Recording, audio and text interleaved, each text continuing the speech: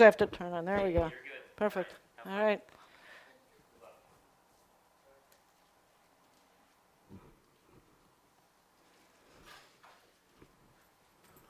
Good morning, Dad, if you're listening.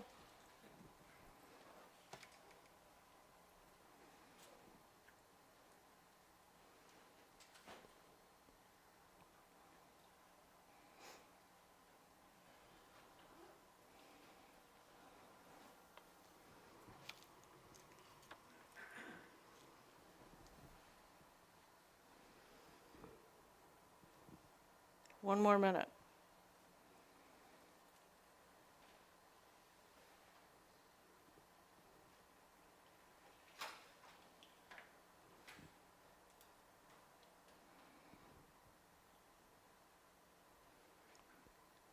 I heard 100 slides is the world record for a 1-hour talk.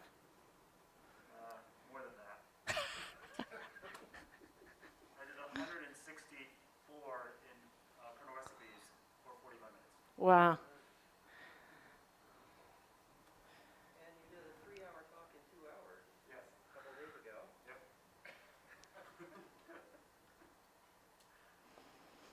And most people, you find them boring, you slow them down. There aren't many people, you speed up. There aren't many people that you slow down. Listen to it half speed. All right. It is 11:30. I am going to start. So good morning, everybody, and thank you for choosing to hear this talk about the Linux ABI. In referring to Linux ABI, people very often quote Linus Torvalds' famous slogan for the kernel, "Don't break user space." So I'm going to explain where that slogan comes from and what it means.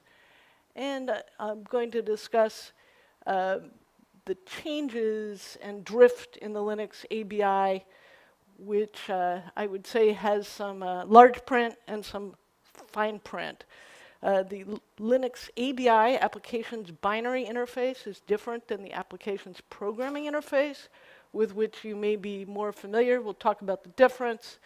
If there's anything I want you to get from this talk, it's that the reason the stability of the Linux ABI is important is it means that user space and the kernel can be independently updated.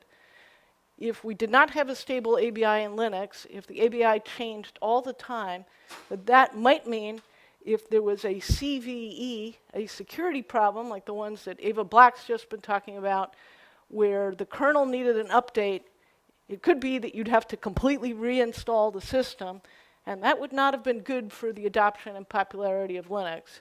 So that is the reason that ABI stability and not breaking user space is important.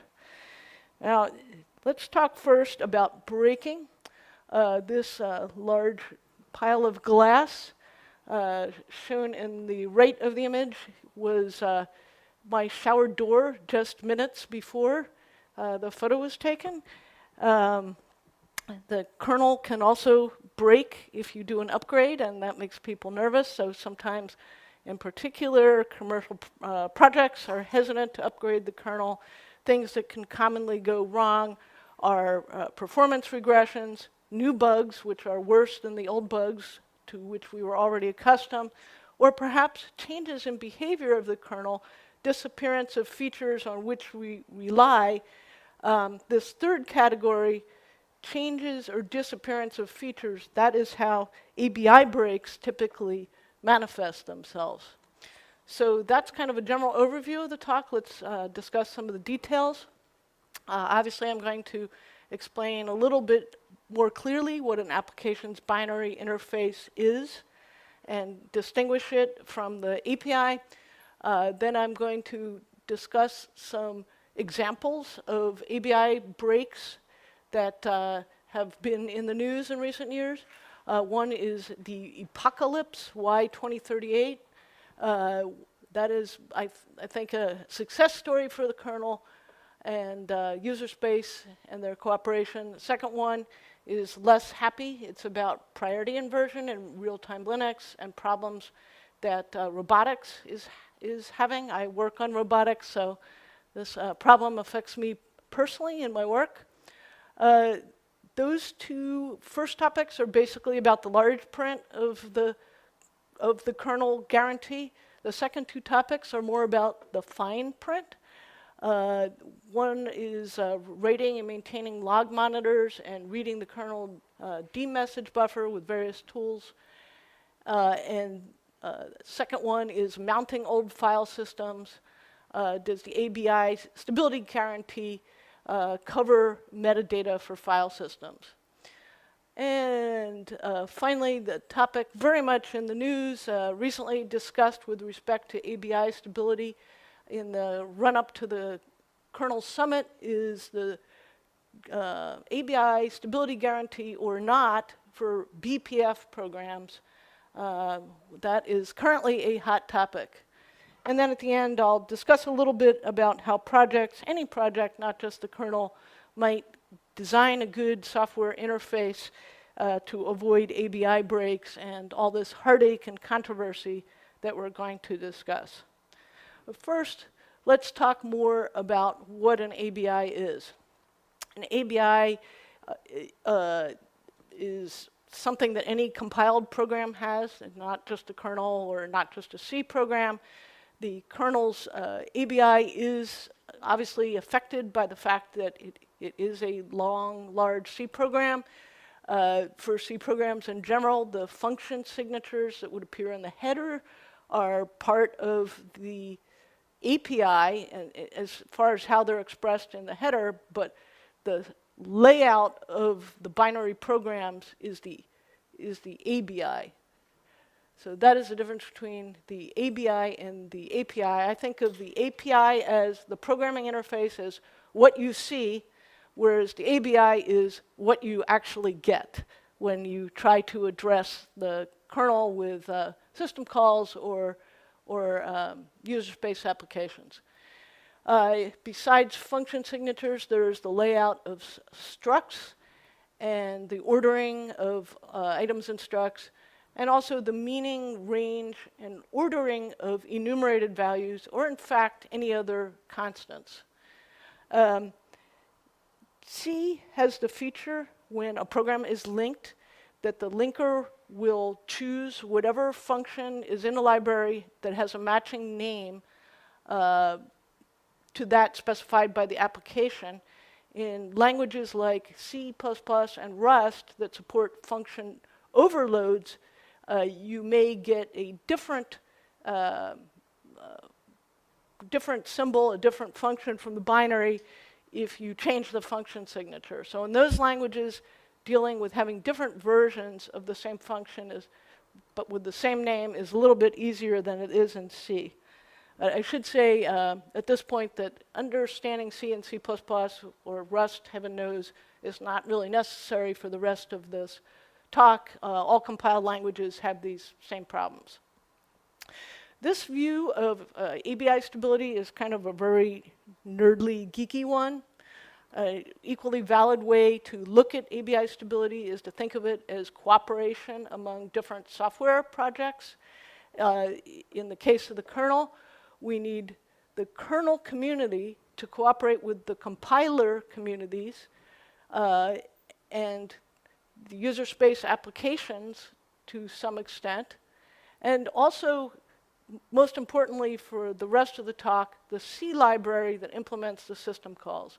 System calls, you may recall, are, since Linux is a Unix operating system, read, write, open, close that files are addressed with, but there's also things like poll and select and mount and unmount and clock get time that I'm going to talk about in just a minute.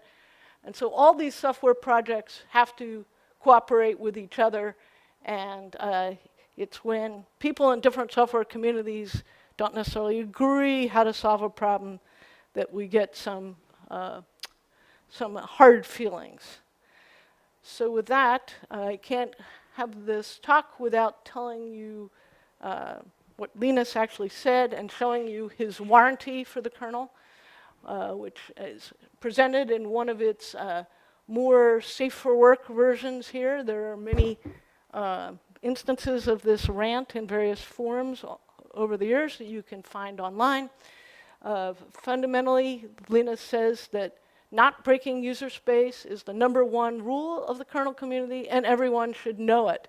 And then he goes on to say that he needs to know if people break the rules so that essentially he can bash them, cast them out from paradise.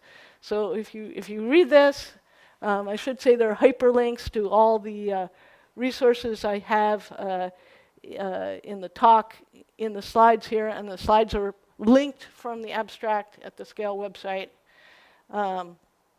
So this is very serious. There is a footnote down here at the bottom. Terms and conditions may apply to the kernel warranty like any good warranty, and those terms and conditions, exceptions, and fine prints and further pages are the subject of the rest of the talk. So with that, you may still be a little bit puzzled as to exactly what an ABI is. So let's dive into an example that has been in the news, is important, and is easy, I think, to understand. So everyone knows how an odometer works. Everyone understands the concept of an odometer rolling over this vehicle. If driven 1 more mile, the odometer is going to go from all 9s to all 0s. So this is a situation where, in terms of the odometer, the needed ABI break would be to add another digit. Otherwise, it would look like the car was new. It's just so in the case of the apocalypse, the Y2038 problem, where 32-bit time is about to roll over. If you don't upgrade your software so that you are using 64-bit time, you will be rocketed back to January 1st, 1970, which is the 0 time for Linux. And so everyone agrees that an ABI break is needed. 2038 is a long time from now, so why do we care? And the answer is IoT. You can easily see, if you think of these kinds of devices, many of which are now running Linux, many of which may have 32-bit processors, that they may well be installed in 2022 and not be replaced. And then there's the other question of, will their software be upgraded between now and 2038? So the kernel community was very motivated to get a solution out there so that newly installed devices could be running 64-bit time.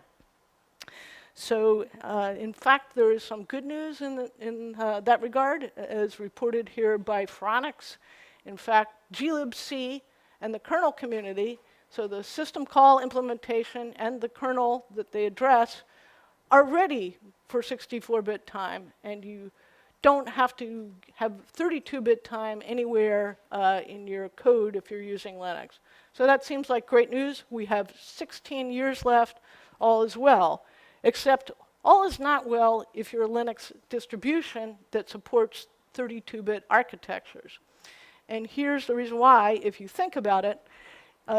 If you started shipping 64-bit time packages now, and you're CentOS or Fedora or SUSE or Debian, then your 32-bit architecture customers will have to recompile their user space applications to use those new libc libraries. And so a lot of people wouldn't be very happy while they should do it, should fix this problem in 2022. Maybe they will want to fix it in 2037 instead. You can't make people stop procrastinating. So the distributions could offer, going forward, 32-bit and 64-bit packages for 32-bit architectures, or they could do what Debian apparently has tentatively planned to do, which is make people reinstall and have a 64-bit version, for example, of i386 called i386T. And so Debian's recommended way of dealing with this problem will be to upgrade your system from i386 to 386T, which is going to require reinstallation. So This is really where the rubber meets the road with ABI breaks. This is why the kernel and glibc try to avoid them. But here's an example. If you think of the odometer, there was no way to avoid an ABI break. So while the situation with 64-bit time is a little bit painful, I think people have done a good job of getting ready for it. Now I'm going to talk about another situation where an ABI break is needed and has not happened, and has had, from the point of view of those of us who work in automation and control of real-time systems, in not a happy ending, at least up to this point. So I call this section of the talk Servers 1, Robot 0, because the distros haven't had to have an ABI break, but robotics community has some problems. And so let's dive into that and see why. To explain what's going on, I'm going to give you a 2-minute explanation of real-time Linux. So why do we have real-time Linux? Real-time Linux is about low latency and predictability for control systems. It is not about speed, which is a common misconception. To explain about real-time Linux and the need for it, I'm going to talk about a system, a robotic system, that has 3 threads, a high priority thread, a medium priority thread, and a low priority thread. So we have here a XY plot of priority on the y-axis and time on the x. And the problems arise when the low priority thread and the high priority thread, which say might be operating a scalpel in a medical robot or a machine tool or a motor, when that high priority thread and the low priority thread need to write this or read the same critical data section, and so they share a lock. And so if the low priority thread takes the lock, then it gets preempted and the high priority thread starts to run. The high priority thread will have to stop and give up the processor when it hits the section where it needs the lock. Well, that doesn't sound so terrible if the low priority thread finished its work and released the lock. However, on a non-real-time system, we have what's called priority inversion, where a medium priority thread can take the processor when the high priority thread needs the lock, and it may run for minutes. It may run for an unbounded period of time. That is the opposite of predictability. And so if the surgical tool is not getting the processor because disk defragmentation is running, this is a bad situation. So that was non-real-time Linux. In real-time Linux, we have a fix for that. It is called priority inheritance. It is the simple idea that when the high priority thread needs the lock and can't proceed, it lends its priority to the low priority thread, which finishes its work, releases the lock, and meanwhile, the medium priority thread just has to wait until these 2 other threads or processes in user space are finished. So clearly, we need both user space threads and kernel threads to have this priority inheritance behavior. And so the difficulty that I'm going to talk about is described by this bug report, which says that glibc, the GNU C library, which is the most used C library with Linux, does not actually honor priority inheritance in its locking. So that is exactly the problem that causes priority inversion.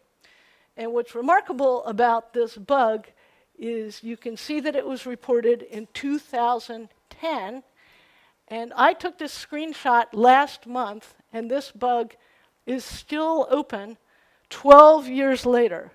So how could this bug be open for 12 years? Why would that possibly happen? And you note it's not marked won't do or closed or invalid or something. It's still marked new.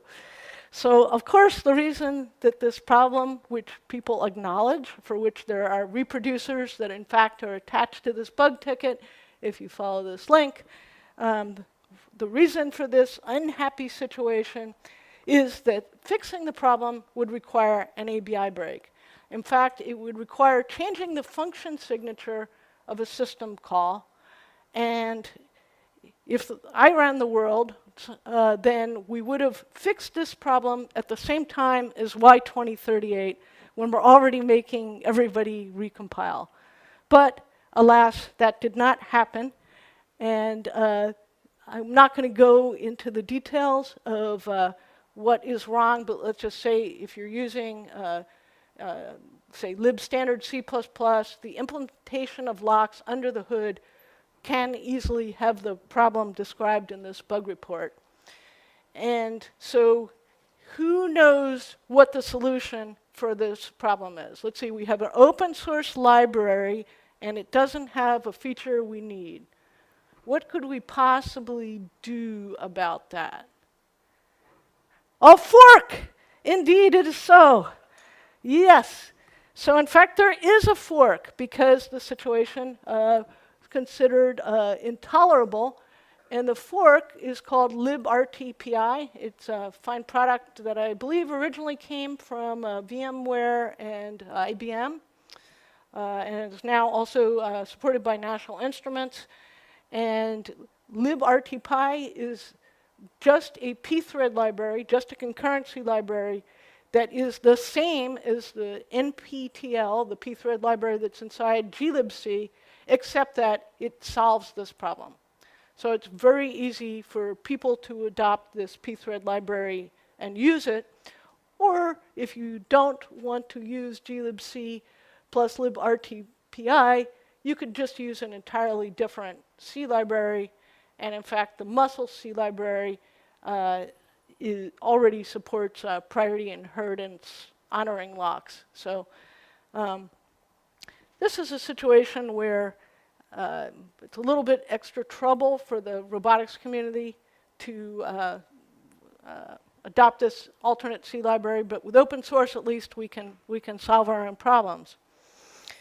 So I'm now at the halfway point of the talk, and I'm going to switch gears a little bit now. I've talked about two problems, Y2038 and priority inheritance honoring locks, that are both classic ABI break problems. In that, we're referring to changes in behavior of system calls. However, so system calls in Linux address the kernel, as I said previously, through sysfs and procfs. However, Linux exposes all kinds of artifacts to user space which are not sysfs and procfs, and which can be addressed by programs you write yourself, which are not using system calls, possibly beyond open, close, read, write. And so question is, which of these other things that the kernel exposes to user space are part of the stable ABI? Not everyone agrees. This is the fine print on pages 4 and 5 in 8-point font that are in the kernel ABI guarantee. And you won't be surprised to hear that individuals don't necessarily agree about them. And the answer to these questions is not necessarily known in all cases, I would say, or it changes over time in less obvious ways than changes to sysfs and procfs, which everybody knows about. So let's talk about the first example. Let's talk about the D-message buffer and files in /dev. I want to clarify the principle that applies to the fine print in general. So if you consider ABI breaks as a board game, and an aggrieved user says, "You broke my ABI," it's an open and shut case in general if sysfs or procfs has changed. then in general, if it's not one of the parts of SysFS that's not covered by the ABI guarantee that has changed, it is a regression and the patch will be reverted and you win. And that is happening because you are a user. You are a Linux consumer who wants the system to just work. You aren't trying to tune it or configure it. You just want things to function as you anticipate. And so the large print says that if the change is not visible in SysFS or procfs, then in fact it's not part of the stable ABI. And if you're consuming one of the other things in the list, you're probably a developer, and the user space guarantee, as it turns out, covers developers. So that's what the fine print is about. So the first place that I'm going to mention where this comes up, yes? That's not really true. Okay, but do you want me to give you the microphone? Let's see. Is it on? Okay. If you go back a slide, Please, yes. and that no, you lose, no, you can win. PowerTop, it was using debugfs, and if a change I made broke it, and it got, Linus and I had a huge argument about it, but yeah, my change got reverted. And the answer was I had to go change PowerTop to do it the new way. So the yes, you win is definitely true. The no, you lose. It matters what the tool was. Well, that is the perfect introduction to what I'm talking about next. So actually, while we've paused here, does anybody else, since we're at the halfway point more or less, have a question they want to ask? Has anyone aggrieved about an acronym I've used that they don't understand, or some other special jargon? No? Bill? I've had some people. There you go. I've had some people tout the virtue of symbol versioning in libraries and stuff. Is there anything you would have to say about that? Sure. I mean, symbol versioning in libraries obviously helps, but it's not true that you can update the kernel and user space independently in that case, right? You might need to change the user space too. So the goal of the kernel as a project really is to make them completely independent. So, I mean, you get new version of Linux libcdev very often when you install the kernel. But that, that has the headers and so forth in it. Well, I'm actually speaking as someone who's not a fan of symbol versioning, not a panacea. You hear it from some people a lot. Yeah. Well, just to revisit this previous slide again for a moment, the other thing you hear is you can just recompile when you get the new headers. But if the meaning of the constants and headers changed, that's not going to help you. If the format of the device file changed, or if it's now 600 and it used to be 644, recompiling is not going to help you. So the really hard ABI problems are the ones I'm going to talk about now, that recompiling is not a solution. The first half of the talk was about the cases where it was a solution. So with that, let's talk about dmessage, which is a utility to read the kernel's own log file that a lot of people use. Dmessage under the hood reads a file called devkmessage. Devkmessage is a real binary file in that it has what look like strings in it, but they're not null terminated. And a lot of people write their own log monitors to read devkmessage, and that's where they may run into ABI problems. So here is an example of a user who's had a problem with the ABI. Here's the addition of the feature that caused an ABI problem. Some developer proposed, why don't we make the conversations in the dmessage threaded? Why don't we order the messages by which thread contributed them?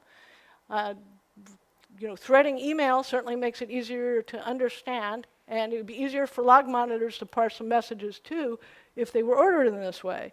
The problem is, of course, that it is necessary to add another parameter, which is the thread ID, to the D message, dev-k message, in order to support threading. And guess what? Adding another parameter to a comma-separated list in a binary file is an ABI break. And so someone naturally complained. The people who complained were from the GDB community. GDB used to be able to read the dmessage buffer, and something broke in Python when this parameter was added, and so the user was upset. This person was complaining that the problem was occurring in scripts GDB. That is critical for understanding that although GDB is a developer tool, somebody who's using GDB is debugging the kernel and isn't hoping for it to just work because they want to play their game or listen to their music. The scripts GDB is a reference to the kernel's source tree. And so the program that was broken by the ABI change is in tree in the kernel's own parlance. And so this is important because while the kernel community feels free to change the internal APIs on every release and does change them, people aren't crazy, right? I mean, they don't want one script in one part of the kernel's own source to stop working with the rest of the kernel. So somebody who's maintaining an in-tree program, which PowerTop is not in tree. No, because it's Intel specific.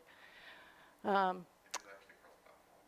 is it? Okay, somebody in the audience points out that PowerTop is cross-platform. Very good. So, so anyhow, the kernel community isn't crazy. Obviously, if GDB is broken and GDB script that is in tree no longer works with dmessage, everyone agrees that this is a problem. So this case, and the problem was fixed and GDB went on working. I mean, obviously, this case shows a little nuance here in the fine print in that even if your problem that you're complaining about is a regression,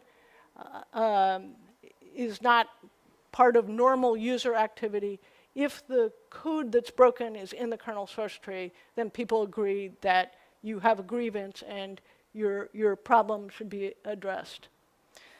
However, there's yet more nuance here, on probably page 11 now of the kernel warranty. And that is in the case of talking about file system metadata, which I am going to turn to next. If there's any kind of stability guarantee that people really care about, in general, they want hardware that they have been using to continue working, but in addition, they would certainly like old backups on disks or USB sticks with important files on them to continue mounting when they are attached to a Linux system. They don't want a kernel upgrade to make it so that file systems no longer mount. And there was, I guess a couple years ago now, a discussion when a developer posted to the Linux kernel mailing list and said, hey, my file system no longer mounts, and I was under the impression that I was covered by the warranty. It certainly seems like mounting file systems is ordinary user behavior, and I am a user, and fix my problem. Or actually, to be honest, he said, here is a fix to my problem, since he was secretly also a developer. However, the maintainer of the file system said, ABI stability guarantee does not cover all the metadata that the kernel happens to accept now. relying on metadata that is not specifically part of the ABI guarantee can result in undefined behavior, which everyone fears and dreads. And in fact, the problem arose because the developer had written his own file system creation tool. He did something slightly different with the metadata, but the kernel mounted it, and so fundamentally he compressed the super block, so it took up less space for those of you who know that kind of detail. And the maintainer responded that the ABI guarantee covers file systems which are generated using official tools. So this is yet a new wrinkle. I would guess that PowerTop at some level is an official tool. Other official tools might be things like E2FS progs that has utilities like makefs, .ext4 or butterfs utils or zfs utils. But consider these programs are not part of the Linux kernel source tree. They are in separate packages. And the developer, who was not very happy, pointed out that it's a little bit breathtaking to say that maybe fat file systems created by Windows machines are not covered by the ABI guarantee because they're not created by one of these official Linux tools. So there was quite some unhappiness in this Linux kernel mailing list discussion thread. The new picture now of the communities cooperating is the communities making these official anointed Linux tools are cooperating with the libc mount system call maintainers. And when these two entities are working together, then the kernel ABI guarantee is preserved. That's the position that the developer took. So this shows an example where people were even more unhappy than the robotics community, I would say, particularly if their customers had a lot of disks that wouldn't mount. I don't know the details. So we've decided that demessage, device files, file system metadata are kind of a gray area. PowerTop probably also is in the same category. Let's go on and talk about valid BPF programs. This is a very courant topic. BPF, as a lot of people are probably already aware in this audience, is it's a system call. It's also a virtual machine inside the kernel that will execute programs on behalf of a user. It's a mechanism both to read data out from the running kernel and also to do simple control functions. The original purpose of BPF was to harden the kernel against denial of service attacks so that user space could present to the operating system filters for packets that should be dropped. It's been wildly expanded to have all kinds of purposes for both debugging and control. And the controversy arose because it sure seems like BPF is a developer tool of the kind that wouldn't necessarily be covered by the ABI guarantee. And so, in fact, the kernel documentation basically says that. BPF is a system call, so obviously it has the same system call guarantees that other system calls. It has the same stability guarantees that other system calls have. But because BPF can interact with vast parts of the kernel internals that are no way possibly part of the ABI guarantee, then it's clear that you can have BPF programs that are not covered. And the controversy that arose was in the mailing list leading up to the kernel summit. A developer proposed the idea of essentially having a UDEV rule for a human interface device. that would rely on BPF. UDEV rules, a lot of people probably know, are now a part of the systemd project. They are responsible for helping the kernel recognize hot-plugged attached hardware, looking up device drivers and setting configuration from user space. And human interface devices are mice and keyboards and joysticks and the like. So human interface devices are clearly used by ordinary users, and ordinary users therefore are relying on UDEV rules, although assuredly they are unaware of it, but they would become aware of UDEV rules indirectly if all of a sudden they stopped working and they plugged in their mouse or attached it with Bluetooth and it didn't work. That is exactly the kind of ABI break that Linux would like to avoid.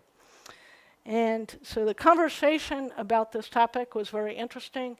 The developer who wanted to make a UDEV rule that relied on BPF made the point that seems very reasonable, that it would be seemed inappropriate to change a device driver in the kernel by submitting a patch if you merely wanted to change the backlight color on the keyboard or the button assignment of the mouse. That's kind of a heavy lift. And so the origin of his desire to make a UDEV rule depend on BPF, since BPF is a great solution to this problem, was clear. But if you think back to the diagrams with the handshakes among the projects, he's creating work for kernel maintainers who now have the responsibility of making sure that they don't change an internal so that BPF stops working, so that the mouse stops functioning. He's creating a lot of work for people.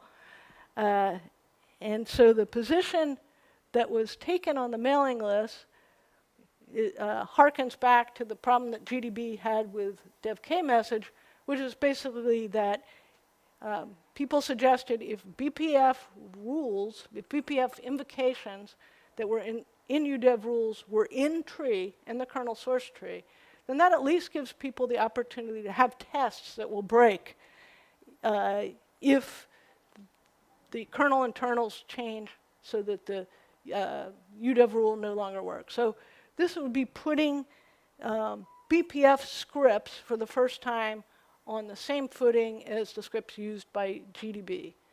But it would be a little bit of the change in the way the kernel is handling BPF.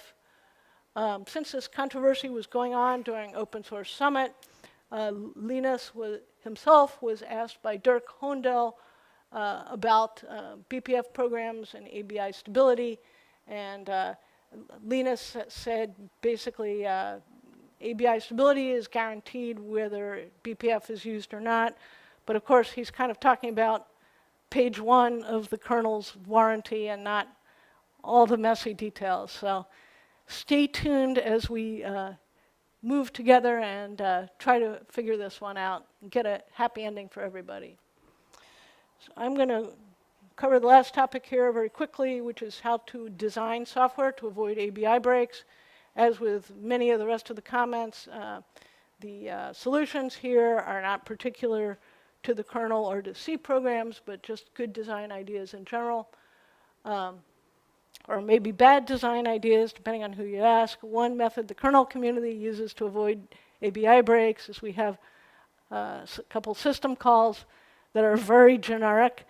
You can tell, you don't need to know what PR control does to see that a system call that takes all these unsigned long arg1, arg2, arg3 is not really focused for a very specific purpose. This is pretty general. And of course, in C programs, we're free to cast enumerated values to unsigned long, no problem. So if you don't find PR control generic enough, you can use ioctl, which also has unsigned long request and is var args to boot. So you can do a lot of things with these, and if you don't like the existing system calls, at some level you can kind of roll your own with these very generic interfaces. So, but I don't know whether this is a good example of interface design or not. Arguably not.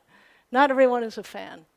A second case that is definitely a good ABI design principle is the principle of unused arguments. So system calls that have arguments that no longer have any function don't need to remove the parameter from the function signature. It's perhaps a little bit misleading to have a parameter that has no effect, but it doesn't really hurt anything, and it's better than making people recompile and reinstall, assuredly. Then another interesting recent development, at least to my awareness, is intentionally putting reserved for future use parameters in new system calls. So people are putting in often flags parameters that are essentially bit masks. It has seemed like a lot of security problems have needed new flags for their solution, and people are thinking ahead that that could happen with new system calls. A kind of amusing one is system calls that have multiple versions. So it wasn't an ABI break, but maybe the old version isn't really usable anymore and is kind of sort of deprecated. Clone has clone 1, clone 2, and clone 3. Hopefully with clone 3 we've gotten it right now. And then finally glibc, the most used C library, has simply not supported some system calls. They're just throwing up their hands perhaps, or maybe just nobody has stepped forward to write an implementation. Then the most interesting case, I think, is if you read kernel mailing lists, you find that people are discussing ABI stability when they're considering the design of new features. This hyperlink up here at the top is to a discussion where one developer said, clearly the most convenient, logical way to make the new feature accessible to user space is to put it in procfs or sysfs. And the other developer said, we can't do that because we don't know how people are going to use it, and we don't understand what the interface would be. And if we put it in procfs or sysfs, we're committing to maintaining it and maintaining backward compatibility. And so this really shows you the hard decisions that people are making because maybe if it's too hard to use the new feature because it's not in procfs or sysfs, no one will use it. There are no good solutions here. So with that, we're hitting the summary. Just say that the Linux kernel ABI boundary has very clear, well-defined parts and other parts that are a little bit more puzzling, controversial. Some ABI breaks just cannot be avoided, like with the 64-bit time. Everybody agrees about them. With the case of robotics and priority inversion, we didn't have an ABI break, and maybe we should have had one when the 64-bit time came on. The situation for developers and ordinary users with ABI stability is different and perhaps a little bit hard to understand. And if you're writing applications that touch parts of kernel metadata that are not in sysfs or procfs, you should think about these points. With that, I'd like to thank a colleague, Sarah Newman, who will be presenting about live patching in production later on today, and in this very room at 6 p.m., so consider hearing that talk. And then finally, I'll say that my employer is still hiring and has maybe 100 job openings for software engineers. They're all remote all the time, and they're for things like JavaScript and Golang, as well as C, C++. And you can find it at aurora.tech/careers or talk to me. And thanks for your attention.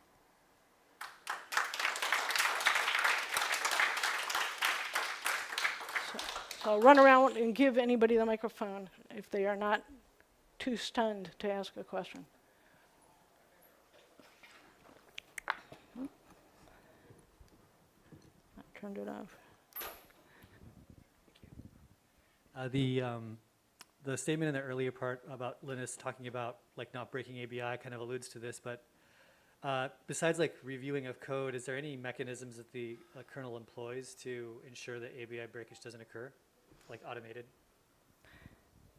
The kernel does have a lot of more and more tests every year, which is great. Steve is going to respond. Good. Yeah, believe it or not, there is not a stable ABI. That's not the rule. The rule is not, rule number one is not there's stable ABI. The rule is don't break user space. It's the whole, tree falls in the forest. I say if ABI breaks and no one notices, did it break? No, it didn't. So, in fact, some of the solutions is if you could change all the users before, keep like the old way and the new way and go and change all the users, you could do that too. So there's really, you can't really say, is there a test to make sure there's no ABI breakage? It's basically when someone complains. So that's actually so again, people think that, oh, you can't change ABI. Yes, you can. We do it all the time. You just don't break user space. Right. Yeah, but there are many tests. I'll talk on both microphones. Well, if there's things that are known to, for those things that are known to, that there's, we test applications. Yeah, but like this break to GDB was unintentional. That's just the people who approved that didn't think of it. So. Oh, you won't be on YouTube if you just speak loudly. You can't speak that loudly. So I think that one of the questions from what this gentleman said is that if I was to do some work and I want to make sure that I haven't broken things before handing it over so I don't get yelled at for doing stupid stuff, then is there a way for me to do the testing there? Yeah, you could. You certainly can't think of all user applications. Oh, it wants me to enter my SSH password. Fascinating. And it only popped up now. That is so great. You certainly can contribute tests to the kernel or to glibc. As I pointed out, the problem with priority inheritance and locks was confirmed by the fact that the bug reporter actually posted a reproducer. So that's why that bug, while not fixed, is not closed either. But okay, yeah, could be.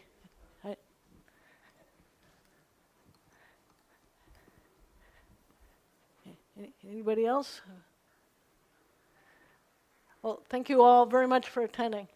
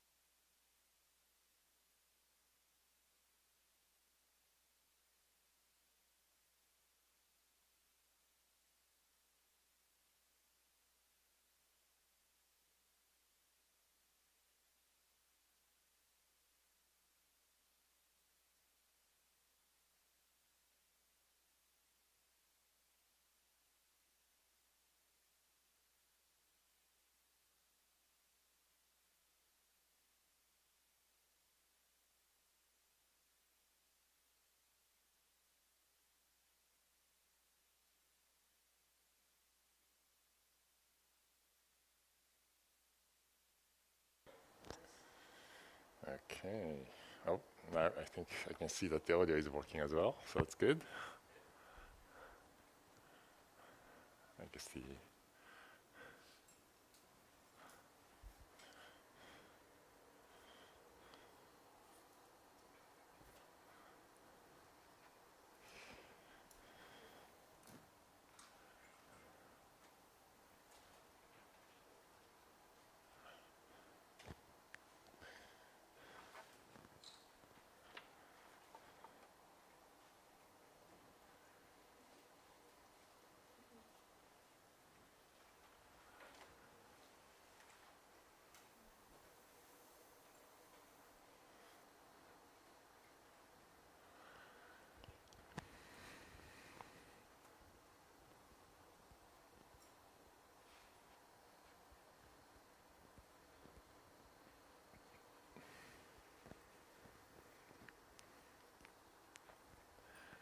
So for me, this is the first event post-pandemic. It's kind of good to see people's face in for real. Is that the same as you guys? Have you been to other events? No? Yeah?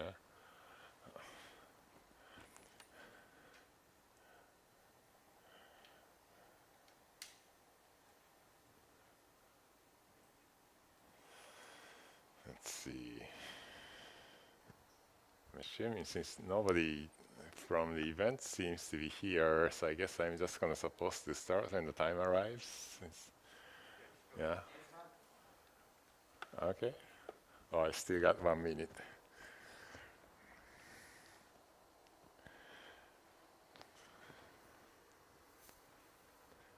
Like every time I have to endure this pause, I always tell myself, okay, next time, I'm gonna have to remember some joke to tell in front of the audience, and I keep forgetting.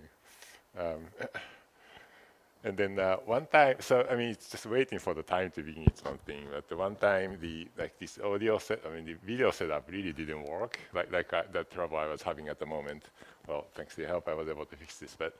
In one occasion, they couldn't, so the staff all came out and tried to fix things, and there was like a lot bigger audience, so I had to fill the space, fill the air for a good 15 minutes. So I talked about the Jenkins origin story. So the one time, I had this recurring nightmare. That is, like I show up on the podium and I do not have slides. I forgot to prepare the slides in time.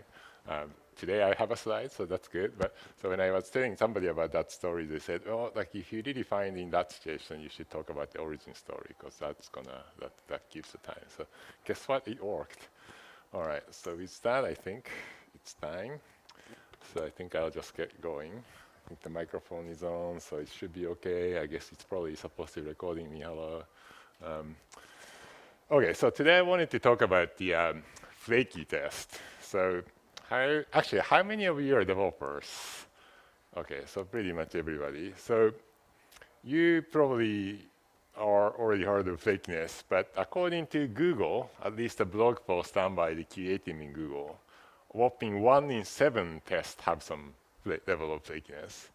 But since you're all developers, this is probably not that news to you, right? I mean, I have dealt with the Flaky test myself in my involvement with the Jenkins project. I'm sure you do the same in your day job, or else you probably aren't here in the Saturday afternoon. So, but nonetheless, it's good to start with why the Flaky tests are a problem, right? So, I think the most important reason perhaps is that it creates this erosion in trust to these automations. So, in my high school, the fire alarm system was broken. So from time to time, it just like goes off for no particular reasons. And from these teachers, the students, they said, "Oh, it's just another broken fire alarm. Ignore, move on as normal." But it's like, if that was actually a real fire, then you'd see like about, the 250 dead high school students because the fire alarm was. So, the erosion in the CI system, I think it's a similar effect, right? If you have too many Flaky tests, what's going to happen is the people start ignoring the test failures, which is okay most of the time, until it's not okay. And then you have a large fire. Unfortunately, it's probably not going to kill people, but it really, embarrasses the company in front of the customers. Another reason flakiness is really a problem, especially for developers, is that it creates this really annoying, unnecessary work. And I'm sure you have done this, like, you commit the code before you headed off to the home for the evening, expecting that the CI processes kick in, like, validate things and merge and the rest of the things, except it didn't, like flaky failure happened. So later in the night, you have to log back in through VPN, only to press that retry button again. And then if that goes lucky, if you're lucky, then that goes through. But if it doesn't, then you'll be in an even harder world of pain. I'm sure every one of us here have borne some midnight oil like that. And then the other problem of the flakiness is, well, like, is that really just a flaky test problem? Or is it actually observing a problem in the production system? Like, I'm sure you have dealt with highly concurrent, some race condition that really only happens once in a while. So your test might be actually catching those problems. You think it's flakiness, it's a problem in the test. But if you retry until you succeed, well, next time the failure happens, it could be in production system trying to process some of these important transactions. And that's the last moment you want to see it. So there's this fear of the actual problem slipping into the production. I think that's another reason the flakiness is bad. So, as we established earlier, everybody has this problem in this flakiness. Not even Google and their highly paid engineers can escape from this problem. Right? So what are we doing about it? And that, I think, is a question worth asking.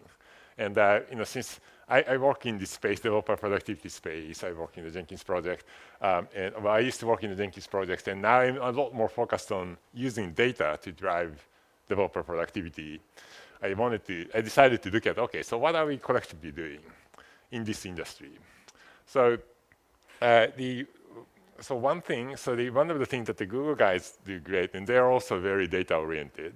So in the same blog post that they did, they correlate the sort of like a test size with the likelihood that the test contains a flakiness. And as you can see, it's got a really nice linear correlation. Again, in some sense, this is not a surprise, right? When they say tests that occupy a lot of memory, they're talking about the big integration test, end-to-end test, that kind of things. And we know, without nobody telling us, that those tests tend to be flaky. But nonetheless, when you can quantify things like that, it's really helpful because we, the developers, know, but your managers do not know. So I'm sure we always struggle, like when we say, wow, we need to fix flakiness, your manager is yelling like, blah, blah, blah, blah, blah, blah. And I'm gonna spend my 50% of my time working on this. That's a time you're not spending on debugging the features. So they have a hard time saying yes. But the number had a way of transcending these in the professions and specialties. So that tend to work very well. The other things that some other people have discovered about the flakiness is that there are some well-known causes to the flakiness. The one apparently is a time-related. I think this is reported by the GitHub guys, and this is actually one pattern that I haven't seen before. But they said at the end of the month or the beginning of the month or some weird, cycles, a problem tends to, a flakiness tend to happen. So that was that. The second one, I think, is, at least for me, it's a lot more common, where the test unintentionally modifies the global state. So essentially alter the state of the test system. So the next test and the test that runs afterwards, they sort of trip over to that state change that happens. So in other words, known as the test interference. So I'm sure you had this experience when, when you swap out the test order, it just starts fading or passing. The other thing we know is that the flakiness is very unevenly distributed. So the first number I mentioned that the Google said is 1 in 7 tests have some flakiness.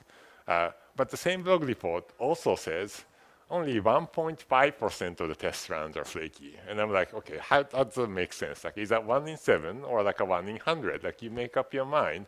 Well, it turns out what they mean is 1.5% of test runs. Right? So some tests fail because of the flakiness all the time.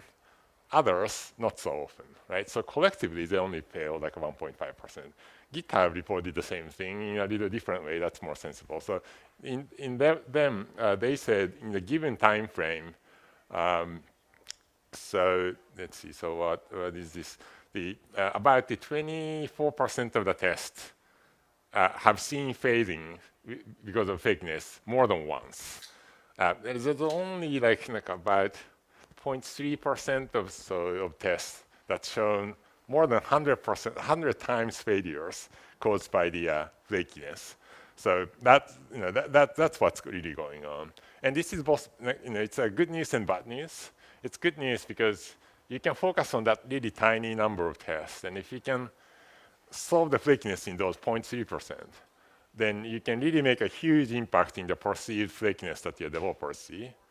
But at the same time, well, it's a bad news because you can't fix all that flakiness. Like, you're not going to fix every 1 in 7 tests. So what this tells us is that we should be intelligent about figuring out where to spend your effort and try not to contain and eliminate the flakiness. Actually, containing is good. Eliminating is bad, right? So given those things that we know about the test flakiness, what have we been doing collectively in the industry? Well, it turns out there's a lot of things also done. And then the good thing is that the engineering teams like to talk about these things. So without too much work, I was able to discover all these different approaches taken by the different engineering teams, all blogged publicly. It's wonderful. Kind of designed to make you feel ashamed, because the whole point of these guys talking about it is to brag about how awesome their engineering teams are. Kind of makes us feel like, okay, I'm not even there. But nonetheless, it's quite quite educational. So when you read about all these things, you start to get this big picture of what's going on. And I sort of classify this into 3 different pillars. It's kind of like a 3 legs of one stool. All of these 3 things need to work together for the solution to make sense.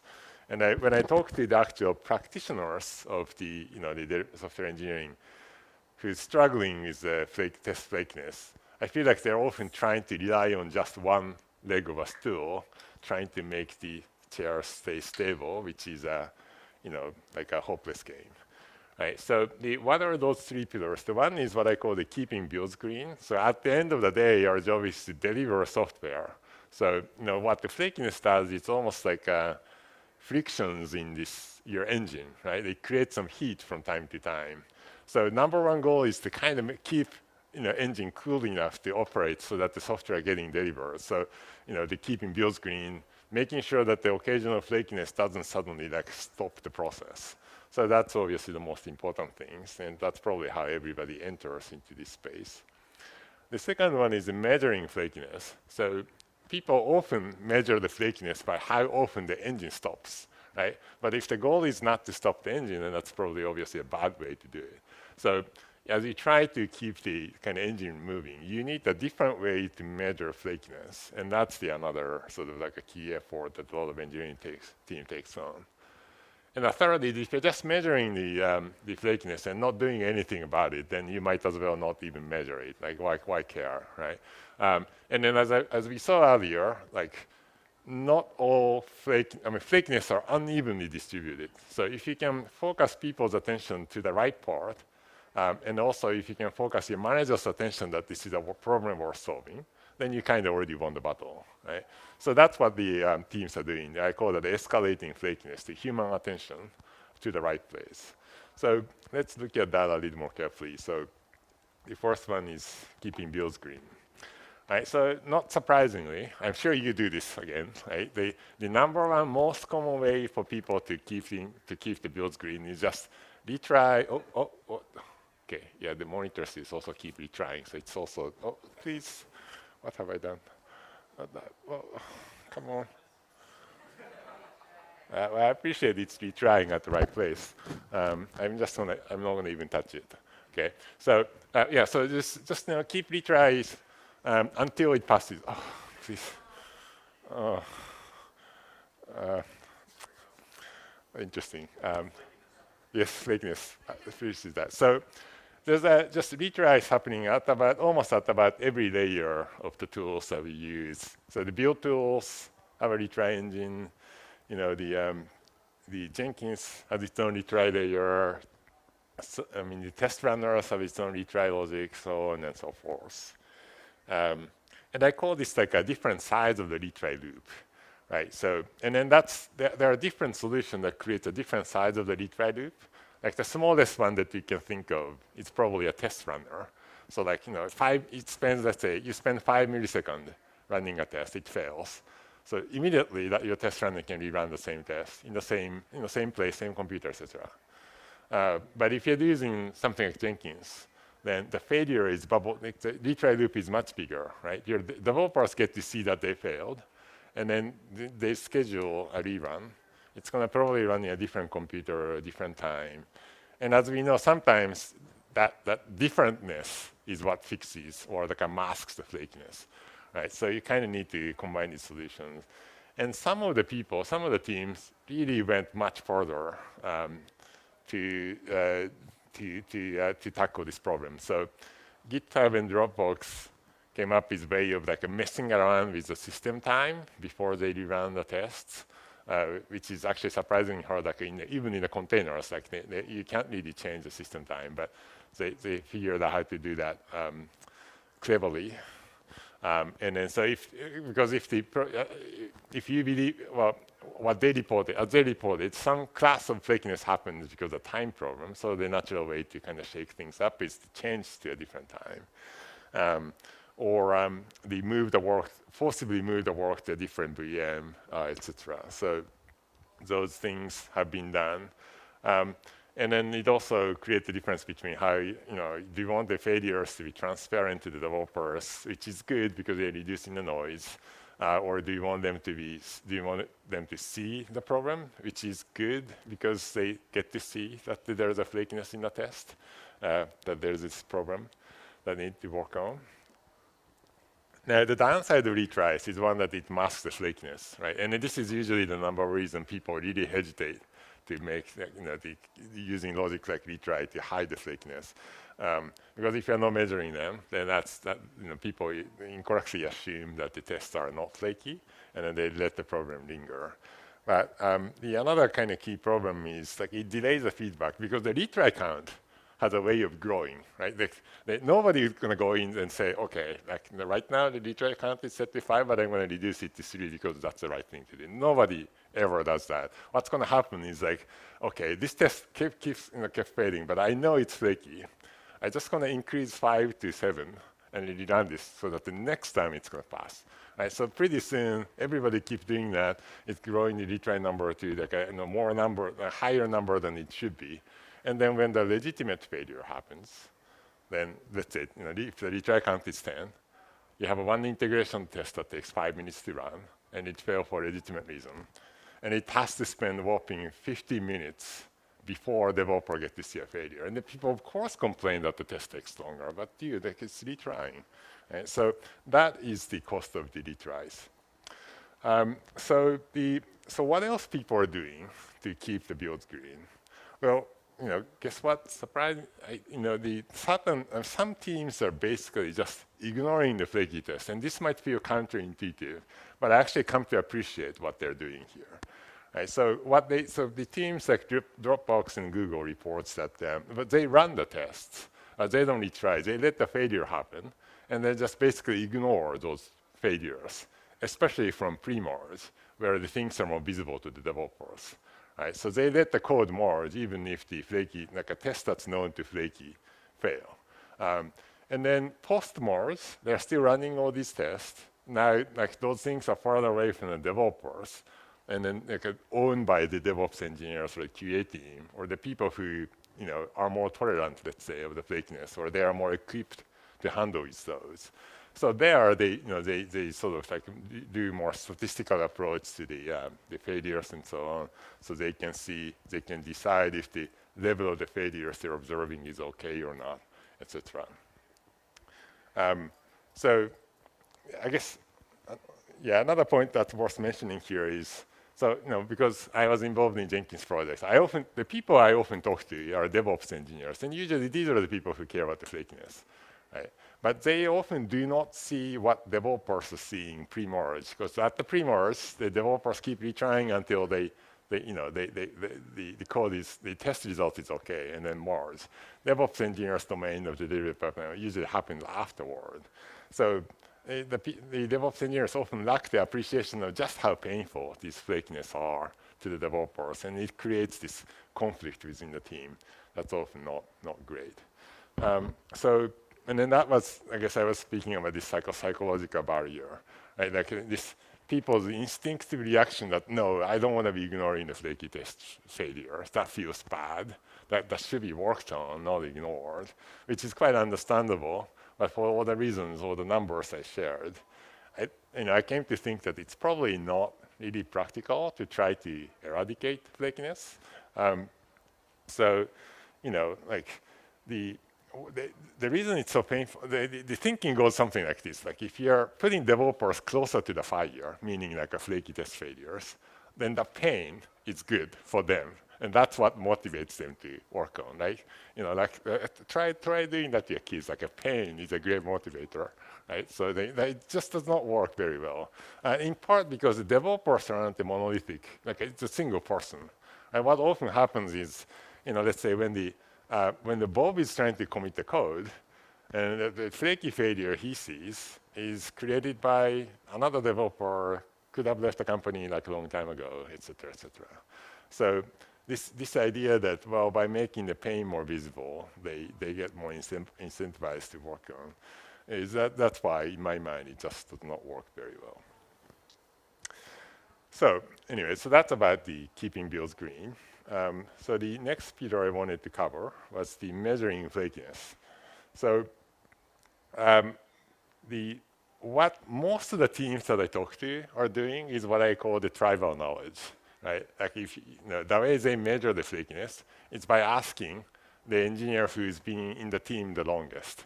And they kind of know, like especially when they see the failures, they kind of know, yeah, I've seen that before. This test is flaky. And don't ask me why, but it just is, right? So in other words, like not really quantitative in any meaningful way. But that's really the usual state of business in this world. And that, in my mind, it just kind of talks about the missed opportunity, right? We usually think of engineers as more like a numeric, rational, like objective, like nothing like that in reality. So, but some of the teams are doing better. And these like engineering blog posts and so on that we can see.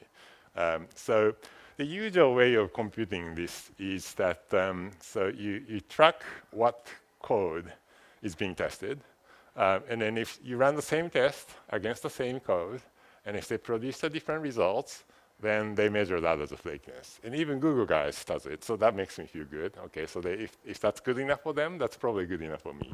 And in my company, like we produce the services that kind of compute these metrics and provide that to the engineers, but we do this in the same measurement.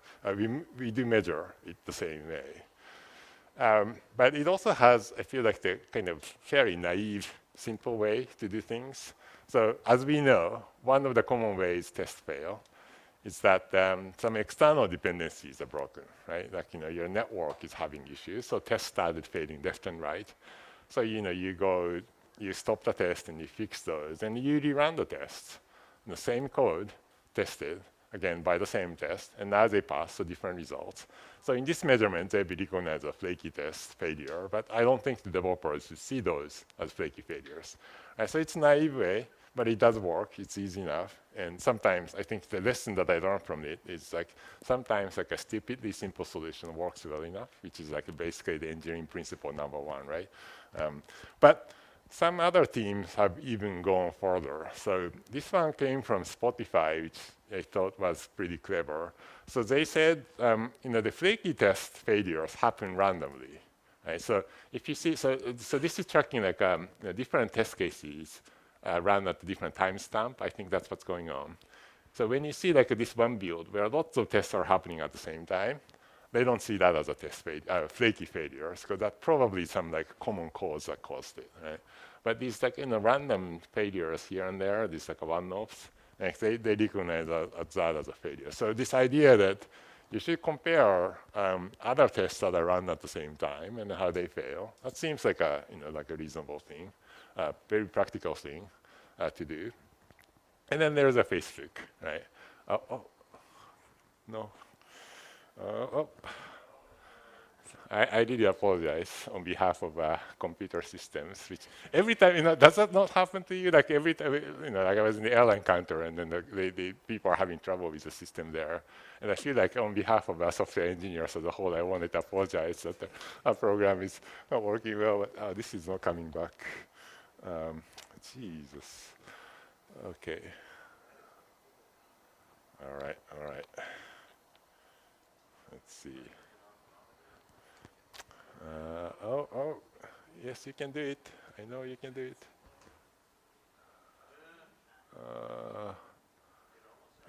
It was happy until a while ago.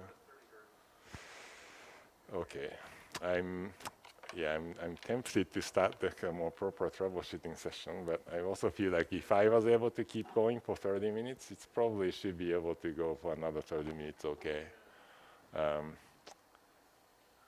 No? No? Jeez.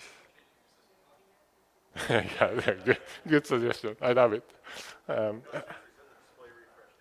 Okay, all right, let's do that. Okay.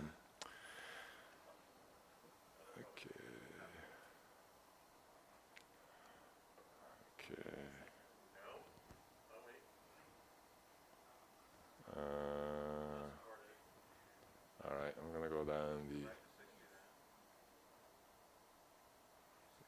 lower resolution. Man.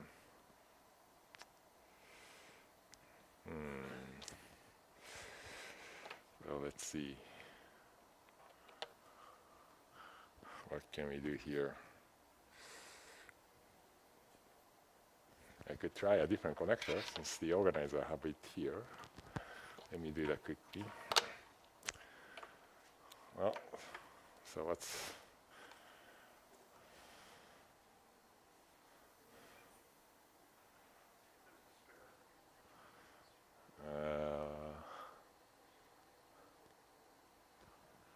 geez.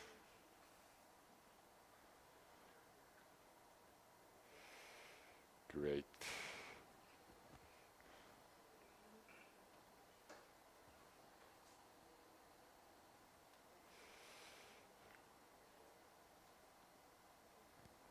Best.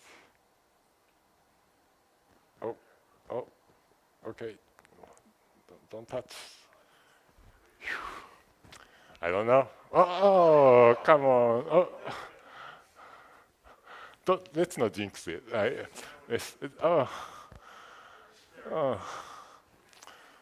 Okay. I am so sorry.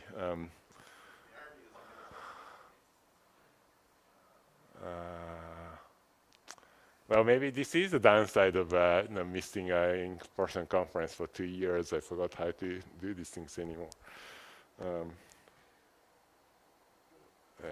But this is not working enough.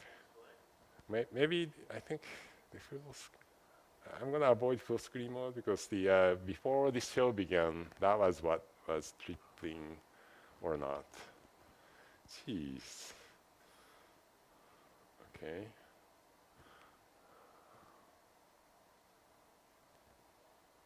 Okay, I'm just gonna, yeah, that's that. Oh. Okay. I tried 2 different connectors here, so it must be my computer or. Yeah, no, you're doing the right thing. I'd like to think so. I've been presenting more than well. Yeah, I know. Let's see. What would be? You know what? Yeah, I guess I'll just keep talking, and if the flickering start to get too annoying, you just maybe you can start looking at me. So what was I saying? Yeah, the Facebook. So they have some of the craziest approach that I've seen, and this is what's going to happen when you hire a PhD and then try to put them on these new projects. So they came up with a statistical model, otherwise known as the Bayesian inference. And this is a mechanism that's used by things like spam filtering and so on. It's a pretty straightforward but nonetheless interesting statistics. So what they do is that you know, they say there are two reasons the test could fail. The one is, you know, the test can fail legitimately, right? Like something is bad, so whenever you run, it always fail. But even if the test code is good, let's say the failure could happen is from the flakiness statistically, just by sheer chance. So they model those two things separately. But they say, well, like, the only thing we can observe is the pass or fail. We can't really, from outside, tell these two things apart. So if you're only seeing pass and fail, like, what are the likely combination of those PB and PF? And that's kind of how they go about it. And then, so they could, you know, so yeah, so that's how they can do things. And then the third leg of the stool is escalating flakiness. Okay, so the naive solutions, and I think what we are actually the naive solution that I think we should be doing more often is to just throw the test away, right? I mean, okay, I know we're supposed to be fixing tests, but really, like, because of the nature of the testing. Do we have a professional help? Thank you.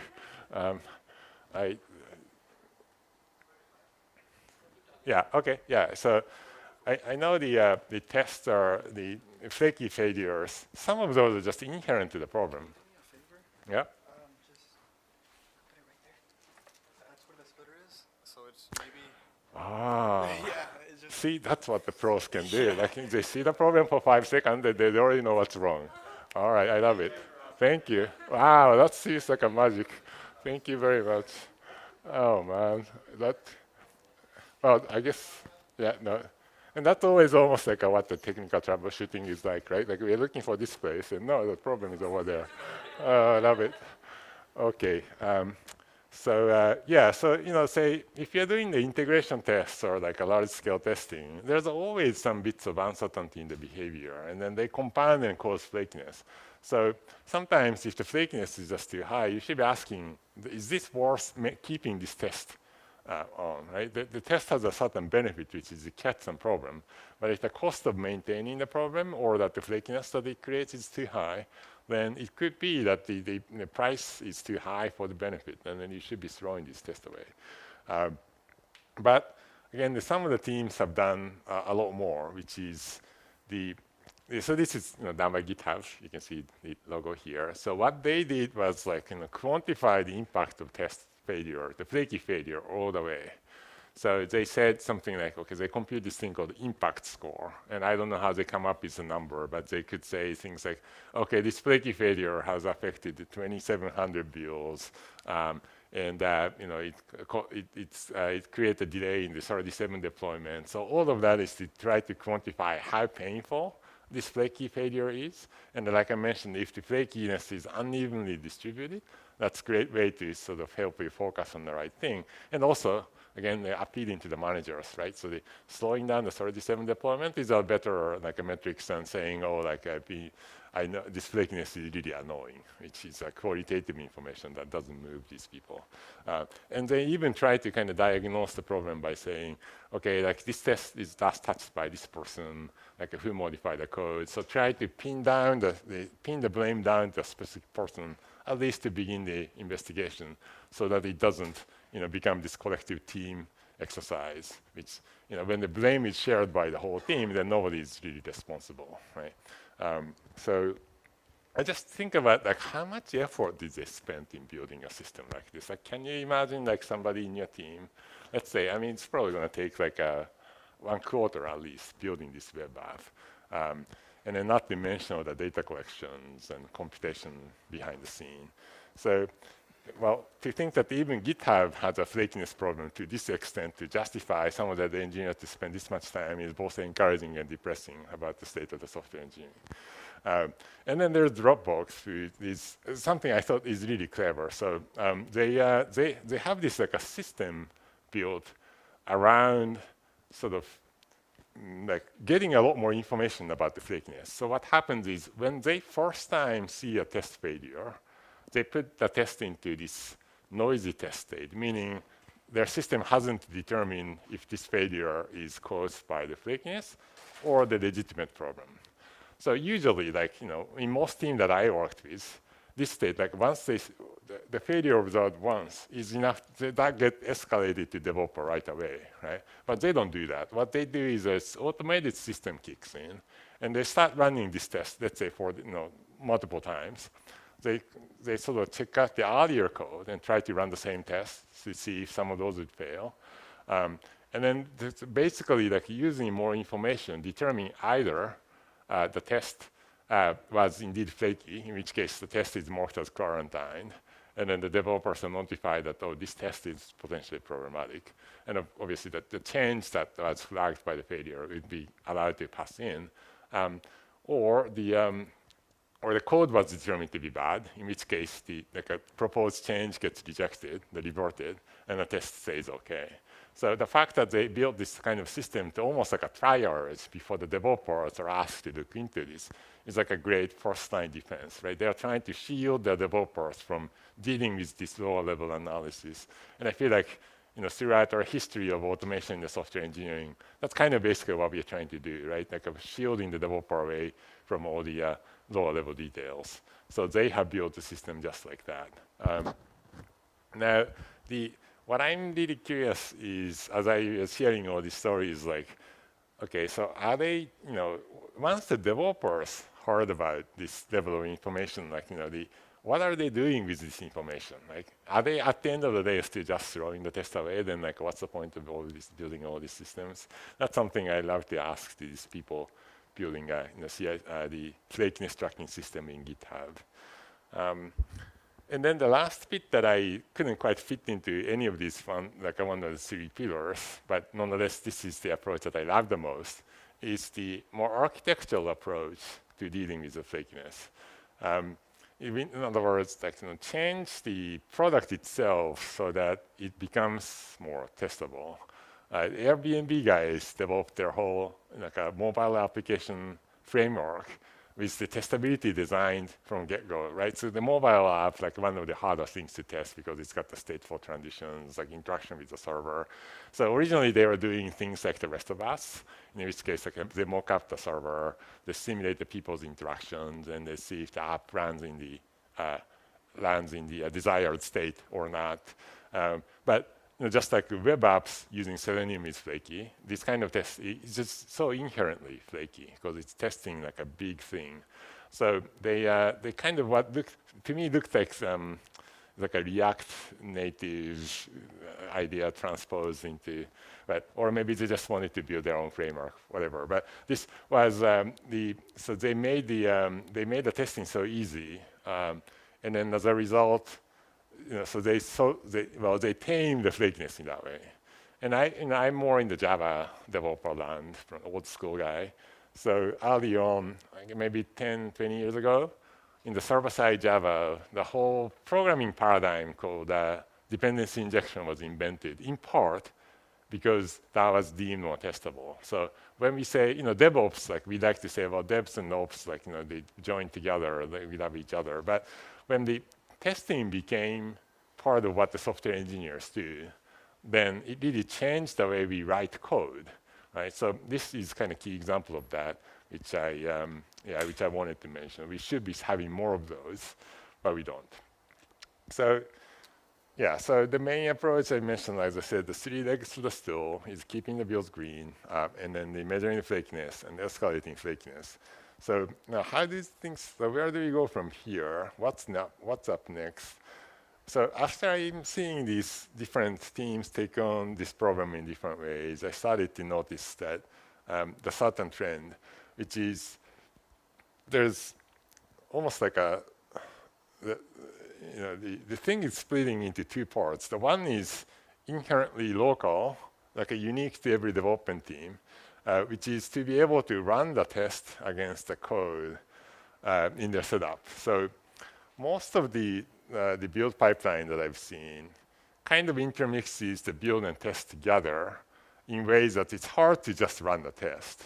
Right? But in order to do any of these sophisticated approaches, it's kind of key to be able to test arbitrary binary arbitrary version of the software against the arbitrary test quickly. And then so that requires some surgery into delivery pipelines. And then so that's something like unique to the development team. Often the environment that you run the test is all very unique and not portable. Then there's this other part that's seemingly more universal. You know, like I mentioned, this Bayesian inference algorithm that the Facebook guys have developed. I can't imagine different teams re-implementing that, but there shouldn't be a need to, right? It's just pure sort of like a data processing thing. So if we can capture the test results in portable ways, and then we build a common open source library or service or something, then that part, like how we process that data in more sophisticated, like a statistically sophisticated manner to extract useful insights, what I think of as the brain part, should be reusable. Right? So we shouldn't be having different engineering team in different company reinventing that. So if that's the reusable part, and if it's like running a test with a different version of software is the more local part, then it seems like that's the role split that we should be heading to. So I'm more interested in building this other side of the brain part, and then the tentacles that spread into your build and test environment. That should be that I think is continuing needs to be built locally. When I say by, I mean like as an industry collectively, we need to figure out the way to reuse that. So that's the kind of what I wanted to talk about. And I appreciate your patience on all this this screen resolution. Turns out to be I put my bag in the wrong place. So, any questions? Any opinions?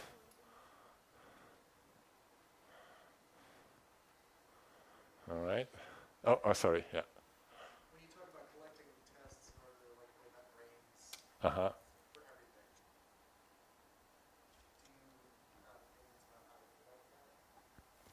So the question is like, okay, if you're talking about this reusable, industry reusable brain that collects test results, like how should we be collecting them? So I think at the end of the day, the notion of the test result, so like the data in the test results are pretty simple. Like what test did it pass or fail? Maybe how long it took. Like if you can capture the log output from that, that would be perfect. But so the data model, I think, is pretty straightforward. Now, how is that produced today? There's this de facto format called the JUnit report, because the JUnit guy invented it. And that's pretty much used by most of the test runners out there. So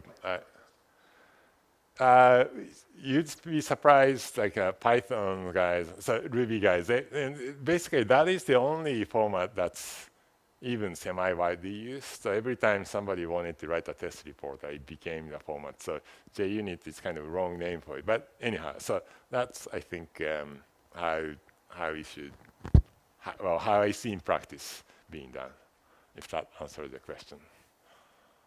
Not quite. I see you like. I mean, I was thinking of TAP. I know that Go test does not produce JUnit tests. How about, so I think you're saying TAP, how about TAP and how about Go test? So I believe the Go test does have a JUnit report, like a plug in their module. So the TAP I actually don't know, but yeah, so I'm not too worried about actual physical format, whether that's JSON or XML. Like you only need a little bit of a glue code to extract this like a simple data model. So at least that's how we implemented our system. And Jenkins also worked the same way. So, yeah. All right. The amount of time it takes to figure out if the test is flaky or not, it's too much burden and toil on the developers. So why don't you think that everybody should quarantine a flaky test and like start writing new tests? Why doesn't the industry go on that? So the question is the time and effort to figure out the test flakiness is too much, and then so why don't we just, I guess, accept that the flakiness happens, like forget measuring and just react like what the Dropbox guys are doing here. Yeah. So I'd actually posit that building a system like this, it's far more effort involving, right? I mean, most of the teams that I've seen do not have this kind of machine logic and be able to retry individual tests and so on and so forth. So, but if you're in the situation where this is, easy enough, that's great. So whereas in contrasting that, the effort to compute the flakiness is a one-time problem. Like you shouldn't be implementing that, but if somebody did that, somebody should be able to come up with a logic or the math or the algorithm that takes a data like this and then spits out the flakiness for the test, right? So that's what I'm calling for reuse there. Yeah, we shouldn't be re-implementing those, yeah, so that's kind of how I think about it.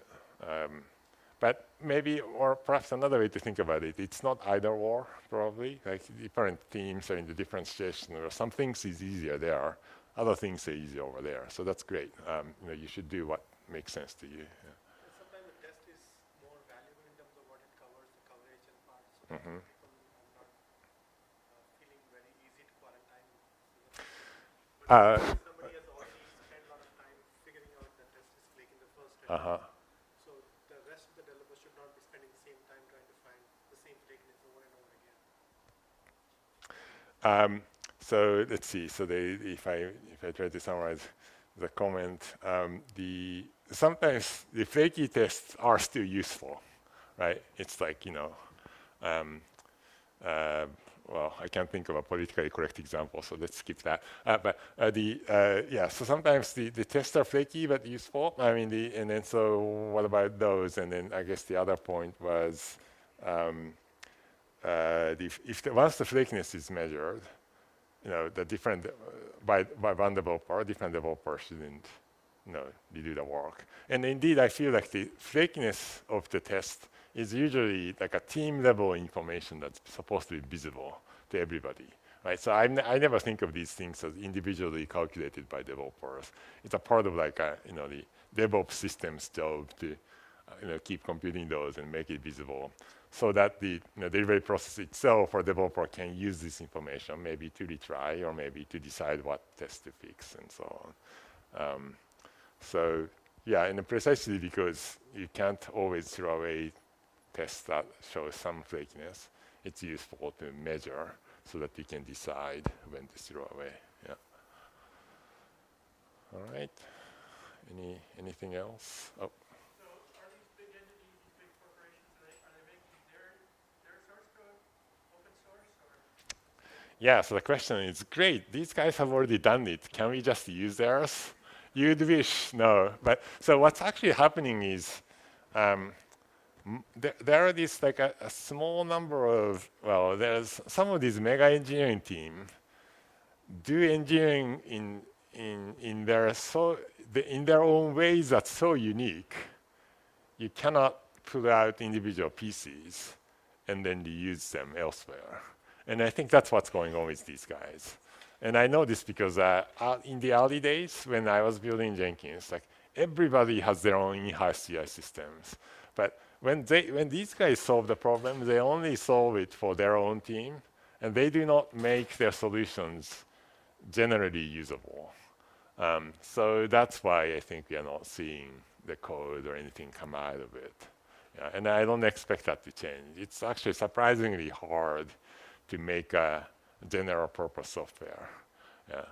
Or like I put differently, like if you are working for a SaaS company and then you have a system, if somebody comes along and says, like just give me the source code, I'm going to run it elsewhere, then you'll be laughing. You say good luck, right? Because there's so much like operational insights built around the people in the team to operate that kind of system. So this code is probably not going to be very useful.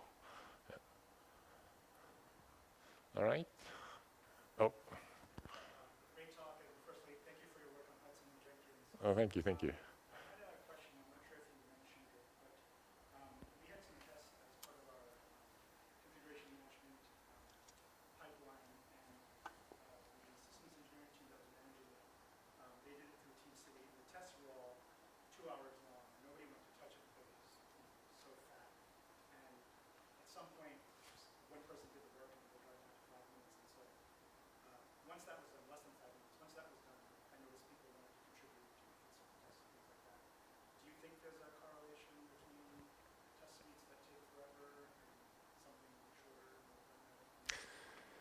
Yeah, so I think I guess your question was, well, first there's a story that, okay, there used to be this test suite that takes 2 hours. Nobody cared. They just like, basically ignored. And then somebody came along and then they were able to shrink that down to, you said 5 minutes. That's amazing reduction. Can I hire that developer?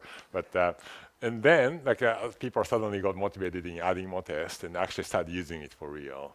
And then so I do agree that the test durations, like a longer test, are less useful because people start to mentally check out, right?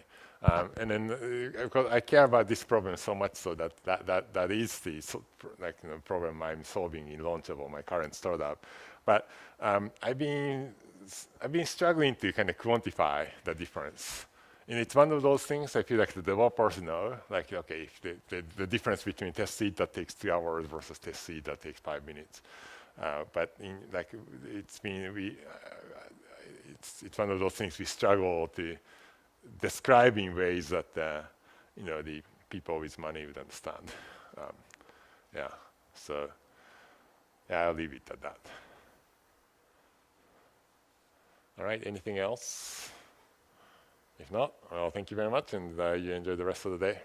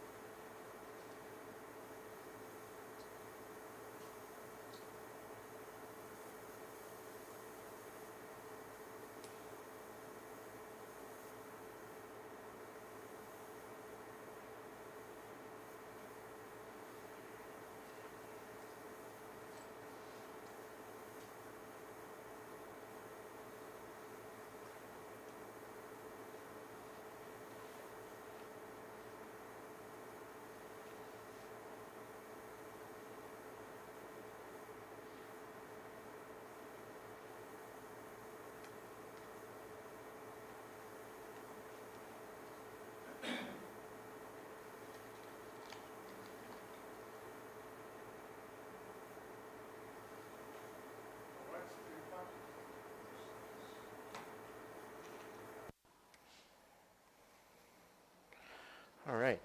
You guys hear me okay? Awesome. We'll go ahead and get started. 3 o'clock.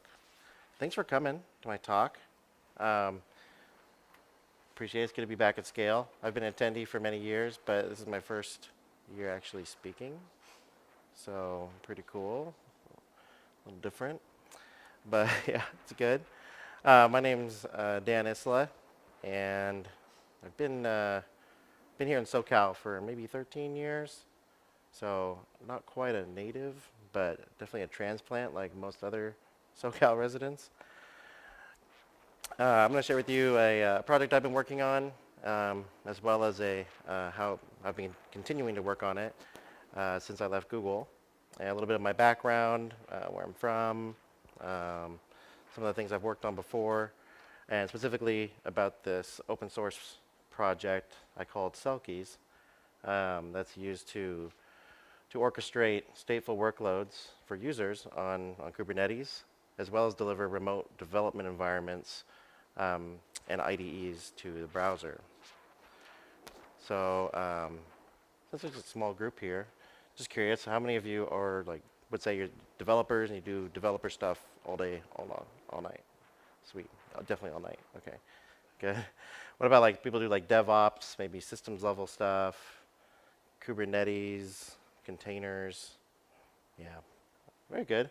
This talk kind of it'll hopefully appeal to both crowds from a developer point of view.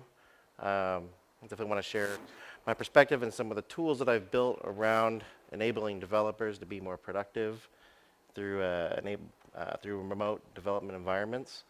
And from the DevOps point of view, I'm showing the usefulness of containers, orchestration, and ultimately running a managed service at SCaLE. So we have a whole hour. I have content that fills some of that, but we'll kind of go with it. We can make it interactive. There's a few demos and stuff.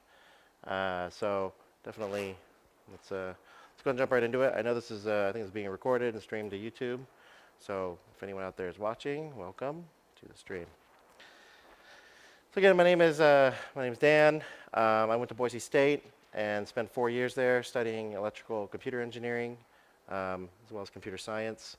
And what I learned there over that course of time was basically final exams are really hard. But in reality, I always wondered why it was so hard to just start programming, right? You have to set everything up. What's all these Java dependencies?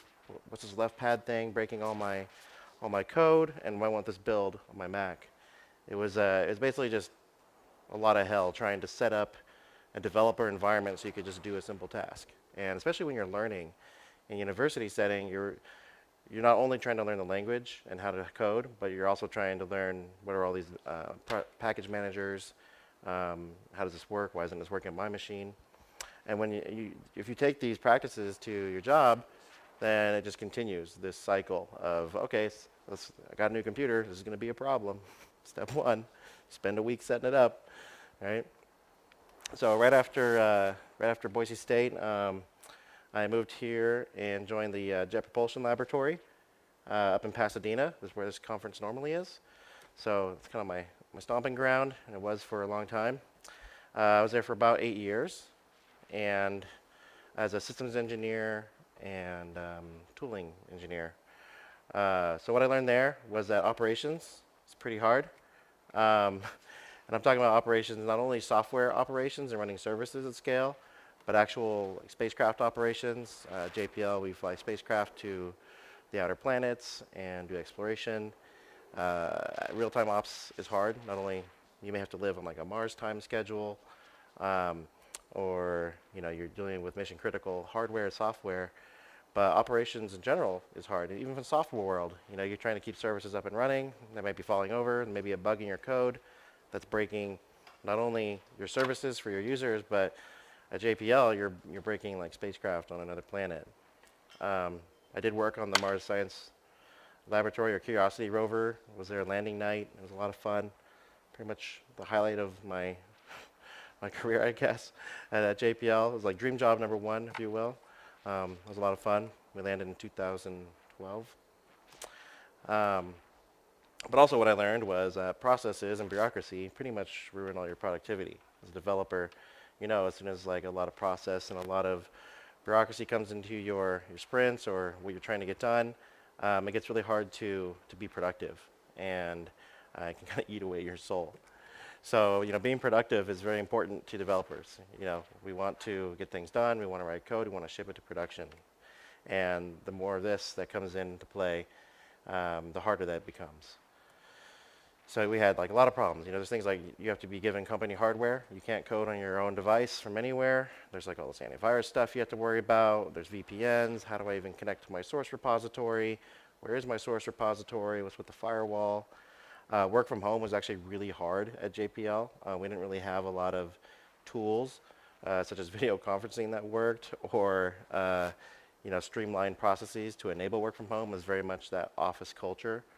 This has changed a lot since you know, 2020, but it's still difficult. It just became a productivity nightmare. So I left to work at Google. So at Google, I joined as a solution architect. Was there for about 4 years, working on cloud, and really wanted to just work for a big company and see what that was like in tech. And Google has always been on my radar. It was amazing, so I joined down in Google Irvine in Southern California here, and was there for about 4 years. And what I learned there was very eye-opening. Right away, of course, the free food was amazing. You basically just, all your meals are provided. It's amazing. Everyone's heard the stories of the Google food, and most of it's true. And also, you know, it was like everything stepping in a time machine and going to the future, and all the technology is completely alien. It's like, what is a virtual machine? I don't know. We have this thing called Borg. All the processes for developing software was very different than something that I'd ever seen before in industry. And it felt very futuristic. You know, Google has this thing they call the Borg, which is literally alien technology, and they were gracious enough to beam down a portion of something that looks like that through Kubernetes to us Earthlings, and but they still run Borg for the most part.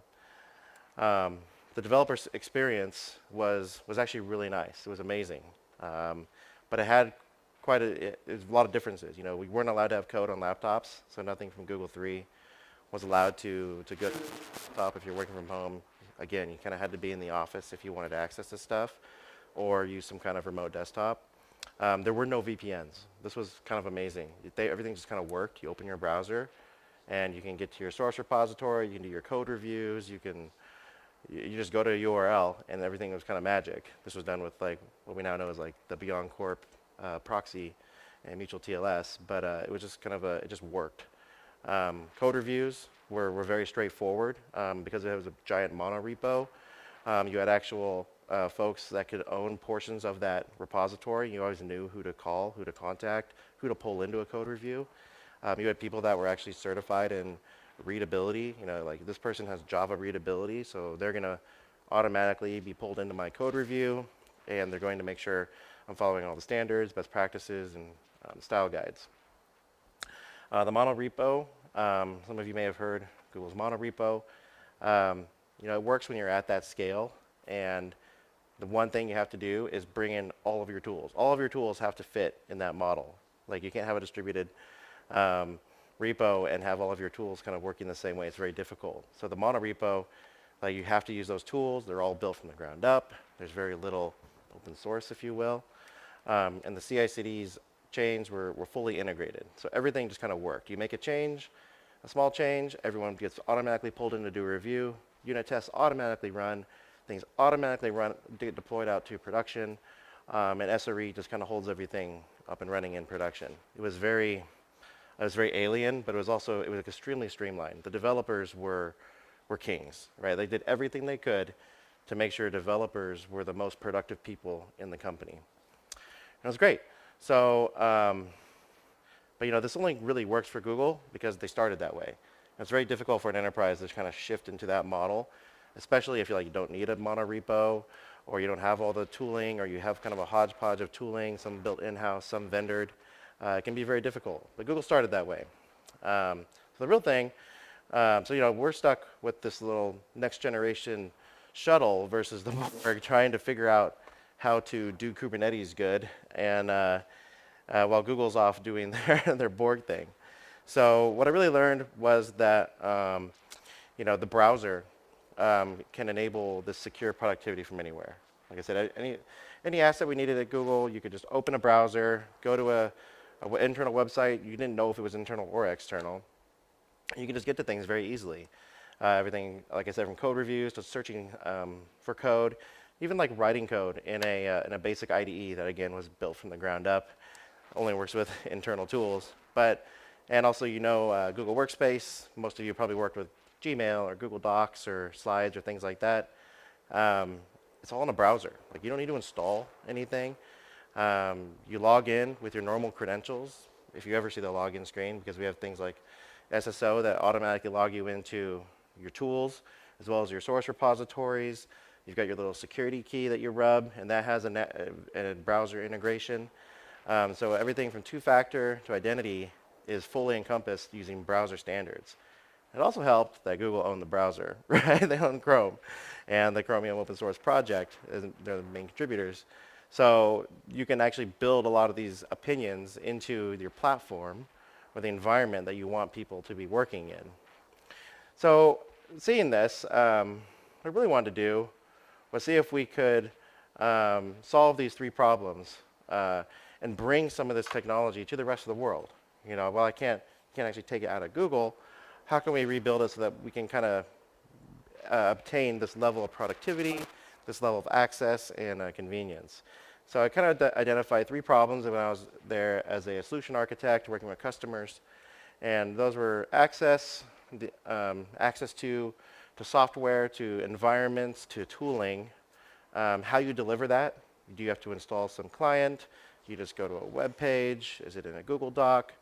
And then orchestration. How do you run this at scale? How do you deliver it to your entire developer team? How do you enable everyone to be productive day one in a way that is not falling over, in a way that is easy to manage and operate?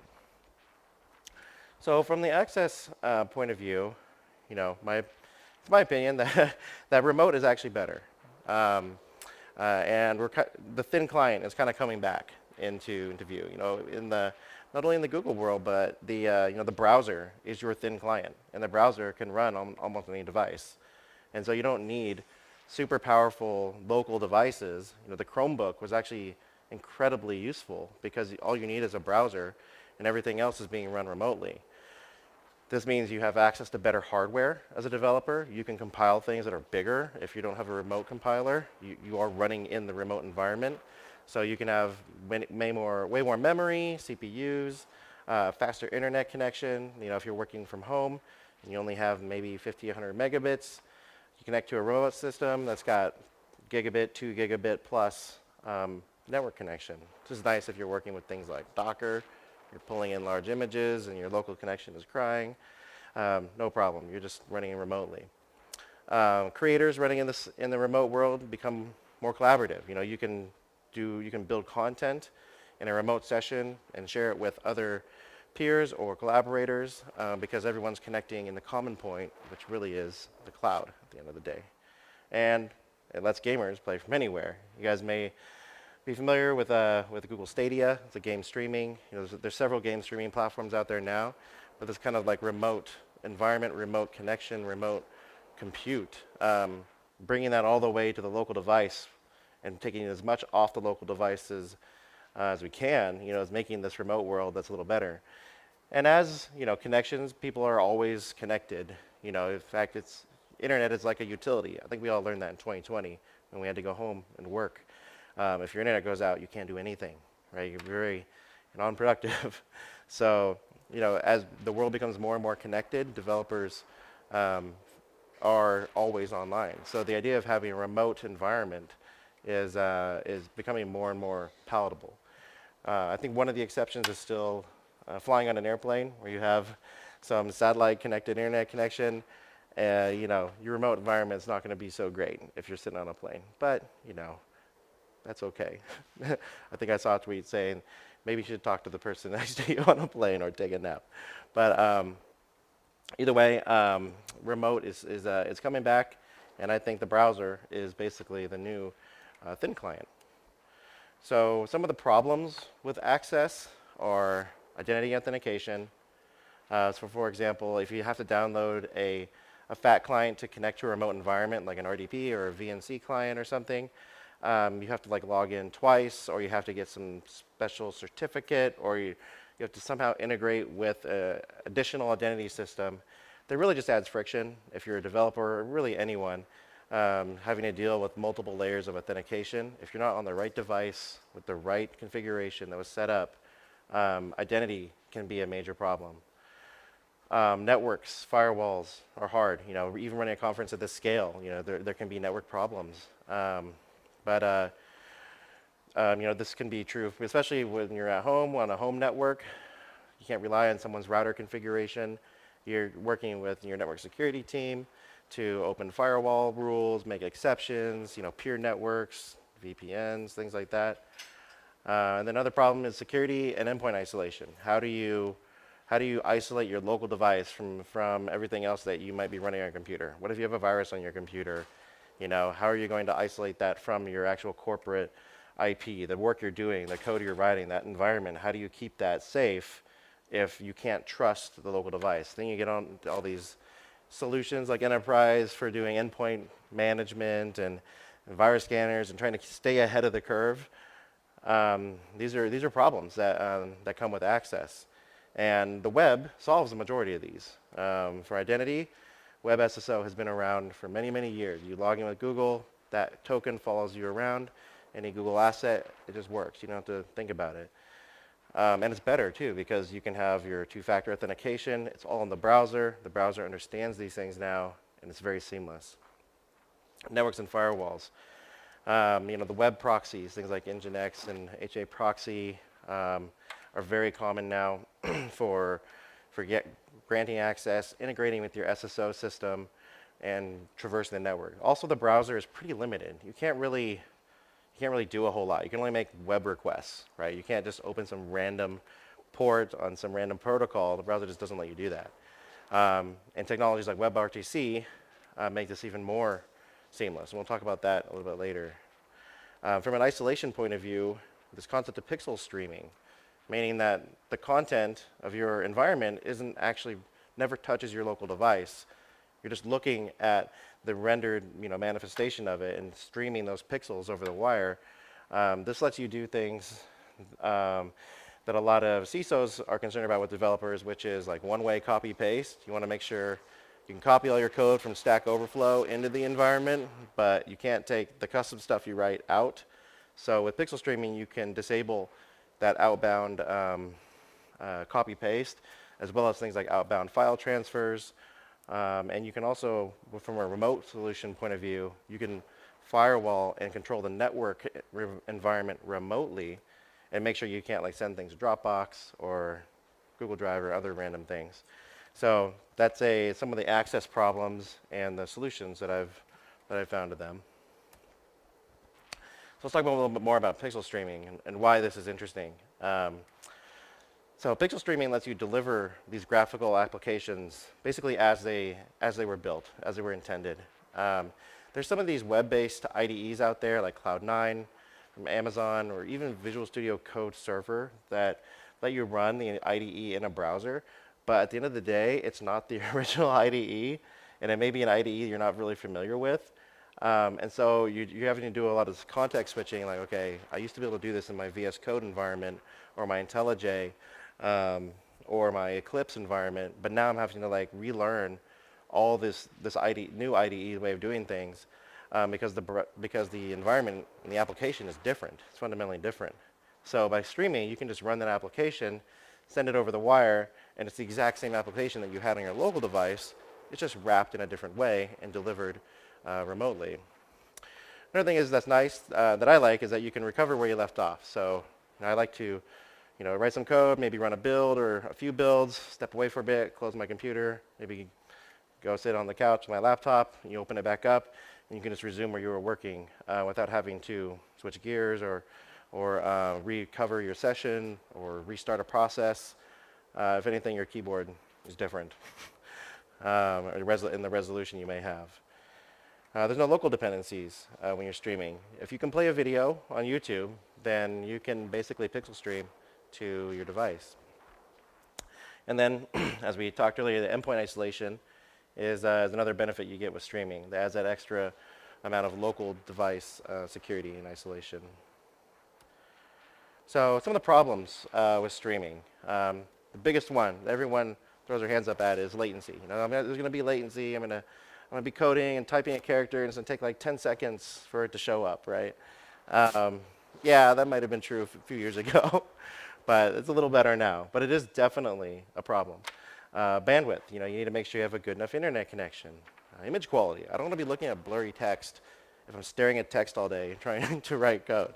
It's going to probably give you a headache. And the protocols that let you do text rendering like that and keeping the quality very high. And then, of course, back again, networks and firewalls. How do you create connections that are low latency that can actually get through everyone's crazy messed up networks and also with your corporate networks? It's problems. And there's even more browser-based challenges that are specific to browsers. Latency. The browser cannot create direct socket connections. You cannot just open a random UDP port to a server on the internet. The browser won't let you do that. It doesn't know. There's no such thing. And so protocols like UDP that would reduce latency because there's no transmission control, there's no packet queuing, don't exist, right? So the browser has a problem there. You got this TCP congestion control. You can run into this if you're using WebSockets. You just get this inherent latency because of the protocol you're using and the protocol that the browser is limited to. Then there's image quality and bandwidth. So obviously, if you reduce the amount of bandwidth that you're streaming with, your image quality can suffer. And a lot of that is usually related to what codec you're using, the method you're using to compress the image and send it to your browser. And the browser doesn't have all these codecs built in. It doesn't know how to decode lossless images using a brand new compression algorithm that can give you that nice YUV 444 color correct image. It doesn't have that built in. And so it's something you have to overcome or compromise. And then native interactions. We all know that browsers have these keyboard shortcuts and things that we're used to doing, Command T to open a new tab, Command W to maybe close one. Well, what if you're in an IDE and you're trying to use those same shortcuts and now it closes your whole browser rather than closing the window, the source file you're working with.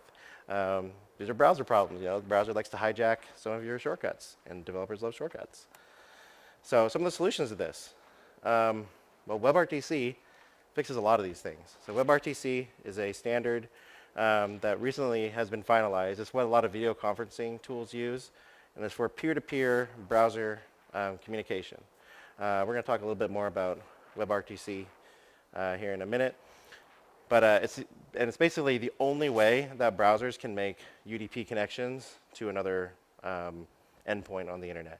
So browsers have a WebRTC peer connection object that understands and is very tightly controlled for how to connect to another browser or another server. It doesn't have the latency problems, as many anyway, primarily because it uses UDP and secures it with TLS or DTLS, datagram TLS. So you can get a much lower latency connection. You can. That is much more tolerant to internet traffic and internet weather and problems with packet loss. You can usually recover a lot quicker.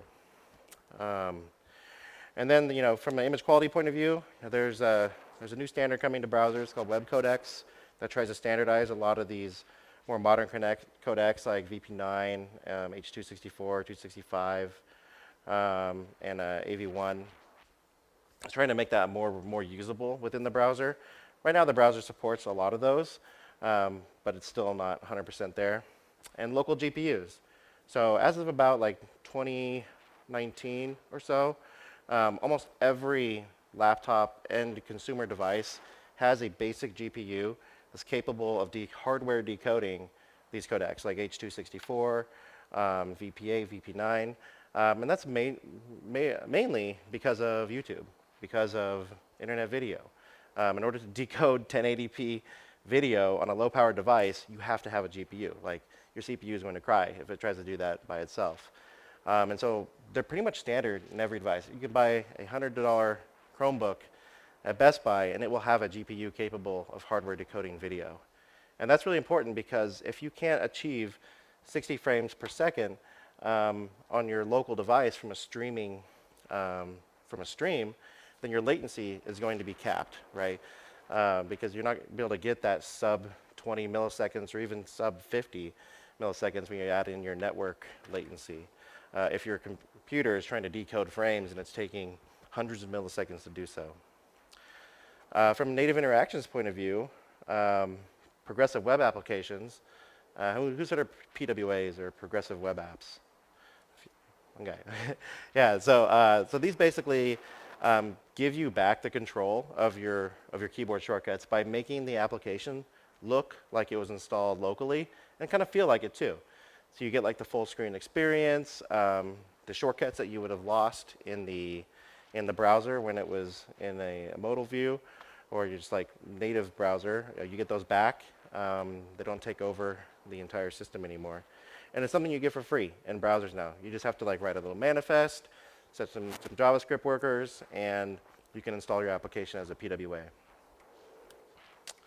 So these problems mostly were solved with a project called SCaLE. So SCaLE is the open source component that I started at Google and for a customer when I was a solution architect, and then open sourced it on GitHub as a way to show people examples of how to solve these streaming problems, how to solve this delivery and access problem in a fairly opinionated way, centered around containers and Kubernetes.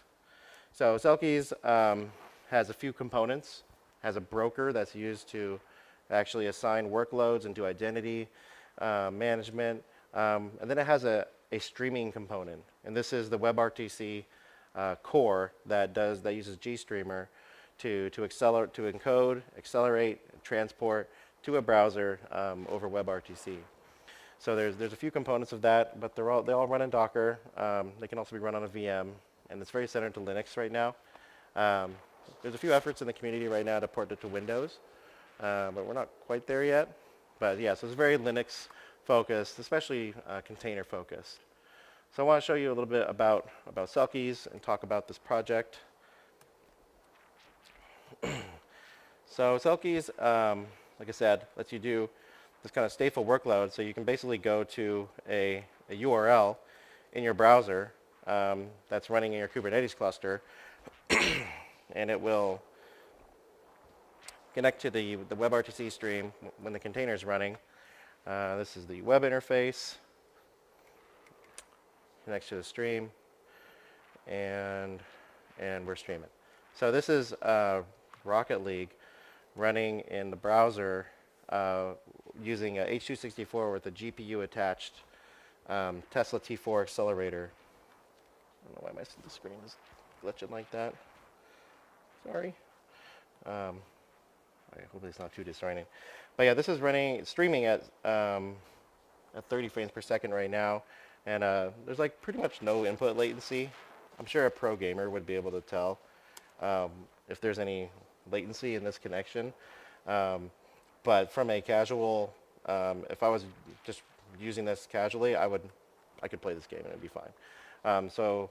And this is running at basically 1080p. Yeah, it's streaming to my Chromebook, which doesn't even really have a powerful GPU.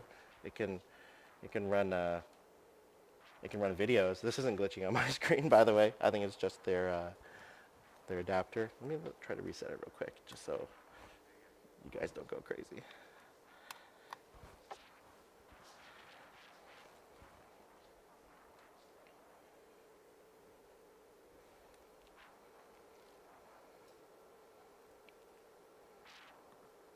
Come on. Let's refresh. We're going to talk about the WebRTC architecture here in a second. I just want to give you a quick preview. Looks like it's working now. Just a little preview of kind of what it can do and how it works. So like all the my keyboard interactions, my mouse interactions are translated from JavaScript, sent over a WebRTC data channel, and piped into the container. So you get this kind of responsive interactions, and then the video stream is sent over WebRTC the interface, the web interface has some statistics that show up in the side here, giving you an idea of what your current bit rate is, frame rate, latency. The server's running in Oregon right now on Google Cloud. Those are like GPU load. Gives you some stats around the actual environment, its resolution, as well as the audio. It does have audio. I think it's muted right now. But yeah, so this is the basic web interface. This web interface is very simple. From WebRTC point of view, it's very developer friendly. You don't need a whole lot of code. On the back end point, it's a completely different story. To build a pipeline like this, there's a lot more code on the back end. It's just running on a Kubernetes cluster. And one of the things that you can do with Selkies is GPU sharing. So you can actually run more than one workload on the same GPU. So this Blender instance is running on the same instance with the same GPU in parallel with my Rocket League session. So the other thing, so that's like the GPU accelerated with WebRTC. But you know, Selkies being an orchestration platform can also run things like IDEs and streaming platforms, maybe that don't even use WebRTC. So this is a non-WebRTC application that's running on the same cluster in a container, but this time I'm delivering VS Code into my environment, to my browser. So this is the full VS Code IDE. We have access to the entire Microsoft extension library. It kind of looks and feels just like an IDE, but you notice I am still kind of in a browser. So this is that progressive web application where you install it, and it gives you a little icon on your desktop, and it looks just like an IDE you would have locally installed. But now in this view, you know, you have your keyboard shortcuts again. I can do things like Control W, and it closes the tab, and it doesn't look like it's running in a browser anymore. In fact, you can even close it and then launch it from the shortcut, and it will start back up kind of as if it was another application. Okay, wrong application. There it is. There you go. Yeah, again, this is the full IDE, but you know, because we're pixel streaming, this is actually using a different codec. This isn't even using WebRTC. This is using an open source project called Xpra, which basically does window forwarding. So window forwarding is an old Linux concept that's pretty popular on thin clients, actually, where you're only sending the window contents to the remote session, and then it's up to the remote session to style it and put decorations on it and make it draggable. And so that's what Xpra is doing. So this window here, there's basically two windows being streamed in my browser now, and so there's no latency when I'm dragging this window around because it's its own HTML5 element now. So only the window decorations are local, and the actual contents of the window is remote. But you know, because I'm running a container, in a Linux container in my IDE, I also have access to things like a browser. So I can have an embedded browser that I can run alongside with my IDE that's running on my remote system. So I don't have to worry about firewalls or connectivity if I wanted to test something like a web app. You know, one of the things that developers love is having multi-monitor support. You like to put things in different monitors. How do you do that when you're streaming like a session or a view? So I've built some extensions to the Xpra project that give you this sort of window undock feel that opens up that window in its own thing that you can then drag to any window you want and put them side by side, interact with it. So it gives us kind of this new way of working with Windows in a remote environment. And when I say Windows, I mean like window management. So the Selkies project has several use cases. Some of them are highlighted at the website here. The website's very early. I haven't really put a lot of effort into it right now. But it kind of highlights the main use cases. You know, code editors, one of them, full developer environments with all the tools that you would be familiar with on your local device. You know, doing game development, high performance GPU stuff. This is actually Unreal Editor running in a container on Selkies. This Docker image was 70 gigabytes, 70, to just build and run the entire Unreal Engine. Yeah, it's pretty heavy. And then you can also do game streaming. So we saw that kind of with Rocket League.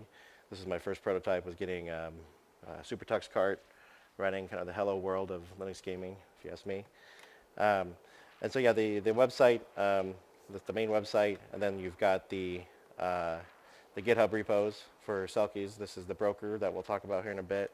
And then there's the Selkies GStreamer repo. That this is the actual WebRTC component that I mentioned, and we'll dive into a little bit more.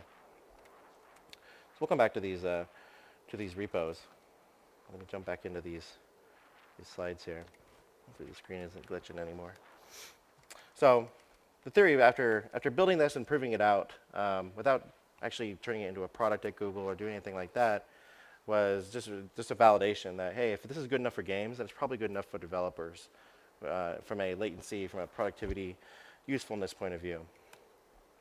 And WebRTC is basically at the core of that because of some of the problems identified earlier with not being able to make UDP connections, the Codex, the GPU acceleration.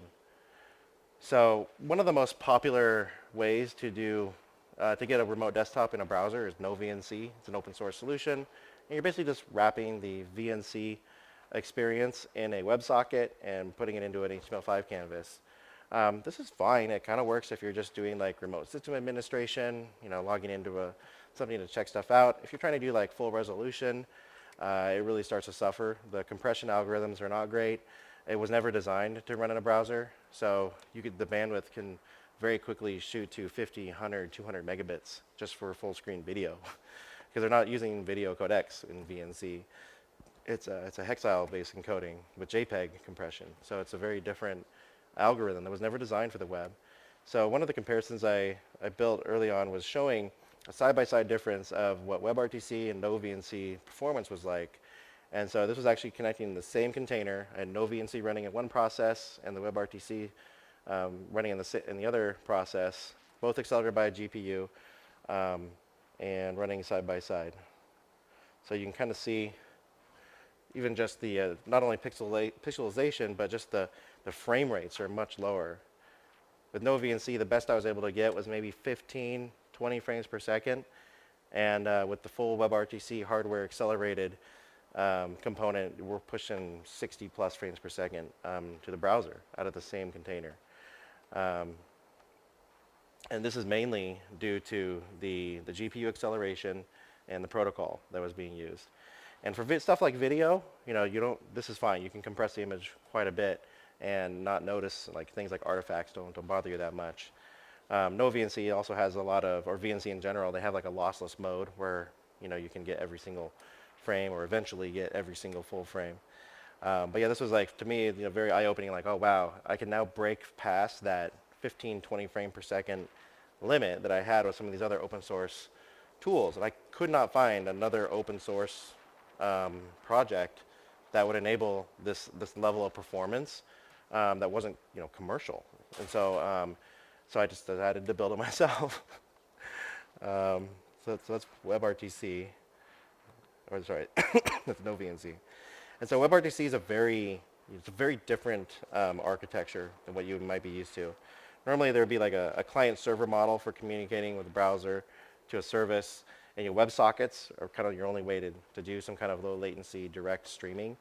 And usually have a server behind a firewall. You connect to that with a WebSocket from your client, browser that is, and it may have its own firewall that it can maybe get stuff out, but it can't come back in.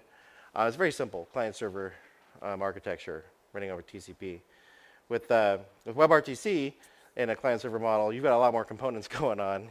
You've got these things called peers. They're not really client or server, they could be either. And so your peers, if the person running the server is a peer, aka an instance running in the cloud, and the browser being the other peer, they connect together using a signaling server. So a signaling server basically facilitates the call and connects all the peers together and makes sure they can have a common place to communicate.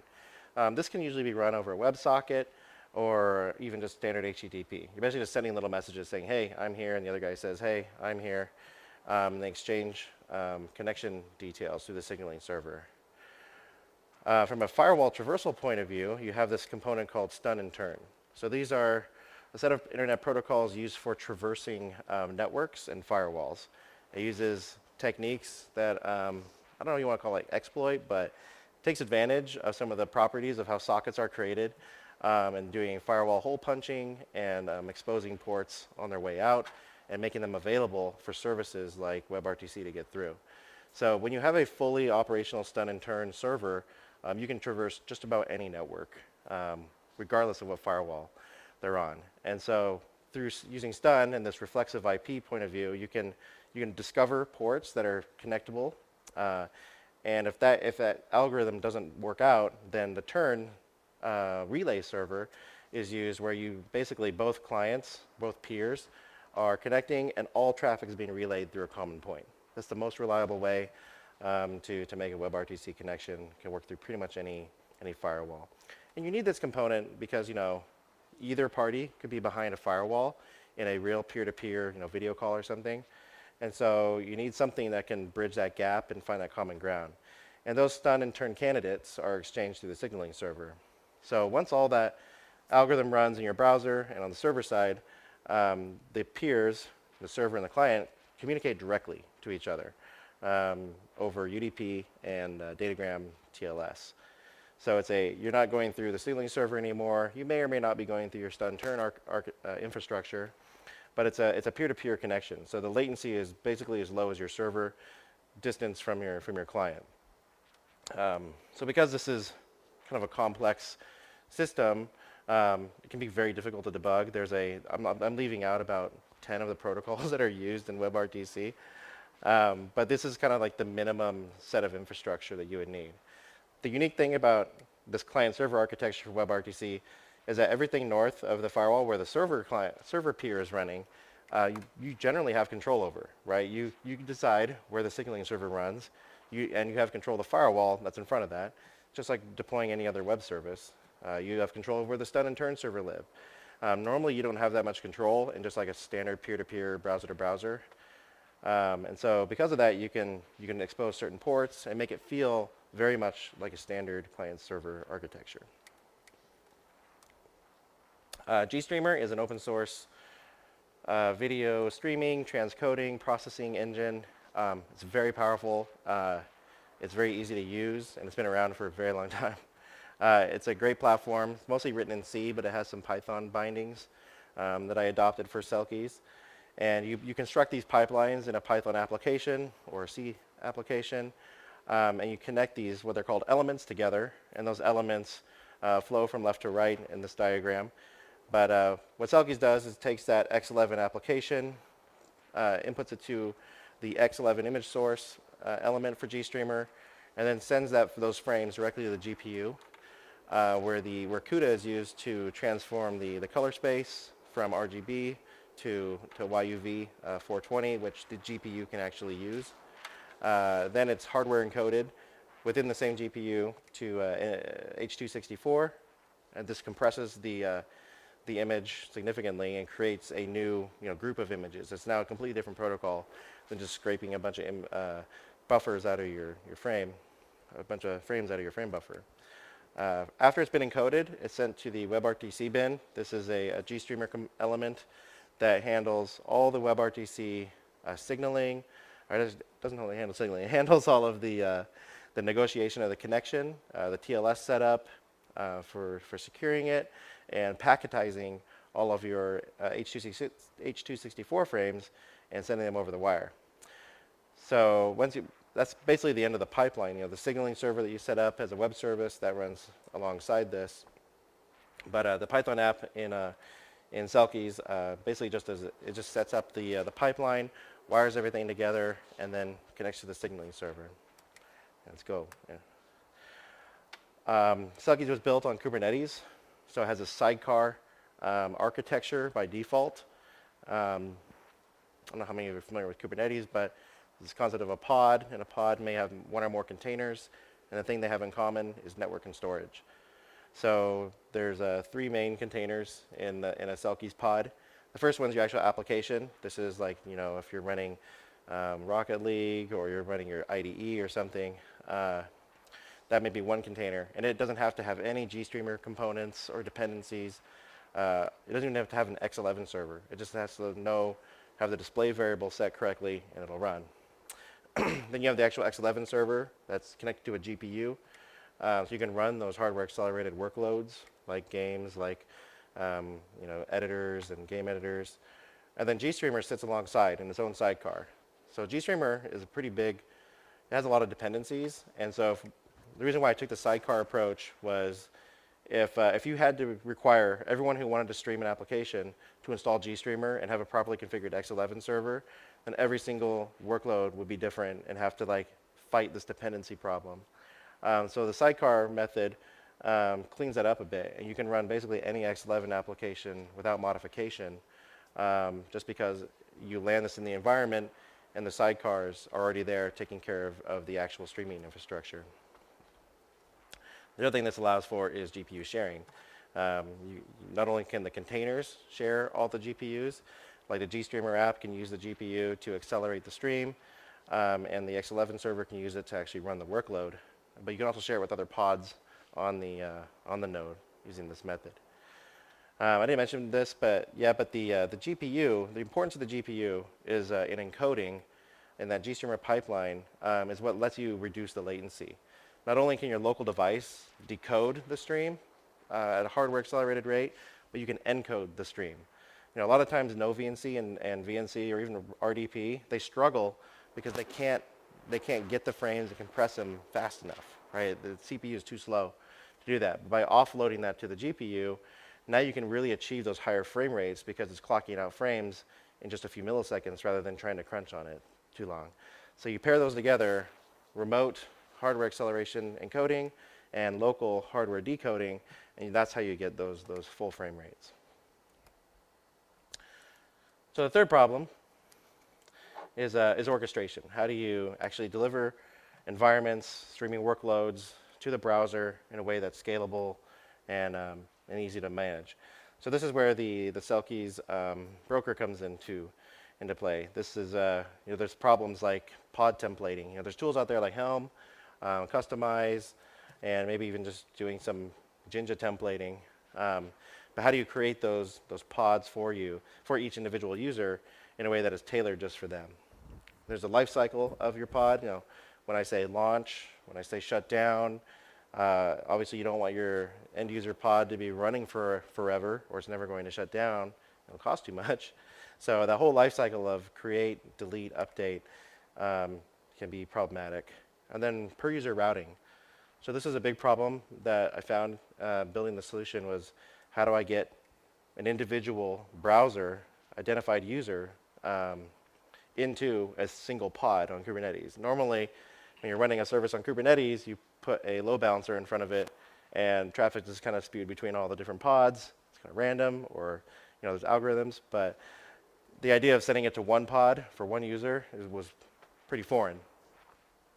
So those are some of the problems that we have. And the Selkies broker seeks to solve a lot of those. And once we have this, once we were able to prove, one, that we can run these workloads in a Docker image, and then two, we can run them on Kubernetes, how do we orchestrate those in a meaningful way? So the Selkies broker creates an abstraction in an operator, and this operator is an abstraction over that custom workload. So you have some manifests written in YAML that are templates. Those are stored in a config map on your cluster. And these are like prescriptive templates for creating those sidecars in that pod architecture, tying together all the GPUs and all the inputs and everything. And then you have the bottom left here, the broker app config. This is that custom resource that is this is my application. It speaks application. It's like, here's a name, a description, an icon, the image that it uses, any input parameters that you want to pass to the templates. And so the broker app config is that abstraction on top of the Kubernetes stuff to make it more familiar to running workloads. Then the controller reads those manifests, reads the custom resource, and owns the outputs, which are a stateful set, which is basically a pod controller, a service, and a virtual service. So virtual services are an Istio component that are basically like virtual load balancers, software load balancers that run in the Istio proxy. And you can update, you can create these instantly. It's not like reconfiguring a load balancer on a cloud provider where you may add a route or a port and it'll take like 10, 15, 20 minutes to update the load balancer because it's like changing a bunch of infrastructure on Amazon or Google. With a virtual service, you can think of that as just like updating a like an Nginx config, and then doing a update on the process. So, but this is a now Kubernetes resource, which is a abstraction on top of that language of load balancer. So that virtual service in SCaLE's world, just like you can do programmable load balancing routes, the virtual service says, hey, anyone with this email address, which is templated by the controller, says if a user comes in with this email address, then send them to this pod, the stateful set. And because the controller owns and knows who the individual users are, because it owns the identity as well, and it knows where all the pods are because it created them, now it can tie together the entire routing and program the Istio control plane to do the routing. So from a templating point of view and lifecycle management, the SCaLE's operator solves those problems, and then the per-user routing is solved by Istio. So those are the major components of the orchestration in SCaLE's. So at the end of the day, what I learned was basically remote apps in a browser is very enabling. It's liberating from a developer point of view, and just in general being very productive in a remote world. And just like remote apps we showed earlier, IDEs are basically the main one that I wanted to focus on. So after Google, I left about a year and a half ago, to join this company called Itopia. And Itopia specialized in VDI, remote desktop, mostly Windows, orchestrating Windows on Google Cloud. And I saw a fit here where we could maybe productionize the SCaLE's infrastructure for running developer environments. How can I create this developer utopia at Itopia to solve a lot of these problems that I found? And this really reimagined access to these softwares. No more company hardware. You got to bring your own device. You don't need antivirus stuff because you're running in some container somewhere that gets deleted every time you shut down. You don't need VPNs because you got web-based SSO. You can work from anywhere. It really becomes like a productivity dream. Yeah, so here we go. Yeah, so there's this movement, or I don't know, you can call it a movement, but like DevX, or developer experience, and things we can do to help improve that. I believe that containers are a major part of DevX, and it goes all the way back to this developer environment. Containers allow for consistent development environments. You don't have to, your buddy may have a completely different set of dependencies than you do, and so it only works on his machine. But if everyone's running in the same containerized environment with the same, that was created from the same Docker file, specific for the project you're working on, then all your environments are very consistent.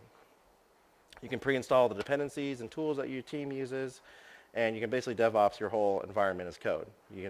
Everything's a Docker file, put it in your CI/CD, run it, and everyone's got the same environment. You can onboard users much, much quicker because they just authorize them to a platform and they run. So the first productization of SCaLE's is Itopia Spaces. This is something we launched late last year, which takes the developer use case of SCaLE's and turns it into a remote development experience for enterprises. So this incorporates all of the security, endpoint isolation, and containerized approach to developer environments. And it's a fully managed service. We run the Kubernetes. You don't have to know how to run Kubernetes. We put an admin portal in front of it, so it's very easy to configure and onboard your developers, and made it very customizable. So this is, again, the first use case of SCaLE's, and we're looking to do even more, especially on the WebRTC front. So at the end of the day, it's like we want to really meet developers where they are by providing these remote development environments, server-side opinions. And there's this like DevX stack, if you will, where you have this access layer, which is solved by things like web browsers. And this is where you get portability, data loss protection, SSO. Then you have your environment layer. This is your IDEs, compilers, libraries.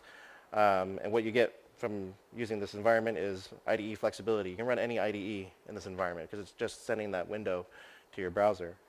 You got your tools. You got tools like code reviews, CI/CD, unit testing.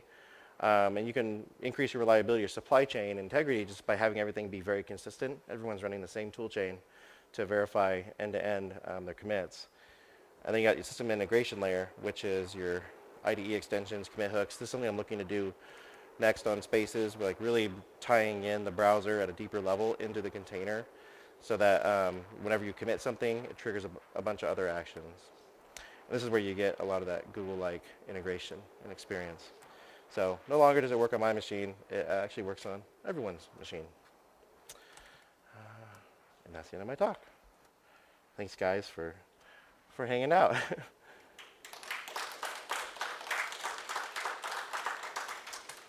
So we got like maybe 5-ish minutes or so.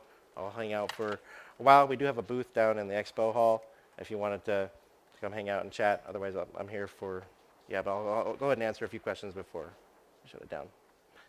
Yeah.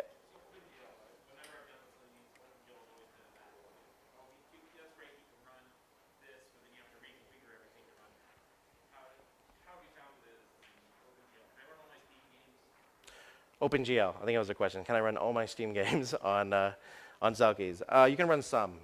So Steam has like native Linux games that may use OpenGL or Vulkan, and those work great. Steam also has this compatibility layer, which they added into their Steam Deck. Well, they built it before the Steam Deck, but it's called Proton, which is literally Wine, but for games. Do you guys remember Wine? Wine is not an emulator, yeah, to run Windows applications on Linux, and it's just that, and it works really well, but doesn't have full compatibility. Proton does work on SCaLE, an earlier version. I haven't got the latest version to work yet, but it's definitely there. I'm trying to get more involvement on the SCaLE repos, so like, collaboration, pull requests are definitely welcome. But yeah, you can definitely run many Steam games. I was running Elden Ring a few weeks ago on it, so yeah. Yeah. This looks pretty similar to DCV. Mm-hmm. I didn't know if you could speak on the similarities or differences that's also pixel streaming. Mm-hmm.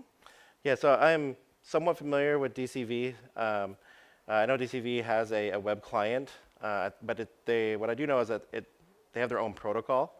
So it's a custom protocol. It's not H.264. It's not JPEG. Things like that. And there's a web client version of it. And it works pretty good. I don't know if it can do the full frame rate like GPU stuff, but it is a custom thing. It's also not open source. And so I was like, I don't even want to touch that, right? For building this and enabling people to use it and making it shareable and collaborative, like it had to be open source. But yeah, it is very similar. I know DCV is what AWS AppStream uses. It's very powerful. It's similar to like I think Terry Dietschy's PC over IP. Yep. So PC over IP is a great protocol. Traditionally, you had to install a client to really get the full performance. PC over IP does support GPUs. And lossless, but you got to have that like downloadable client, which introduces problems with access and orchestration, and it's like, oh my gosh, but it is a great protocol. Yeah. Yeah, right here. There's really no way to like, so you said you could have multiple windows because it's just progressive web apps, but so if you have multi-monitors, right, you just do, but like you couldn't like drag a file from this one to that one because they're isolated. So drag and drop in a multi-window situation it needs deeper browser integration to do that. So it is possible to do that because the browser does have concepts like drag and drop. You could listen for the drag and drop event and then transport it to the other window or pass the events along. SCaLE doesn't do that today. Xpra doesn't really do that today, but it's something that I'm definitely interested in doing. But yeah, right now it really is like, especially with Xpra, it's window forwarding, and so you get like those windows and the events are all there. It's deeply hooked into the X11 libraries. But yeah, that's something that's very interesting. Did you have another question? When you were looking at the solution for your client at the time, did you look at like Guacamole and just like doing a whole desktop instead of? Yep, I did. Yeah, there's even some Guacamole stuff in the SCaLE's code somewhere, but yeah, Guacamole is another protocol. It's very similar to VNC, especially in terms of frame rates. It's a slightly different protocol. It's a text-based protocol, but it has similar encoding mechanisms. but it's not as fast. Like you can't get that. I had trouble getting more than 20 frames per second out. But yeah, it works pretty good. It's a little more browser friendly because it has a, like I said, a text-based protocol that's meant to go over a WebSocket. But it was heavy. It was like a lot of it's built in Java. There is a project called Guacamole Lite that speaks to Guac-D API directly to your browser and then renders it in a canvas. And that worked actually pretty good. But again, like as soon as you add like a GPU or something to it, it like falls apart. So yeah, not a huge fan of Guacamole for that kind of stuff. But it was pretty good. Plus, like the idea of having a full desktop is kind of, from a developer point of view, I'm really trying to like get people just to realize this is your application, this is the browser, this is the IDE, right? You focus on your code. If you need to like go to a video conference call or chat with someone, just go to a different window. That should be handled on a local device. And you keep your code, you keep your environment. It's just that one app, right? So this idea of app streaming is kind of what I think is the new thin client. Do you have a question back here?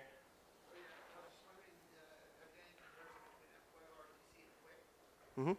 Oh yeah, so a question about WebRTC versus Quick? Yeah, so great question. So Quick is a protocol that's mostly meant for multiplexing streams, and it's similar to WebRTC. In fact, you can run Quick over WebRTC. So I think Quick is mostly the protocol aspect of it and how you interleave messages and streams and then decode them on the other side. It's an integral component to the peer-to-peer low latency because you can now stream, have multiplex streams, you only need one connection. And so if that one connection is like a datagram UDP connection, they're going to have extremely low latency and a very, very responsive API.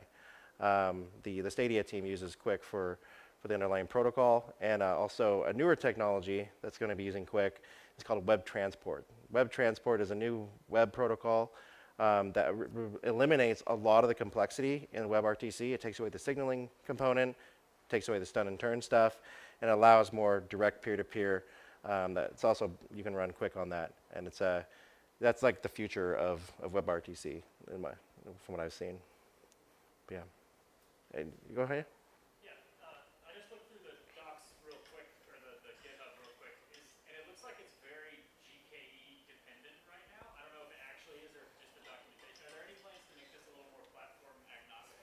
It's a wonderful question. Do I want to make this more platform agnostic versus GKE? It's kind of obvious why it's GKE dependent. I built this when I was at Google, and I'm a huge Google Cloud Platform fan. But yeah, so the orchestration layer, the broker, right now, all the Terraform, all the identity stuff is built around GKE. And that's mostly done as here's an example, a best practice that actually works. You can just deploy it right now. I do definitely want to bring it to other platforms. I've started some of that work by bringing the GStreamer component out of the main repo, and now it's its own thing. So I'm starting to work on Helm charts that you can deploy this on any Kubernetes cluster. And the biggest change there is going to be identity and ingress. Like that was a huge problem to solve on Google Cloud. And I was like, in order to solve this for everyone, it's going to be too hard. And so my plan right now is to put it out there. You bring your own ingress, but here's the operator, and here are the containers that you need to run it on any Kubernetes cluster. So I'm trying to finish that out before the end of the year. I have a couple collaborators on that, but it's coming. But yeah, good question. Yep. I think I misunderstood something earlier about the pixel streaming being able to defeat or handle the endpoint protection. Mm-hmm. Thinking from a corporate use case where Right. I still imagine you need a trusted endpoint. You wouldn't want to use this like a hotel kiosk invasion or something. Yeah, okay, so I think, yeah, the question was around, do you still need local endpoint protection when you're pixel streaming? So the idea with pixel streaming is that you've isolated your browser from the rest of the device because the text, like there is no content going into your browser other than like the pixels of what you're working with. So if you're working like an ERP system remotely or code, as long as your network is encrypted and you're using your SSO to log in, then you don't have to worry so much about endpoint protection. Now, if you're not on a secure Wi-Fi network and they were doing some kind of like, certificate, man-in-the-middle stuff, then yes, you're still going to have that problem. You will still need to have some kind of endpoint protection for that. But at that point, there's no, almost any solution is going to be vulnerable to things like that. Mm-hmm. Yep. So even then, like if you had a bunch of malware on your Windows machine and your browser was open, it'd be like watching a YouTube video, right? That malware usually isn't going and attacking YouTube servers, right? It may be like taking your information or doing things, yeah. But yeah, so you still need like some kind of endpoint protection for securing your SSO, the actual login, the identity component of it, and that would be the same for getting to any corporate asset. Yeah, I think the main thing with endpoint isolation is usually centered around a lot of like IP exfiltration and copy-paste redirection.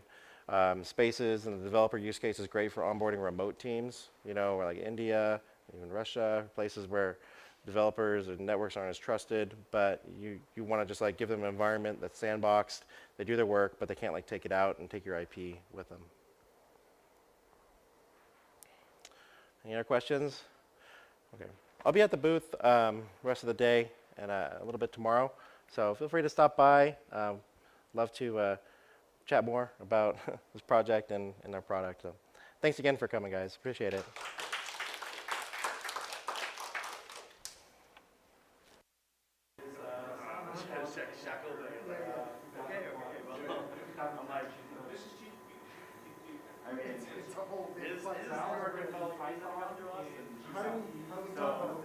Exactly. So I set them up with this whole, we have this kind of free standard program where if you want to hash stuff out, you figure out what the next step is, called the connection. It's a free thing, but it gives you all the same, in some cases, depending on industry, then you want like internet protection. These are all things done in a certain way, right? So it's especially useful for that, but also sometimes it's useful if you got that's kind of meta. Two years, you come out the end with like they were a year ago talking about how standard code masters and standardization or something, right? So it's like free standards. The essay. That's the bar. Well, yeah, that would be the project authorization request would be the things that come up the other end potentially, or maybe it's a series of them, so you have a series of bars. But to get a bar in the IEEE, you have a you need to it's actually standard deviations. You're under have to set it. Yes. But like people that are computer design or computer design.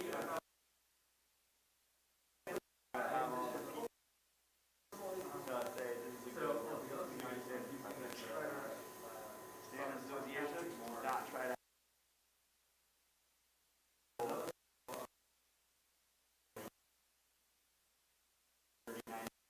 societies, about 500,000 member organized associations.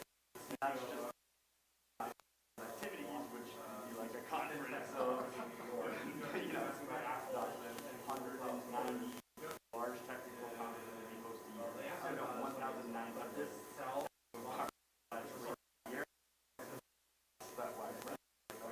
you know, so that work of moving your stuff, using the system,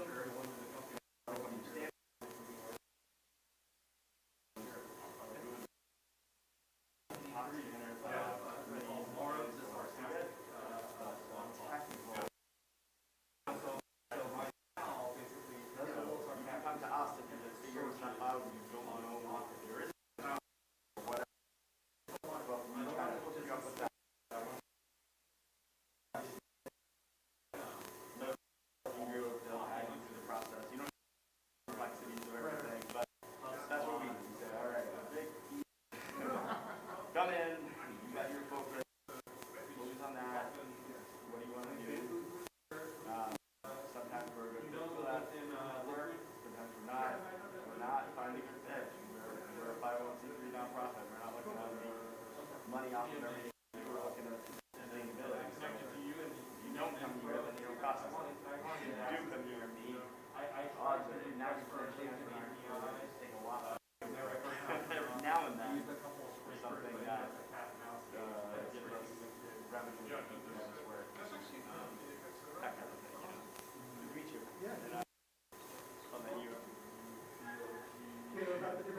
Oh, it's got built down, rush that was too.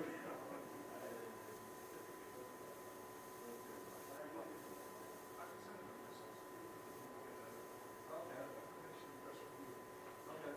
Actually, oh, there it is. If you accept my LinkedIn notification.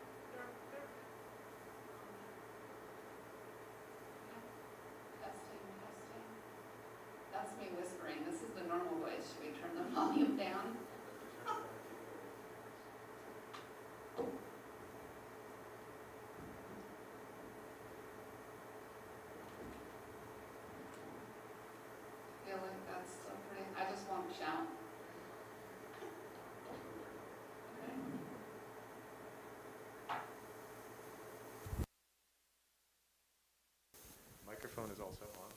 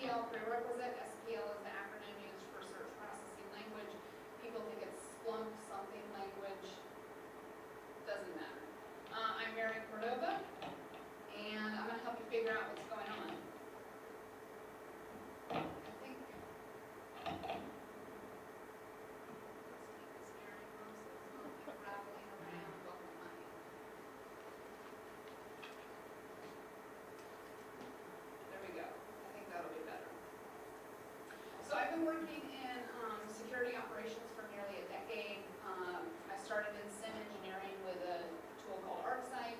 I've been working with Splunk for about the last 6-7 years, doing SIM, SOC, IR, data analytics for InfoSec. What else is on there? SOAR. And then I've got a bunch of certifications, and I've done, you can see, various talks. We're going to talk a little bit about why you need to get to know your data before you start, building dashboards and visualizations, the process, and then the method that I use. And then we can do a live demo, and you can kind of see that in action. Hopefully, if the phone works. And then a few resources and some wrap-up questions at the end. By the way, everything I'm going to use for the live demo is publicly available. So you guys could literally get out your laptops and kind of step through the same steps with me when we get there. The talk itself is pretty fast, so I think we'll have a good maybe 30 minutes to mess around at the end if you guys want. So I'm a member of the Splunk Trust now, but how I got into the Splunk Trust was the argument that I was having on the side there with some current Splunk Trust members at the time. I have posted a question and then my own answer to that question, and the first statement was, if the data set permits. And they actually deleted my answer off of the platform because, they say there's so many unspoken caveats to if the data set permits. But in my opinion, you have to understand your data before you can do anything. So of course, every answer to every question is if the data set permits. Once you get past syntax, right, pipe, table, command, then from there it's all about, does the command you want to apply to your data give you the expected output, and that's going to be contingent on your data. In Splunk, and I think that this process and method could be platform agnostic, so if you were using something like ELK or another tool, maybe BigQuery and Looker, the process might apply, obviously the commands won't. In Splunk, a lot of times, there's an app or a TA, right? So you're going to monitor Linux logs. There's a Nix app that you deploy to your search head, and it does all your field extractions for you. What happens, though, all the time, and is the bane of InfoSec SIM engineers, vendors will change their schema, and then everything you built no longer works. Also, I pretty much don't ever trust anybody else, so I might go install an app or a TA, but I will go through basically the exact same process to verify that their work is the work that I would have done. There is a TA, it was a few years ago, I don't know if they fixed it, but a Cisco one, built and deployed by Cisco and available in the Splunk base, that was parsing network traffic so that it looked like it was in the reverse order. So all of your inbound traffic looked like outbound and vice versa, just because they had source and IP destination flipped.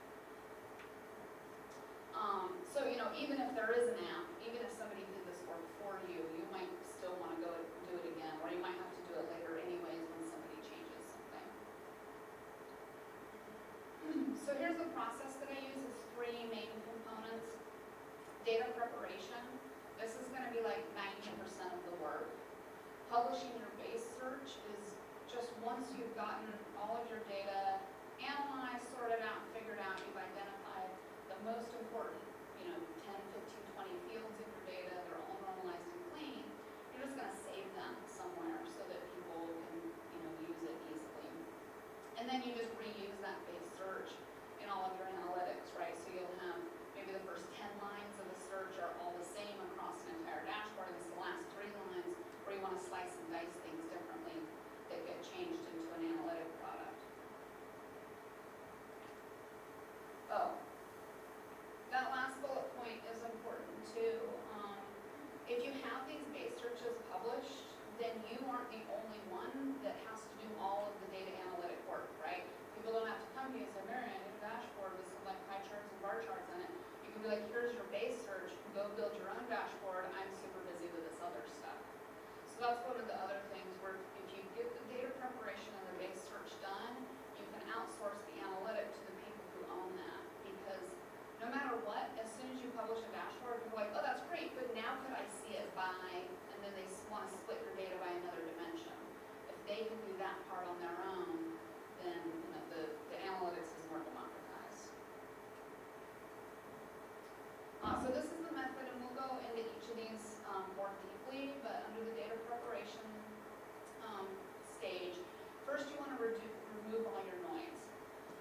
There's two main pieces to that. There's some Splunk noise, just some like metadata stuff that Splunk injects in there, and you don't need that for analytics, so you want to remove that. There's also event noise. There's always extra fields you don't really need, they're not helpful, or there's duplicates, or if you've got an app installed, you might have the original fields and then the parsed sim fields.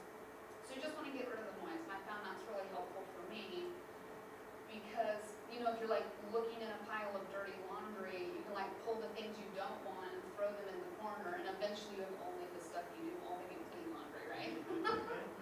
You have only the stuff you do want. So that's kind of what we're doing here. And then once you've got the fields you do want, you want to start to normalize those, right? So it'll be field names you want to normalize, and then also field values. And really just, you know, these are like the most basic commands that you're going to use as soon as you start using Splunk. And that's like 90% of everything you ever need to do anything with, really. Deploying your props.conf.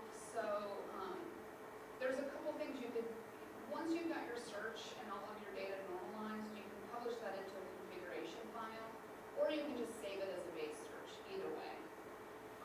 And then your base search, again, 10 to 20 most important fields, and then your analytics. So when I'm getting set up, you want to always run in verbose mode. You can kind of see down in the right-hand corner there. So run your searches in verbose mode. Set a static time range. So you don't want a rolling window because the data is shifting then underneath you when you're trying to perform your normalization and your analysis. You don't want that to happen. Later on you'll spot check that. But for now you want repeatable, reliable things so that when you make a change in your search, you can see the output and you know it wasn't the data that changed, it was your report that did that. Splunk then has the SIM data models. So depending on what I'm working with, in this case, I was using Sysmon. So we'll see when we get to the demo. There's some ransomware data that Splunk publishes that you can play with. I was using the Sysmon ransomware data, so you know this is going to be endpoint event signatures and intrusion detection data models that I want to map my data to. And then of course always the admin guide too, right? Because there will be things like event type 1. Okay, well what the hell does that mean? So you need the admin guide to translate that for you. You can then build those translations into Splunk, but without the admin guide you won't know. Alright, so removing the Splunk noise. So when I get started with a brand new data set, I'm going to assume you already know where your data lives.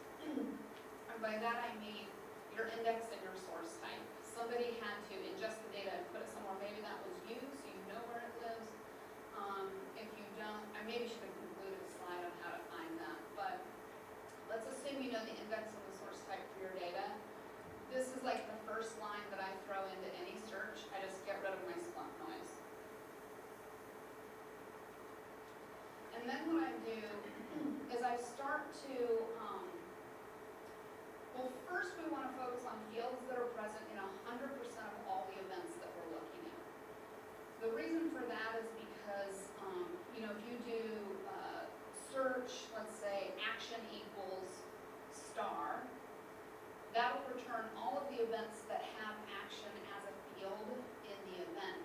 But if you have 50% of your events say don't have the action field in it at all, those events will get completely dropped. And maybe that wasn't exactly intentional, because maybe you were thinking, well, I even want the ones where action is empty. That will get empty ones, but it won't get ones where action doesn't even exist. And sometimes people have a hard time with figuring that out at first. So I'll show you in the UI where you can see, select the fields that are 100% of your data, because those are fields you're going to be guaranteed you can use in your analytics without arbitrarily losing data you didn't mean to. And then I'm just going to table all of those fields out, because I need to see them. I need to see if they're useful or not. And then you see I've got this new fields minus. Oh, and I'll say the dirty laundry pile that we're throwing into the corner of the room, that's fields minus. So fields minus, that first line that we saw in the previous field, getting rid of the Splunk noise, and then we have another field minus here. And I figured out that this was my event noise. Well, how did I figure that out? Well, I had to go look at my data. So you almost have to know your data before you can get to know your data, before you can figure out what to get rid of.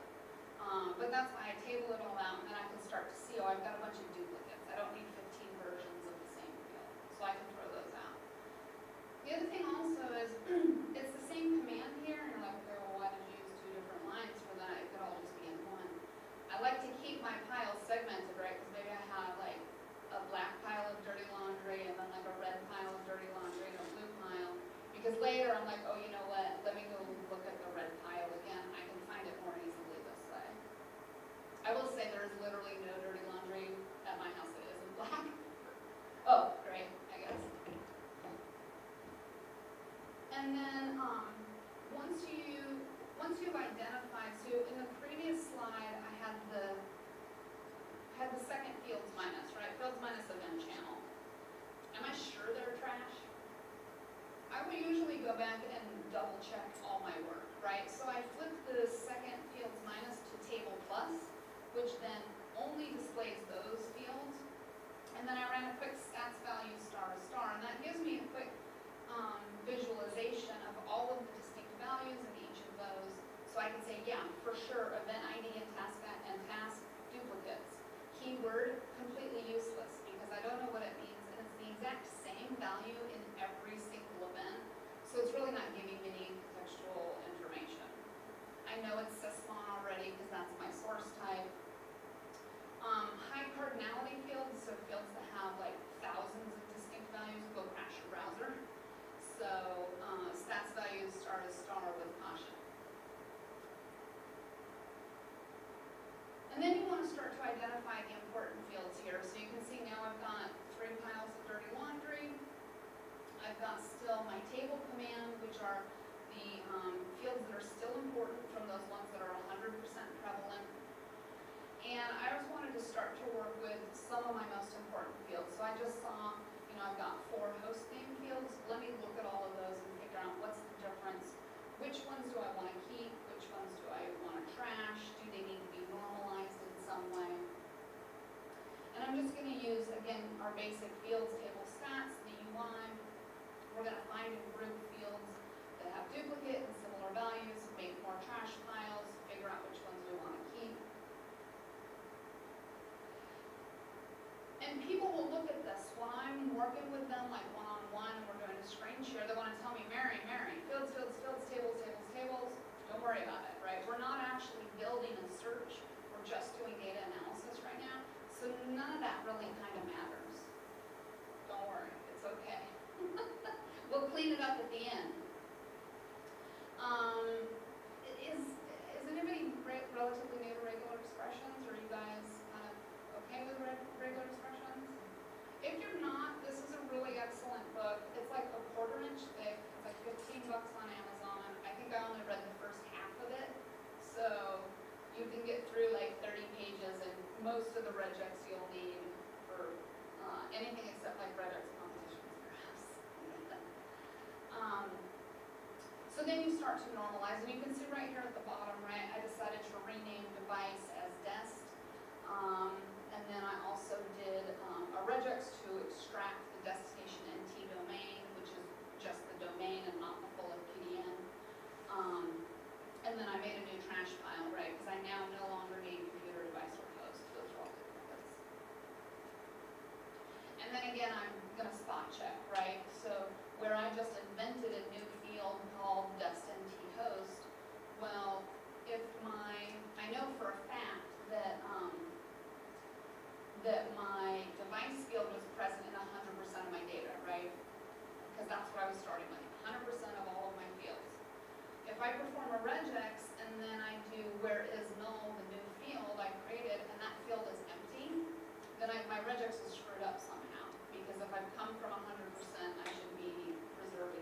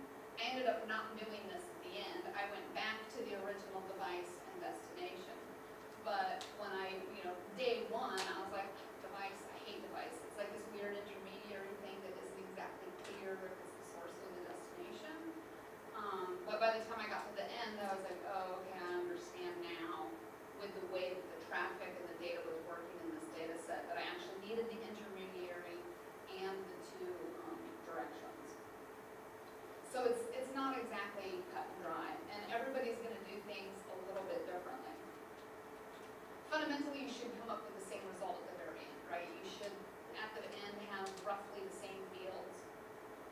And it's normalized roughly the same. And then you just iterate, right? We walk through all of this again, and then we start to look at fields with 90% coverage and then 50% coverage. Because a lot of times those 100% coverage fields, it's going to be like the host name, the IP, whatever, but it might not really be the real contextual information about what is occurring in that event data. So you almost always have to go down into 90%, probably 50%.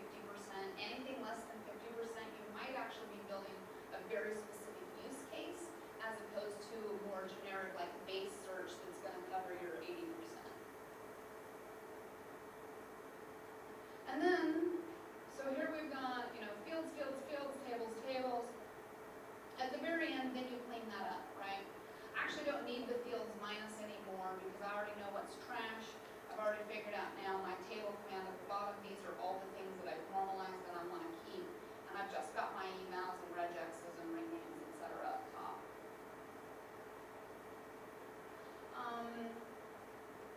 And then this right here. The way I like to do it, when I table out the very, my very last table command, I'm going to start with my most important fields to the left. So for me, that's always going to be a timestamp, the system generating the event, the type of event, and then an outcome. So in this case, you can see the time, the host, the signature ID. So this is sysmon, so it would be like event ID 5. And then I've got the signature, which is the human version of whatever 5 is. Direction user. These ones at the very end, like command line, file path, I think I was getting all the way down to like the 1% event coverage, but they were still kind of important enough, and I had enough kind of room in my screen to go ahead and add them. I really don't like scrolling left and right. As a bonus, if you're building a dashboard, I really don't like scrolling up and down. I try to get my dashboards to fit on one screen, because people are never going to look at this stuff for a while. Maybe like a half a scroll. And then again, I'll validate. And then this is where, this whole time we've been working with a static time range, and that's going to depend on your data set also, right? You might run a search over 7 days and it comes back like that. You might run a search over 15 seconds and it seems to take forever. So things like firewall logs, or I don't know if you guys are familiar with Proofpoint, the mail gateway. That stuff has so many logs in it. You can hardly run a 30-second search. But I don't know what, like your AV, you should be able to run 7 days hopefully and not have a ton of data, right? So when you spot check, when you've got your base search, you think it's done, expand your time range. Or if you've used event sampling to try to make your searches run faster while you're working, remove the sampling so you're getting the full data set. And then you want to check again, right? Are all your registers still working? Are the fields that are supposed to be null? Are the fields that are not, etc.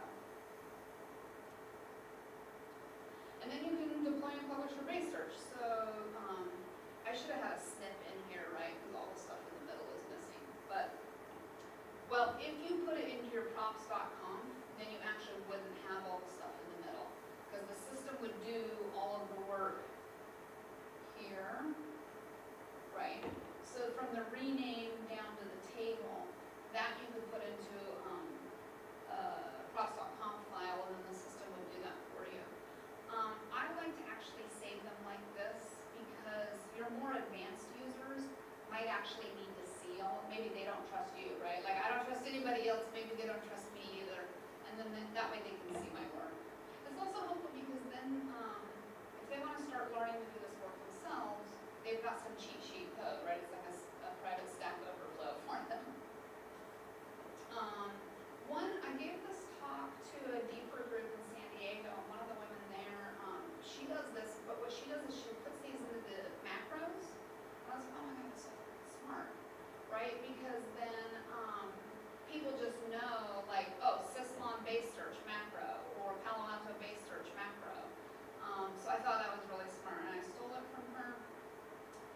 What I would do is just bookmark the hyperlink and be like,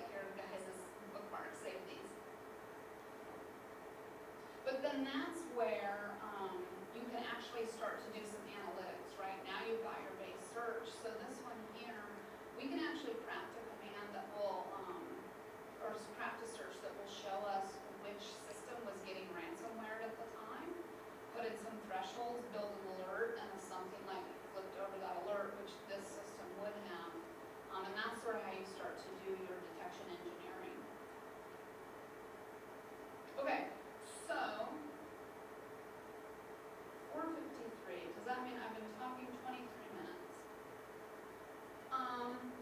Let's do this first. So here are my resources. Now, again, if you go to Splunk, their .conf, the conference Watch Online, this talk is from last year. It is recorded, and they have the PDF of this also. So you can get all these hyperlinks that are clickable if you go there. Otherwise, you can take a picture as well. You can like Google this stuff. Although I made these friendly so you don't see the real URL. But these are clickable if you go get the PDF off of Splunk's online recordings. Again, this whole talk is recorded there as well too, so you can like replay it if you want. So maybe let's do some questions, and then anybody who wants to leave, obviously you could have left whenever you wanted to. So we can do some questions, and then we can do some demo of some of this if you guys want. Questions? Yes? So you threw out two thresholds, 90%. To go from like specific statistical analysis of what is going on. Yeah, so we can show that in the demo for sure. Would you ever shift those numbers? It's built into the UI that way, so. Yeah, sorry, I'm not familiar with Splunk. Yeah, no. Data analysis. Okay. Should you guys just want to look at a little bit of a demo? Okay.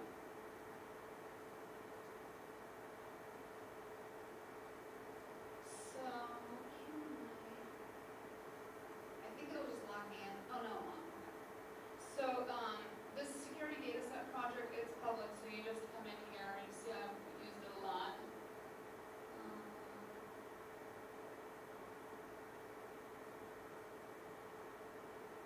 This is actually pretty cool, so I don't know if any of you guys are familiar with, Splunk does a Boss of the SOC competition, so it's like a blue team capture the flag.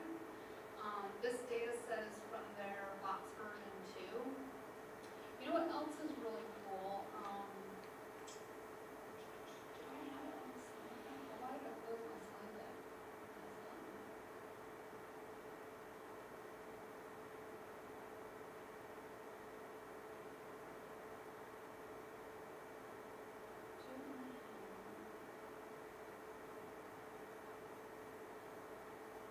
Yes.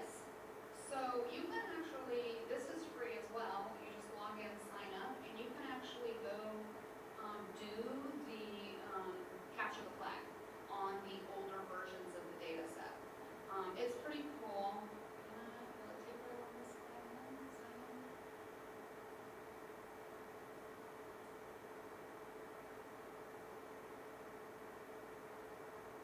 Oh my business. Up on screen share. Okay, here we go.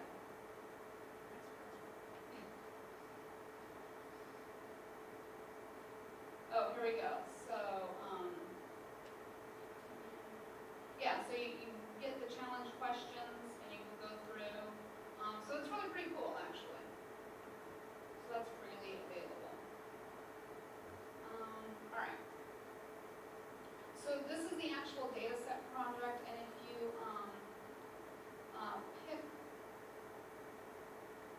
you pick the Boss of the SOC one, it will actually step you through, some of the exercises here as well. So we're going to do that. Oops, what happened? Let's just go back. Can you guys see that okay? I guess it's not horrific. Is that a little bit, I'm off the side here is kind of the thing. I hate to try to mess with it. Oh, it's like super big. We actually do need this side though, more than the other side.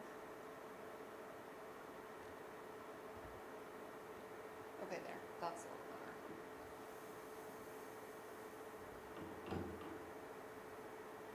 Okay, so here I've got my index and my source type, right? And you should pretty much never ever use all time, but I'm going to use it right now only because this is a demo site, and I just want to show you like how I go about, you know, if I'm going to be like iterating this command over and over and over again, I don't want to sit here and wait for it, right? But I need a good representative data set, a good sample of my data to work with, because if I'm, you know, if I'm only working with 5% of my data that's all similar, then all the work I do isn't going to match. But this looks promising, right? Oh wait, I was going to pick that big spike. We'll pick this one. So we can zoom to the selection there. And then this will help us get something that will run more quickly. And again, I'm running in verbose mode. What that does is that gives me all of these native field extractions here. If we run it, and I'll just show you guys since we have time, right? If we run it in fast mode, which is what they'll tell you in like Splunk trainings, right? Because they already know the data. What they're trying to teach you is how to use the commands. But you don't get all those field extractions out here. Well, if you already know, you know, what fields, then you don't necessarily need them. But that was one of the things that always kind of left me feeling confused when I first started taking the Splunk trainings. I'm like, do you know it's access confined equals 502 or whatever? All right, so verbose mode. This is still kind of running a long time, so I'm just going to zoom in again. And you can see, you know, we've got this static time range here. We're not using a 30-second window or the last 15 minutes, which, right, if we ran it a minute later, it would be a different data set. We'll zoom into this one, and hopefully this should run pretty quickly. My phone is holding up pretty well. Okay, this looks pretty good. What I'm going to do, I almost never ever use this, but just to get this to run a little more quickly, I'm going to use this event sampling, which will just give us 1 out of every 100 events. So that came pretty fast.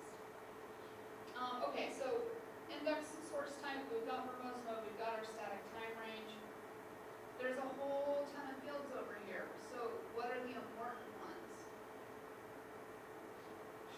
I don't know. But what we can do first thing, right? You guys don't actually have to watch me type because I say all these. Right? Here's our Splunk noise. This I can probably type almost by memory really fast, but right, that gets a whole bunch of the noise out of here that we don't need. Perfect. Now what? Now I want to focus on 100% of my field prevalence. So I'm going to go down here to all fields, and you've got this filter here, right? So if we go to all, you can see there's, you know, 0.12%, 100, 67. We'll want to work with these, probably these 30s down here. But let's just flip it to 100%. And this is kind of tedious, but honestly, it's like the best way I figured out how to do it. I just copy and paste this. Okay, boom. And then you do have to go through here and do it. No, I won't make you watch. You guys get the point. So there we go. So now why do I do that, right? Because when we table out these fields, now we can start to look and see what's interesting and not interesting, as opposed to this, right, where we've got the event here.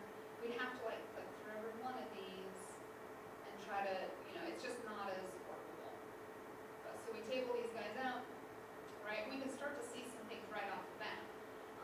So we've got, what, 1, 2, 3 hosts, 4 host names in 2 different formats, event ID and event code, which, you know, are duplicates of each other. Some more stuff over here. Oh, look, we've got, what are these? Event code, event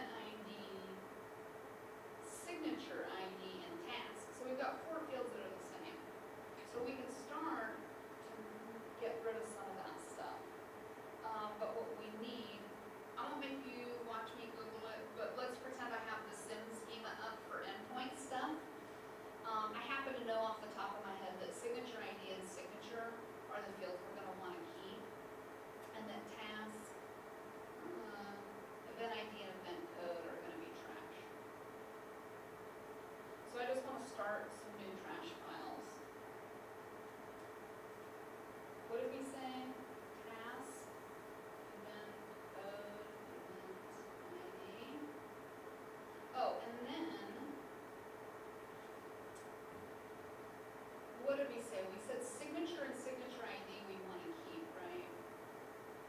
So even though this is going to look like a trash pile, it's not really, but I want to keep it separate. I want to keep it separate so I know that I want to keep it, but I don't want to look at it anymore because I've already seen it and I've assessed that it's good to keep. So I'm going to do fields minus again. But I just know that this is eventually going to turn into my final approved table list. And then we can get rid of this here. What else? We got rid of tasks. Code. ID. All right, let's double check though.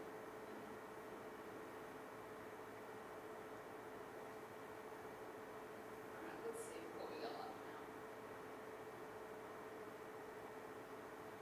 Or let's maybe deal with these host names, I guess.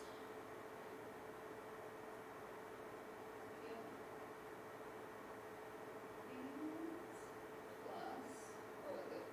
Computer, something, host, device, something. That should give us 4. Yeah, there we go. All right, cool. So, you see we've got the FKDN and then the short version. I personally like the short version because it doesn't take up as much real estate, but it's also going to depend on your environment. So if you work in an environment where you've got multiple domains, you might actually need that additional contextual information that includes the domain and the asset. If you're in a single domain, I personally would go with the short version because you know what the domain is. But we're going to go with, we're going to get rid of computer and get rid of host. And I'm going to put them up here. Because they're not Splunk trash, which is right here. This is kind of just like extra event duplicate trash. Computer, host. Okay, so then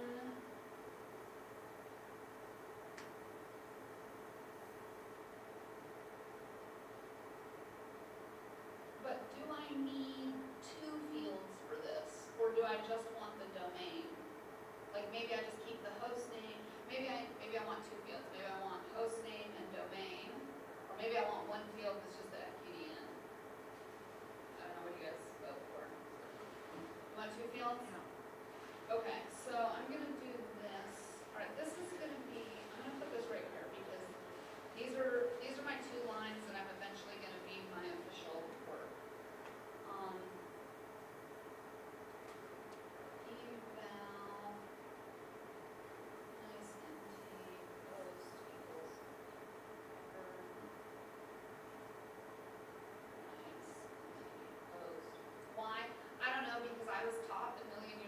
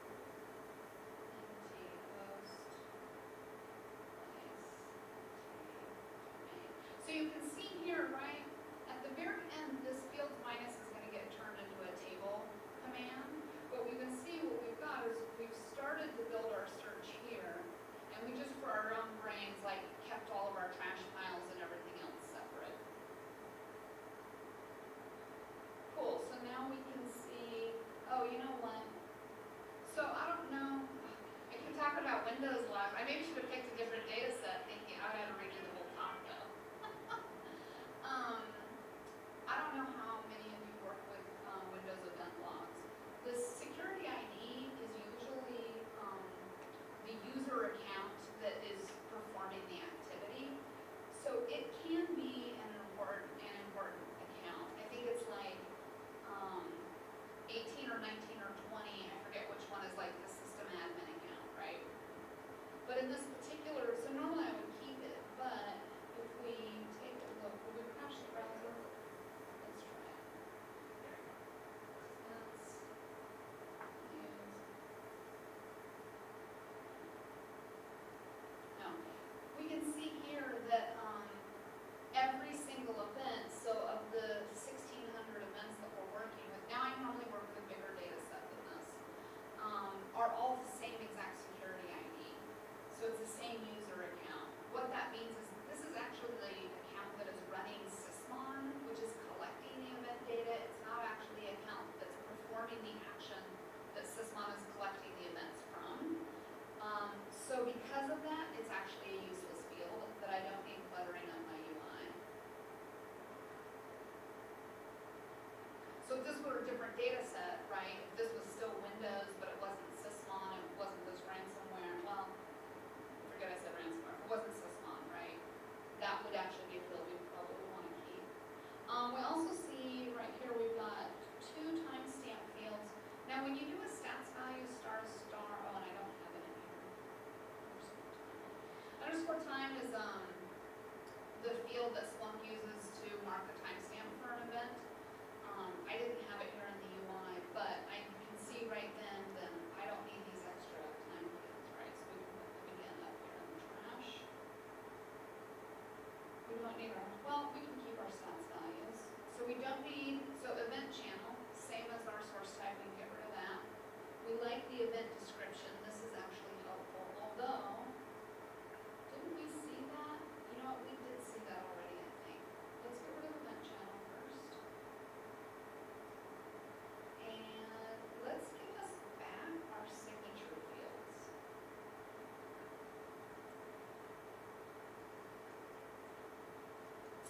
Oh, here they are. So, what's interesting, okay, this is a good example. Does signature have more things, or does it just look longer? Driver load, file create, image, network. Oh no, it's the same. It was just longer because it's a shorter field. Okay, great. So we can get rid of event description. That's a different field. We can put our signatures back up here.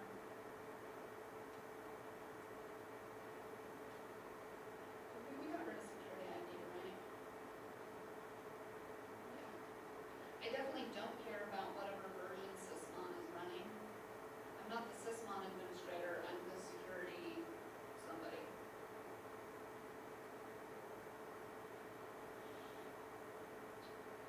Record ID, I don't know. I don't think it gets me much of anything that I need to worry about it. But you know what? Maybe I do. I don't know. I'm gonna make this file is gonna be my file to go look at later. Like this is my just in case bin.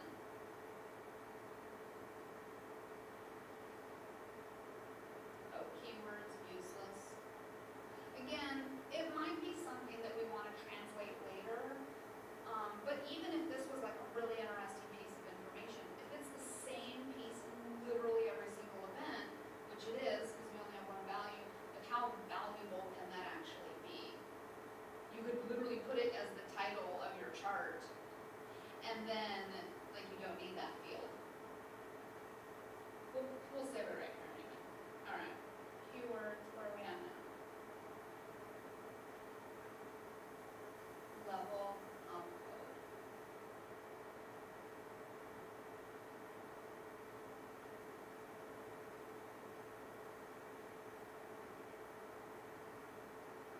Action, good. Direction, good.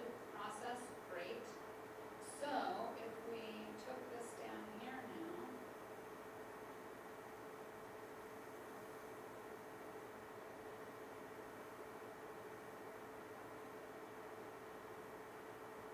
we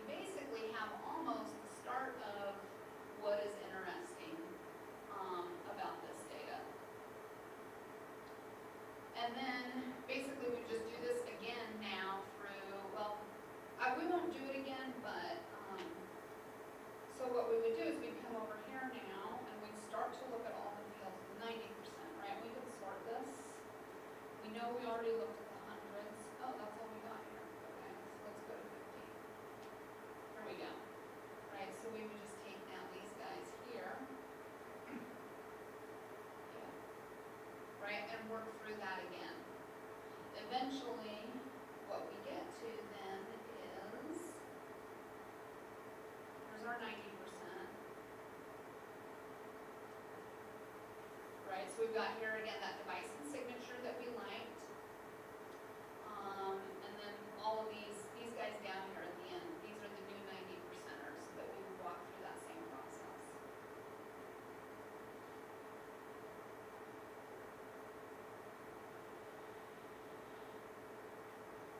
What we get eventually is, so here is the actual base search I ended up creating. You can see I did filter some things out, like I don't care about sysmon monitoring Splunk. That's not useful to me as a security person. I mean, I guess maybe if I was monitoring, like, did Splunk get shut down? I figured out this Acronis, I think this like backup software. Tenable, I don't need that, right? So I've got my index and source type, some data that I just don't need. I've got my renames here, so I named image loaded to the sim normalized. I don't even think this is actually a sim field, but at the very least it's lower snake case. This would drive me completely crazy, like even if image loaded wasn't a sim field, if you left it in camel case down here in the table command with all the lower snake cases, I would be very sad. So, and then, right, we want to remove our sampling. What I did find out when I was looking at this, do we have it? This one, no, here, process. If is null app, return process, else return app. Turned out in like the 100 some odd, 200,000 events in this data set, there were 5 that did not have a process field once I was done with all my normalization, and I went and checked every field, right? Every single field, I was like, where is null? And then I looked, oh, it's null, it's not supposed to be there, it's fine, okay? Go look at the next one. Where it's empty, an empty string, is it null? Is there a value there? Does the value match? Is it lowercase, is it uppercase, whatever? What I found were 4 events out of like 200,000 that did not have a process. When I looked at them, what it actually was sysmon starting at boot time. So it had the process, but it was in a different field because it was like it was monitoring itself at boot or something. But that just goes to show like the level of neuroses that I'm at when I'm like validating this kind of thing. So I'm sure nobody else would have cried about those 4 events. All right, so now, should we try to find the system that was triggering that was being ransomware? So we've got, what do we have? Let's do, what time is it? 5:19, 10 minutes. Maybe we can come up with something for ransomware real quick. I think what we want is stats count.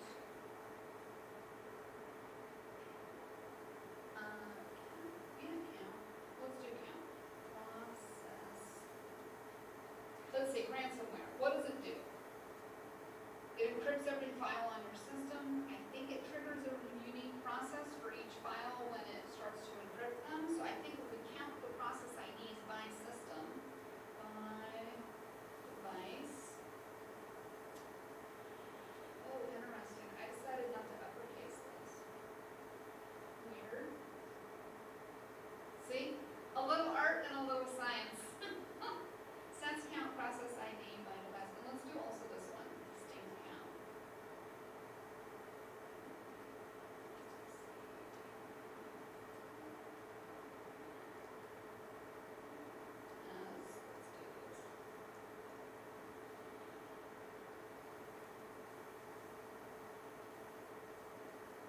Okay. Fingers crossed. I think we can see which one it's going to be. Can you guys see that on it? Now, oh, you know, what's the time range on those? Oops. 27,000. But if we were going to write a search, what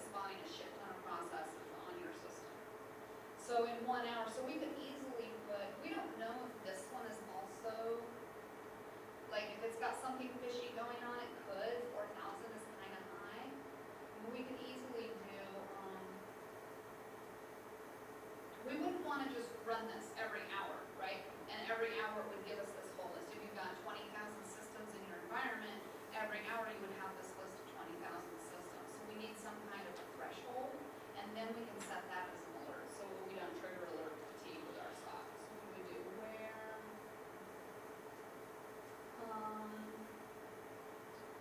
PID greater than, yeah. We need a better data set, or not a better data, a larger data set in order to pick an appropriate threshold. Right now, we're just looking at 3 hosts in an environment. You would look in your environment, hopefully you don't have active ransomware going on, and you would be able to see what's normal. There might be like servers, web servers that are really busy, so they might get their own alert, because the threshold might need to be 10,000 is normal. But with your user endpoints, the threshold would be 5,000 or whatever, right? Your PID greater than 5,000. And then we don't need, wait. We do, yeah, distinct was not. That's interesting.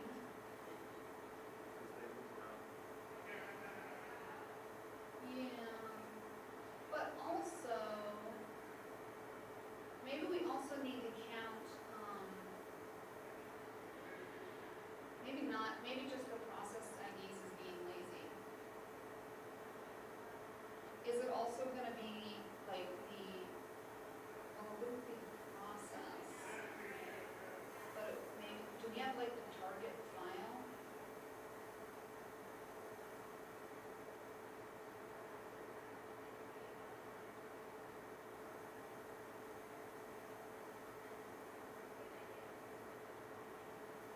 Let's also do that.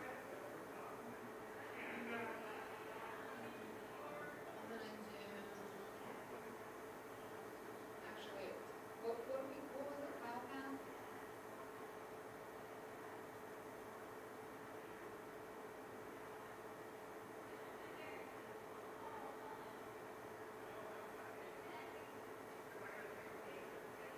And then I also want to do this, I want to see, I want to use,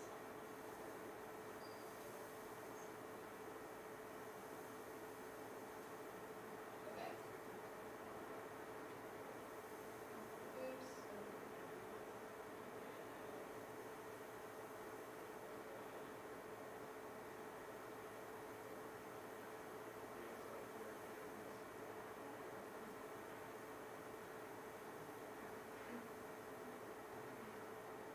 So we've got only, okay, so this is not, file path is not a good indicator of anything either. So maybe PID is the only thing, right? Maybe this isn't the best alert.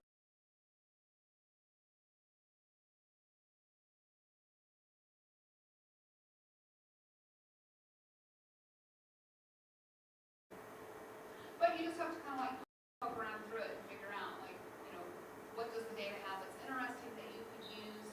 The thing about security detection engineering, like, nothing is ever like, hey, I'm bad. It's like all normal activity that's just abnormal. And that's the hard part, is figuring out, no matter what search you write, it's always kind of like a judgment call. What's the appropriate threshold, right? You don't want to blast your SOC with like 1,000 alerts a day of just trash that they got to look at, but it's inevitable that at least half of the things they do look at are going to be like,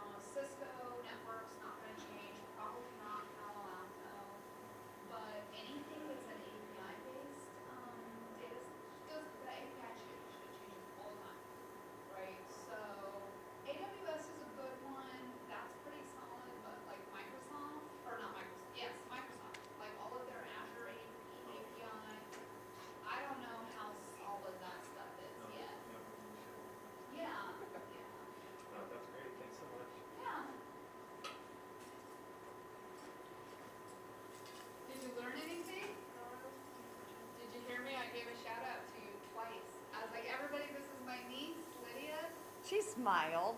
I wasn't paying attention. She smiled. You heard it. I turned around, she was smiling.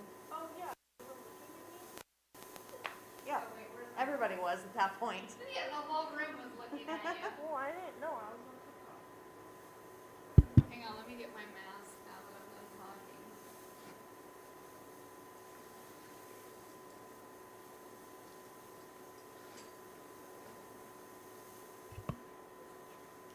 I sort of like that gremlin shirt. I almost feel like I should go back and get a medium.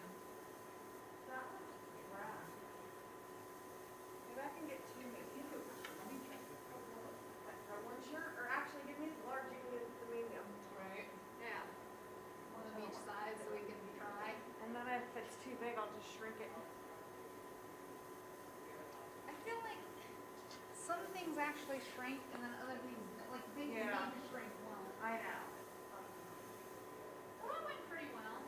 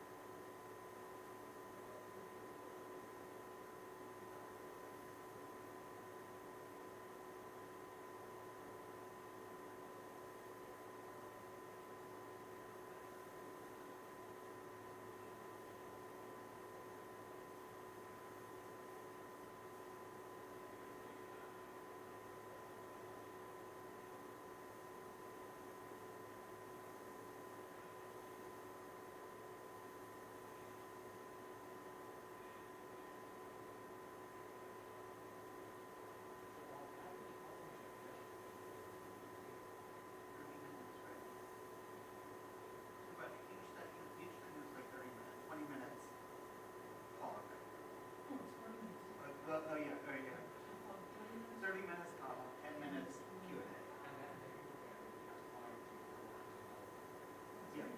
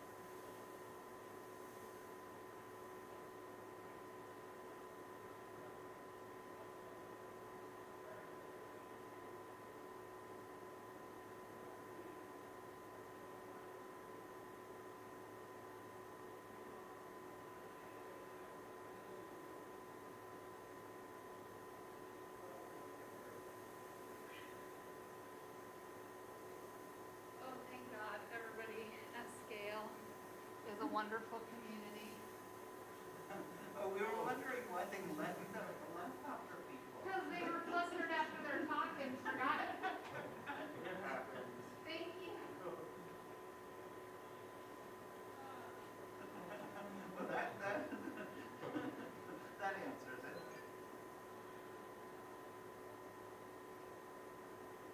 Can we go back to our meeting?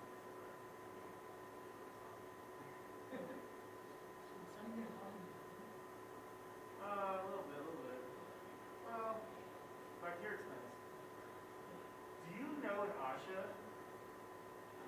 Asha, same last name?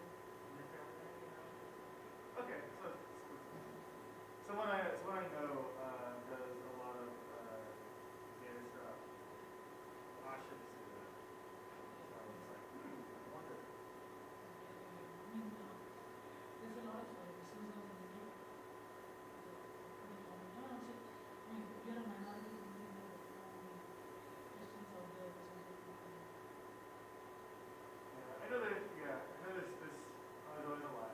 People always mix me up with like there's several like big families like my name. And it's like, no, I don't know any of them.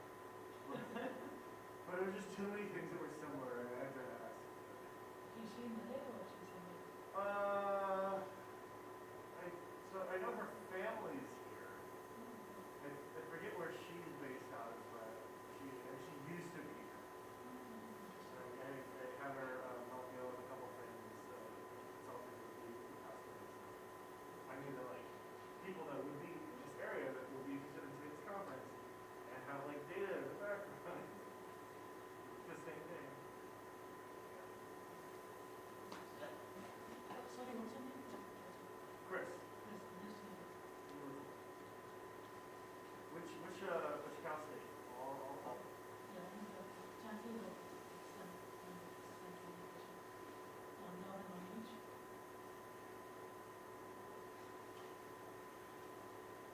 I guess we get started at 6. Down in Michigan. It's time for you coffee or soda. You want to go for dinner? Oh yeah, I'll be around. I don't know if I'll be good night, but I'll be in the hotel. And probably at the bar in Brooklyn. Right.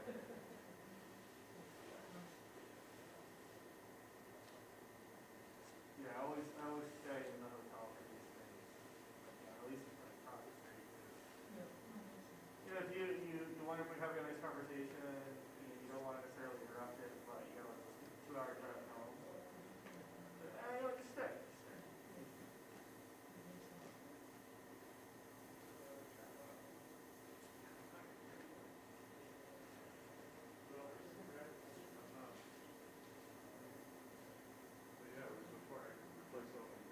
Hi, Mark. Yeah. Yeah, yes, I'll plug it on here. I just checked. It was working.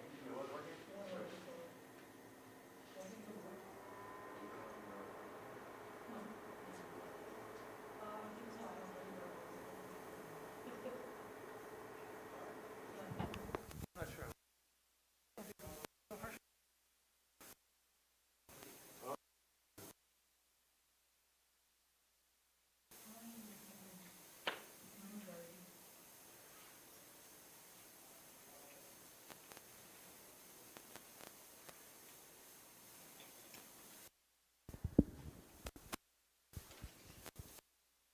Well, I guess I'll go talk to the AV guys.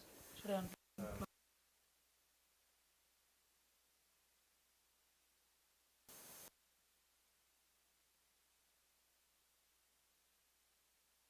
Perfect. All right, let's.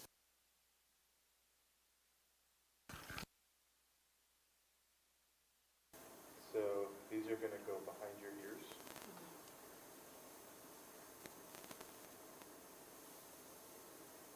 And then you can move, it should be, I think they call it memory metal. You should be able to warp the metal if you see fit. Okay.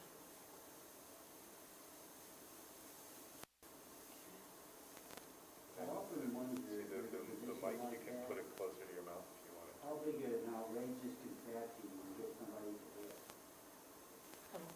the lizard head, in order to wear, you have to wear the lizard head. It's Yeah. got a little front.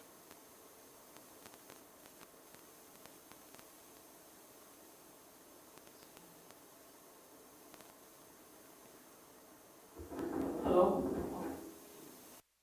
Hello? You guys hear me? Yeah. Okay, okay. I think you actually may need to deal with it. Sure.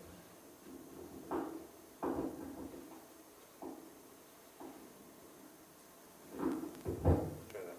Hello? Yeah. Testing? Awesome. Just I'll turn it off for now and turn it back on. Okay, I'm going to sit at the edge there and make sure that everything's all good. Okay, cool. And yeah, you can just put that wherever you want. You should be able to click it on your belt or your chest pocket. So I appreciate you coming. Thank you. Thanks for having me. Of course. So, is this being recorded? Yes, that's the camera. Oh, that's a right camera. up Oh, there. perfect. Yeah, Okay. I thought that's for to deter theft from the room. yeah. Well, it does that too, because it's also a camera. Exactly. Uh, Cool. So yeah, Awesome. So we get started on time, right? Since yeah, that's it. Okay. So I don't know if you want me to give you an introduction. I thought.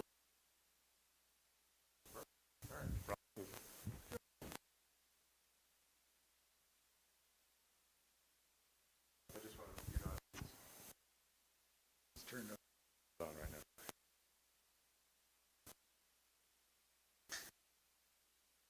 Okay, yeah, that's good. You got it. Then I will log out.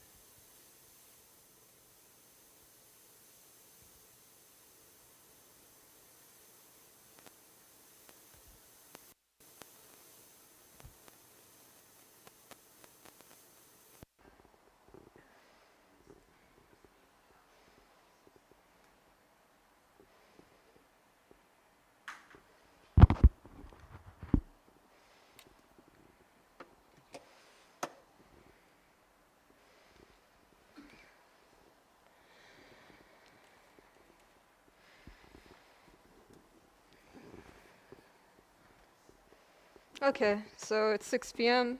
I guess we might as well get started. Okay, welcome to live patching, a down in the trenches view. I'm Sarah Newman.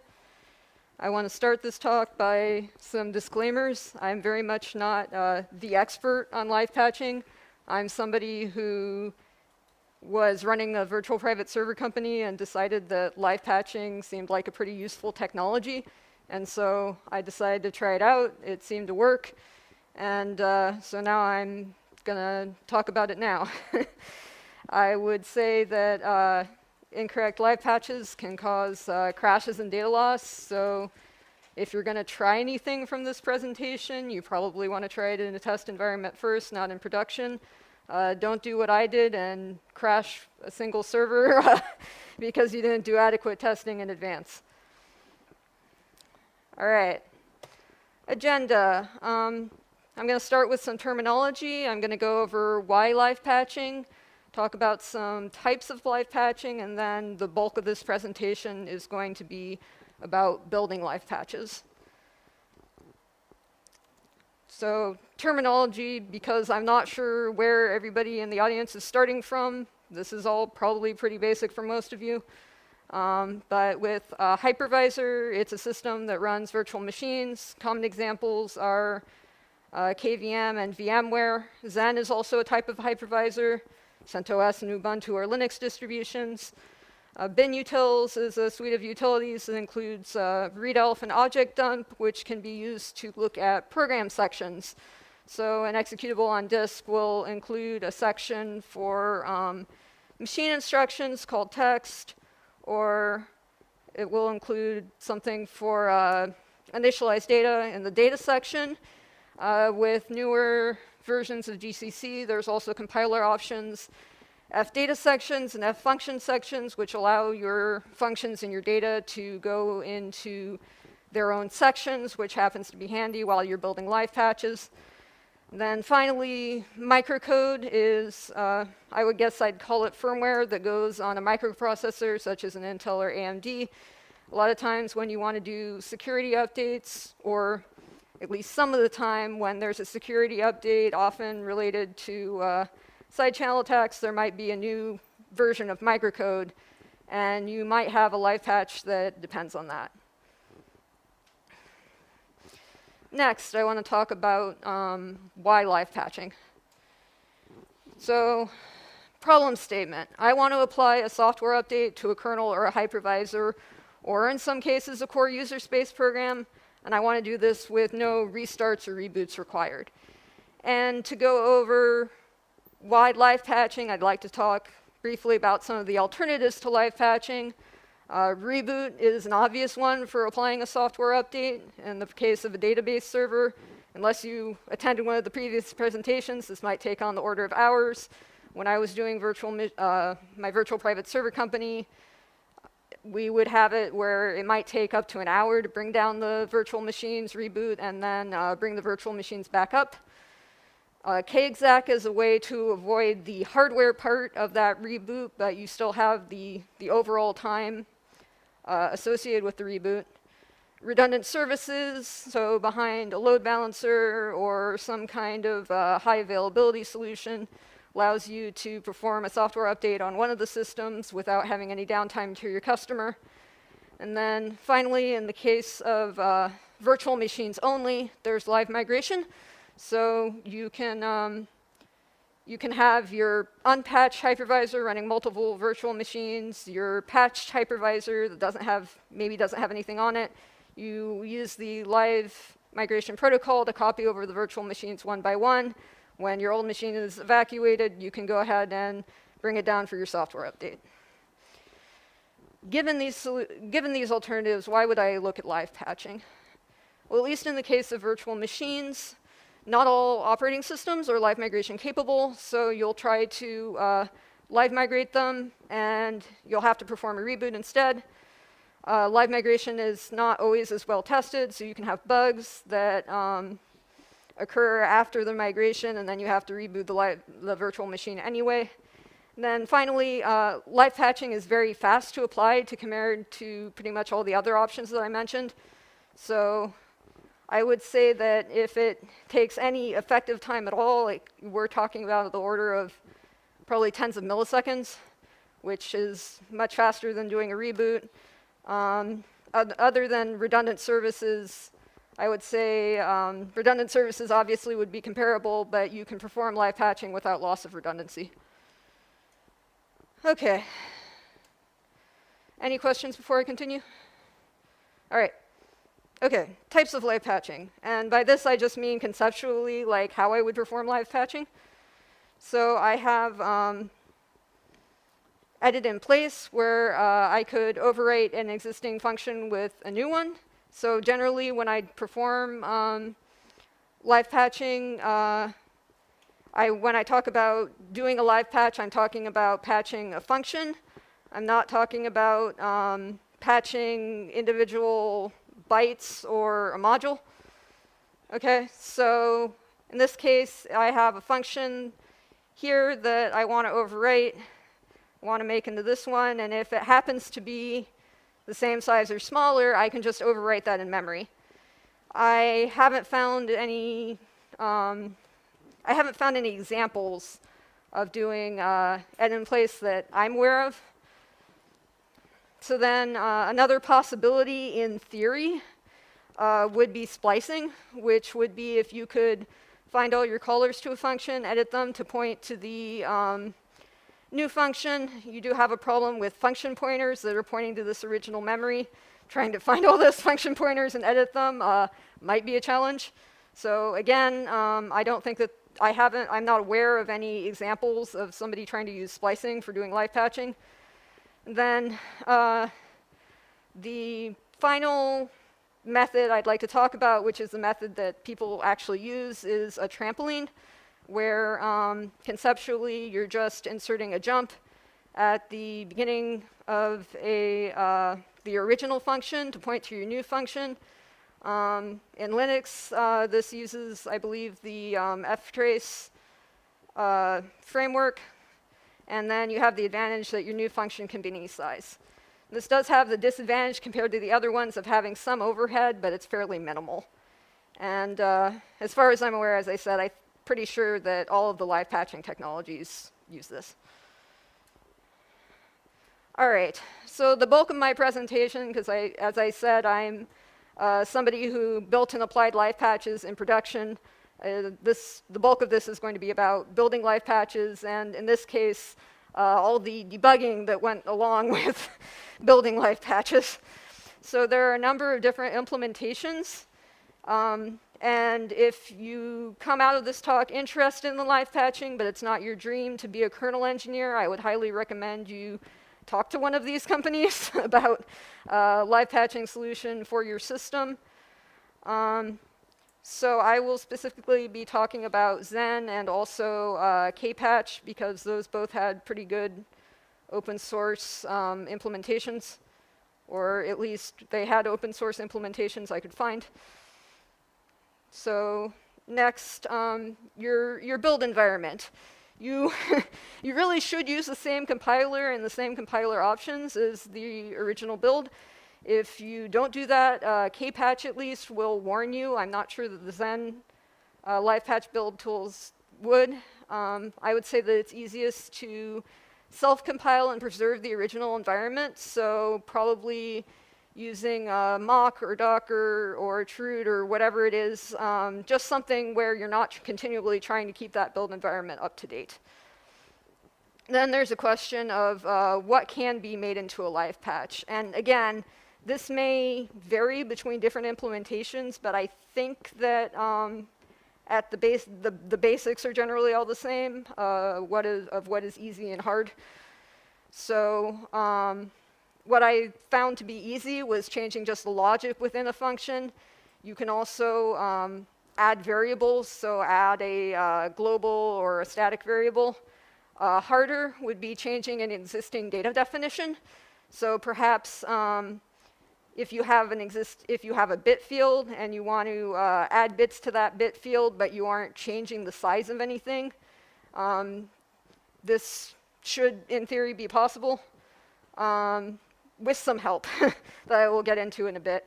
Hardest, I would say, is change, if not impossible, would be changing the size of a data structure, changing the initialization code because the initialization code is already run, therefore you can't live patch it, or changing parts of the live patch code itself probably are not necessarily advisable. And as I said earlier, some of the live patches you might want to generate for security reason might use new microcode. Well, Linux and newer versions of Zen can load new microcode at runtime in case you weren't aware of that. Okay, so now I'm going to go through a few small code examples. Again, this is from the Zen code base, so it may not be generally applicable. But here I have in the, I'm patching something in the init section, schedule init. I'm just adding a print k. Do you guys think it'll patch? Raise your hand. All right, yeah, definitely. You're totally right. No, it's explicitly ignoring the init section. Even so, that code already ran. That, you know, there's nothing to do there. Then here I'm adding a variable, and I'm calling it from a function called SchedulID. So stupid code, but do you think it'll patch? Raise your hand. Yeah, it actually successfully patched, and I ran the code that exercised this patch, and here's, oh, all right, here's some of the output at the bottom. Okay, now I have a structure that I'm changing to be, that used to be const, now I'm removing the const. Do you think that'll work? Nope, definitely will not work. So, symbol change sections, so from the read-only to the not read-only, so definitely doesn't work. And then adding on to a structure, and there are statically declared instances of it. Will it patch? So again, the answer is no. So that's because of an object size mismatch. So I suspect, but I haven't tested, so I don't know for certain, but I suspect that if you didn't have any statically declared instances and you were just, you know, doing dynamic allocations, that this would only be function changes. I could be wrong, and that might actually generate a patch that, of course, would not work properly. I could be wrong there. Unfortunately, I didn't have time to get that far. So one of the workarounds that's available for things that will not patch properly is hooks.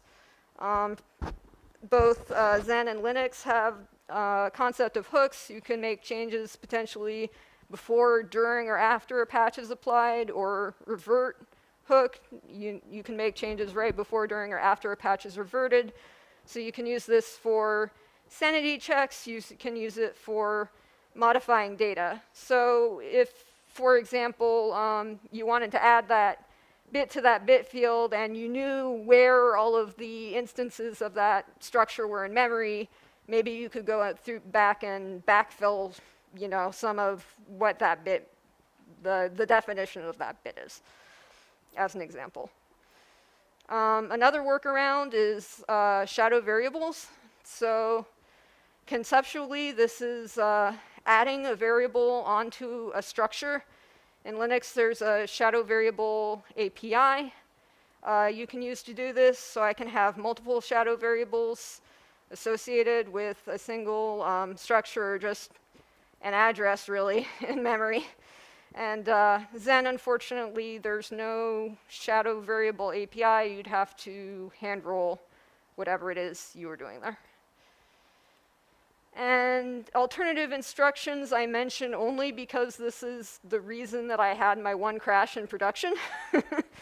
So different versions of CPUs have different capabilities, different instruction sets. Generally, like when we do a binary for x86, it's the lowest common denominator. So alternative instructions is a framework for patching in the correct instruction based on the instruction set. So for example, if a processor has this supervisor memory access protection, I believe, but not all Intel processors do. It'll patch in the correct instruction in order to protect or unprotect memory. And it does this, with a Linux module, it would do it when it loaded it, or in Hyper for Zen, it'll do it when it loads the live patch. And this really needs to be run as part of live patching, or like me, you will discover that you've encountered a memory access violation. So the bug, I was apparently an early adopter of the live patching in Zen, and I did not test on the specific processor that I was going to apply the live patch to, and they weren't handling the features to apply the alternative instructions correctly, so I encountered a bug there where the alternative instructions weren't applied correctly and had my crash. So that's why I mention it. Any questions before I continue? All right. Okay, moving on. So patching Zen specifically. So I want to talk a little bit about the consistency model. So unlike Linux, patches are kind of applied all at once in Zen, so there's no concept of I've applied a patch to one virtual machine or another machine, does it all at once, does it with interrupts disabled. And you probably shouldn't patch anything in the call stack while the live patch code is running, because the old code will continue to execute. So the process of applying a patch in Zen, so you can upload the patch, it allocates memory for the patch, it resolves the symbols, and then it applies the alternative instructions. So when you go to apply the patch, there are work queues in Zen, so it schedules work to apply the live patch. Then within the code, like in the idle loop, the CPUs will check for live patch work and then kind of all rendezvous at a specific point in the code is what they call it. The first CPU there applies a patch, so it'll run the apply hooks. Zen does not have, I believe it's the F entry that puts the in Linux that puts the no ops at the beginning of the function, so it doesn't have that, so it has to save the old instructions before it overwrites them, so you can revert the patch, and then it overwrites the beginning of the function with a jump, so a jump from your old function to your new function. So for the test patch, I decided to do was an actual security patch, Zen Security Advisory 401, which there was a race condition whereby a safety TLB flush is issued too early. In any case, I picked this because there was a total of one function patched, get page type in mm.c. So the process of building the patch, I will note, just in case you're familiar with Kpatch, the Zen live patch build tools are based off of Kpatch. So here I give the source to Zen, I give the config for Zen, I give it the path to the patch. Then because in Zen, when you stack live patches, it wants to do a safety check to make sure that you're stacking the patches as expected. So you'll give it a path to a dependency of that will either be your previous live patch or Zen itself. So here I'm giving the build ID just of Zen itself. There's a similar check for the build ID of Zen with this Zen depends. Then I give a path to Zen symbols, which is used both as a sanity check to see is the function that I'm patching actually in the original version of Zen that was built. And also the size of the patch is pulled from, the size of the function is pulled from Zen symbols. And then finally I give it the output directory. So building my live patch, it builds everything. It has this reading special section data, which will do things like, I believe, pull the size of the alternative instructions among other things. I didn't look at it in that much detail. So to apply the patch, there's a shim in between make and GCC that will take any source that is built and copy it off to a special directory. Then it will unapply the patch and do the same. And then it will compare the two using create diff object, which is part of the build tools. And so it'll do effectively a binary diff with a number of safety checks to make sure that what you're generating can be an actual valid live patch. And one thing I would like to point out is that if you are adding a source, which you think would be easy for it to add to the live patch, at least for Zen, if you add a new source file, it doesn't get included in the live patch. So don't do that, as I discovered a little bit ago. All right. This was not my first experience. My first experience actually was that nothing worked. So the last time I seriously used this was CentOS 6 and Zen 4.8 as of 2020. So Zen 4.14 and 4.16, whether it was CentOS or Ubuntu, it didn't work out of the box. So I did a bit of digging.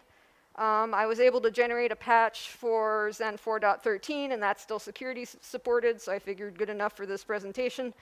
I asked about it on the Zendevel mailing list, and turns out that master and some public patches for the live patch build tools, that all works together, and I was successfully able to create a live patch for that, but I wasn't able to successfully backport to Zen 4.16 or 4.14 cleanly. So as far as I know, nobody has tried to build live patches for those versions. Hopefully when Zen 4.17 comes out, that'll have support.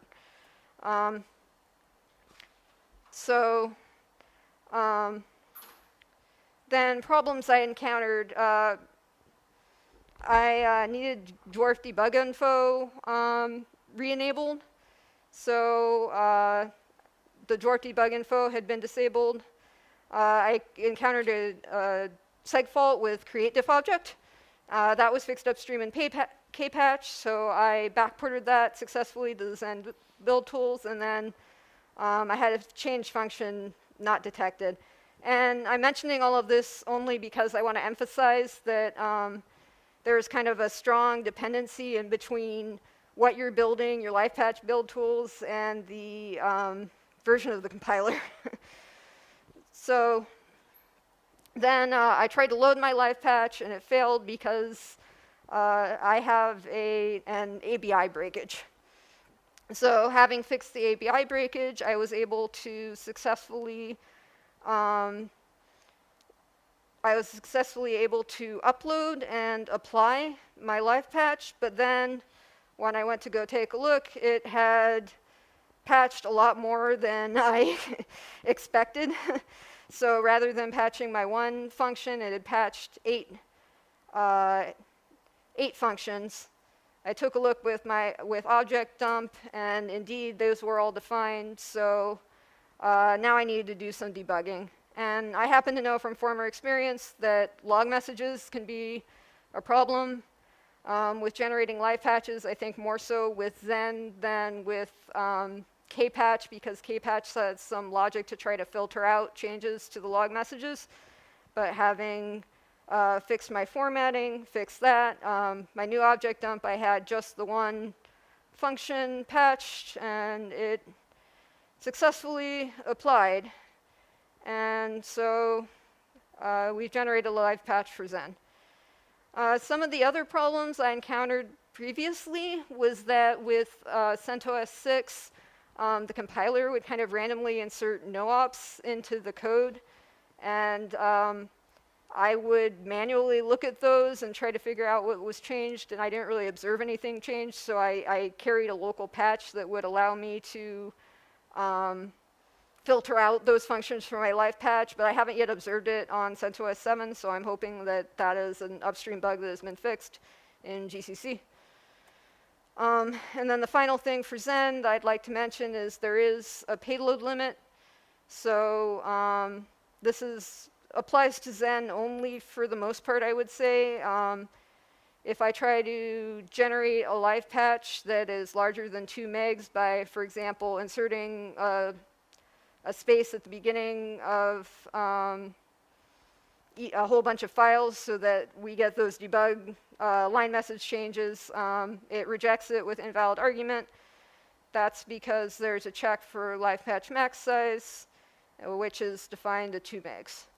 And I have not tried live patching that to make that larger, just so you know.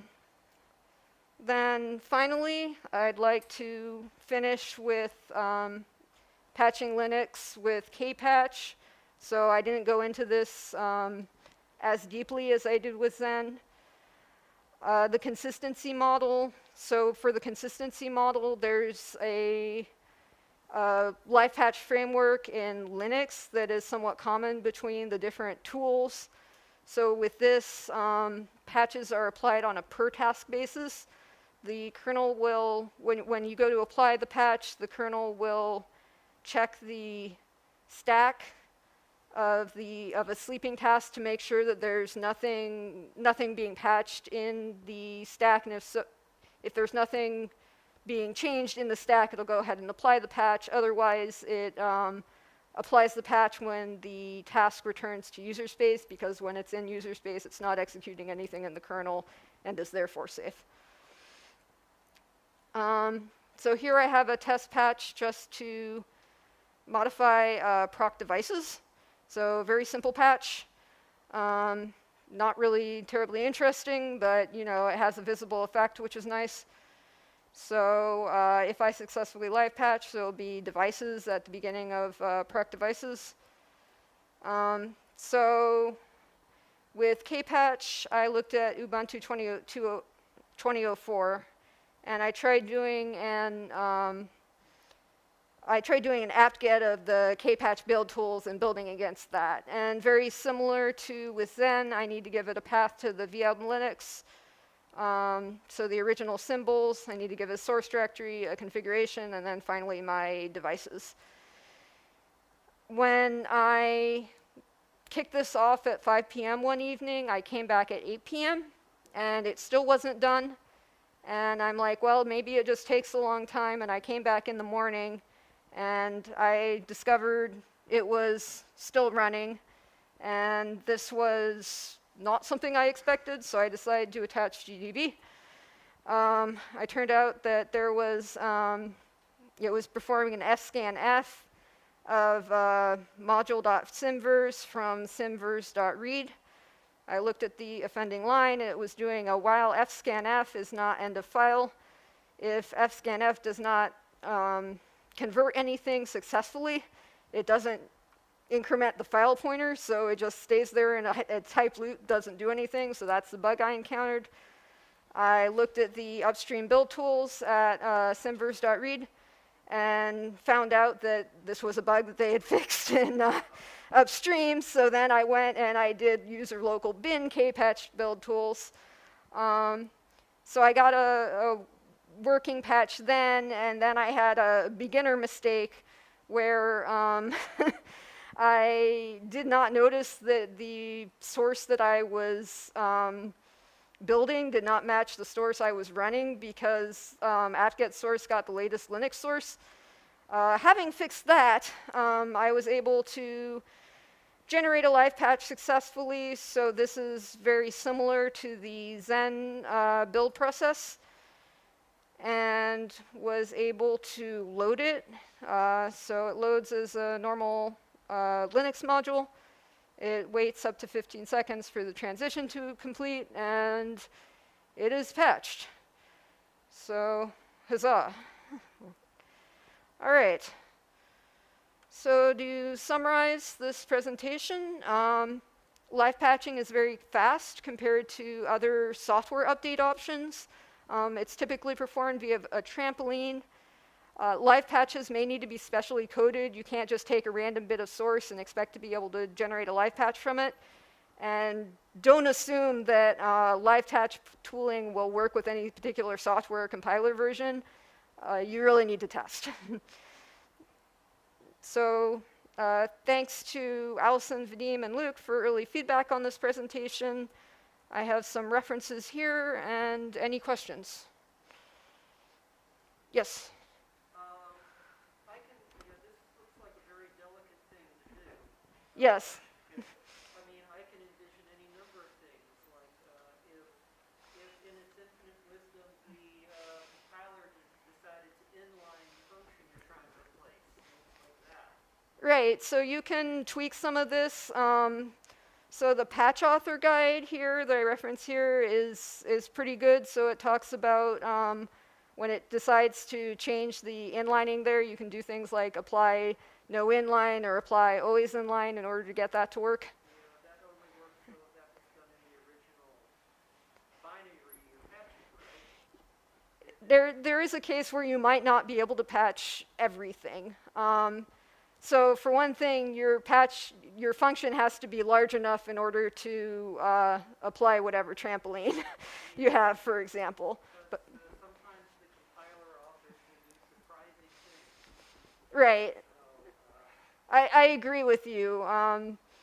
So this is something where when I was doing it, I would, if I could naively get a live patch, I would do things like check the call stack to make sure that it looked like, basically it was safe to apply from the context, that the change was safe to apply from the context of where the live patching was happening. I would have a test system where I would have representative virtual machines running on all of the different architectures that I wanted to supply, and I would patch and unpatch, several thousand times in order to make sure that this was safe to do.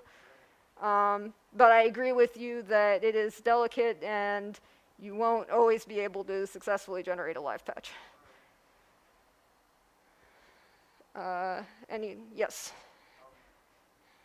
Let's say, how do you coordinate between what you're doing with a live patch and then with code and rest?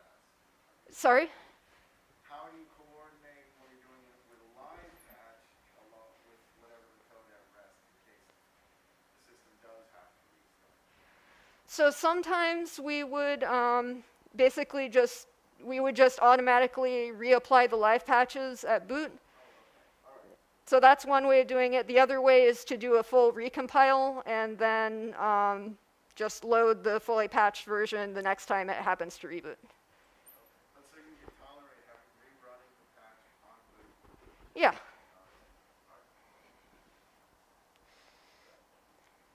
Yeah. Any other questions?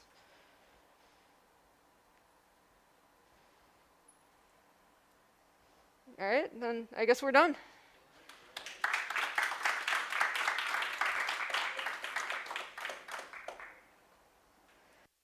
Into a framework that you can actually use.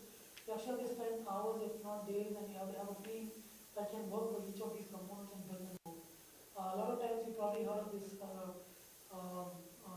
data steward, which is supposedly handle organization, the people, bringing people together to build these components up. But steward of building each of these components. And then one of the big major reasons is the data silos that exist within organizations. To share data that try to pull your hair out of their head and get them to convince them to actually work with you. Data quality costs less money, process efficiency, negative impact by poor data governance, and the benefits of these systems are not realized because again, governance is one of the best. Who uses it will we obviously make a lot of use of it. So the problem is your data catalog only stores data about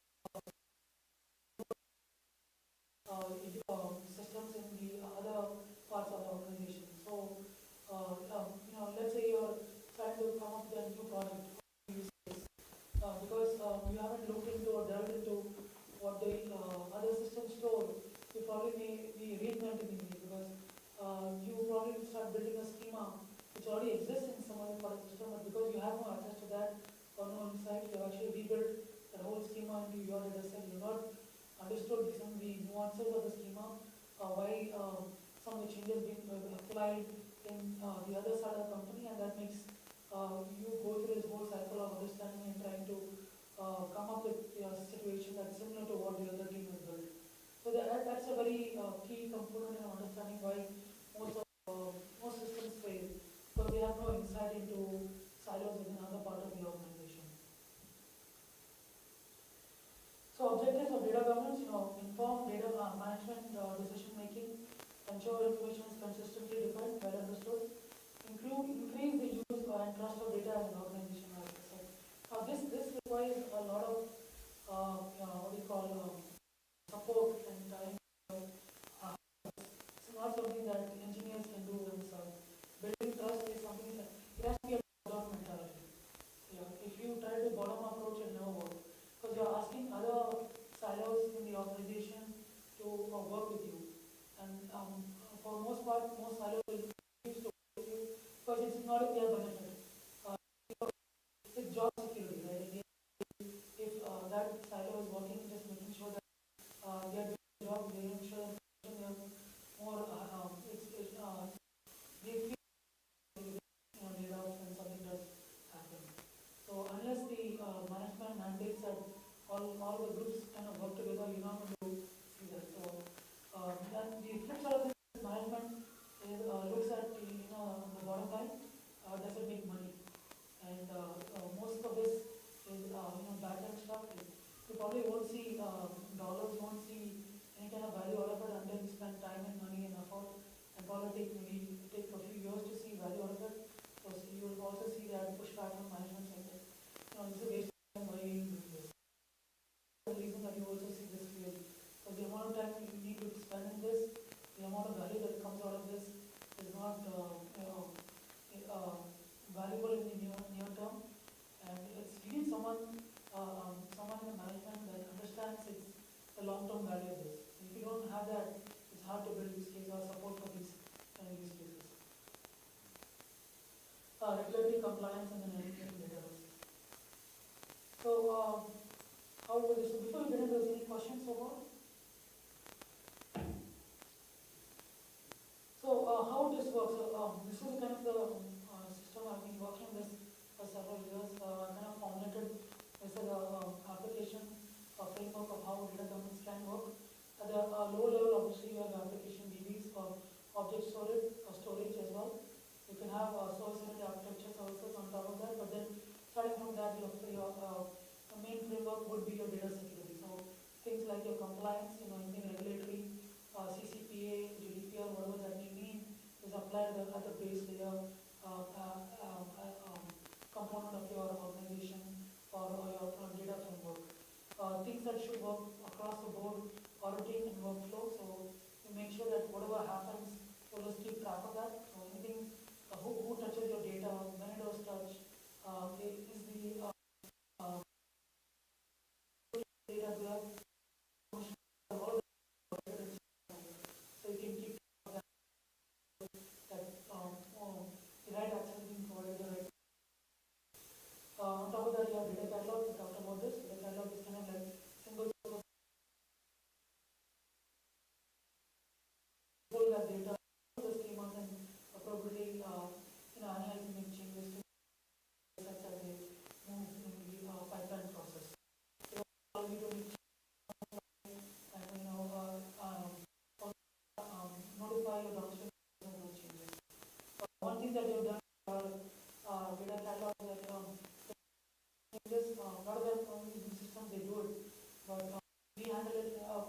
Additions, when new columns are added, we typically don't stop the process. We kind of still flow, but we kind of notify our end user that there is a new column in place. If you want to use it, use it. None of the downstream process, we kind of say you cannot use select star. You have to use. They're all typical best practice. If you do SQL, you have to do individual SQL columns. You don't do select star because that will break your query downstream. But if columns are modified or columns are deleted, you actually click up modify downstream process that critical component change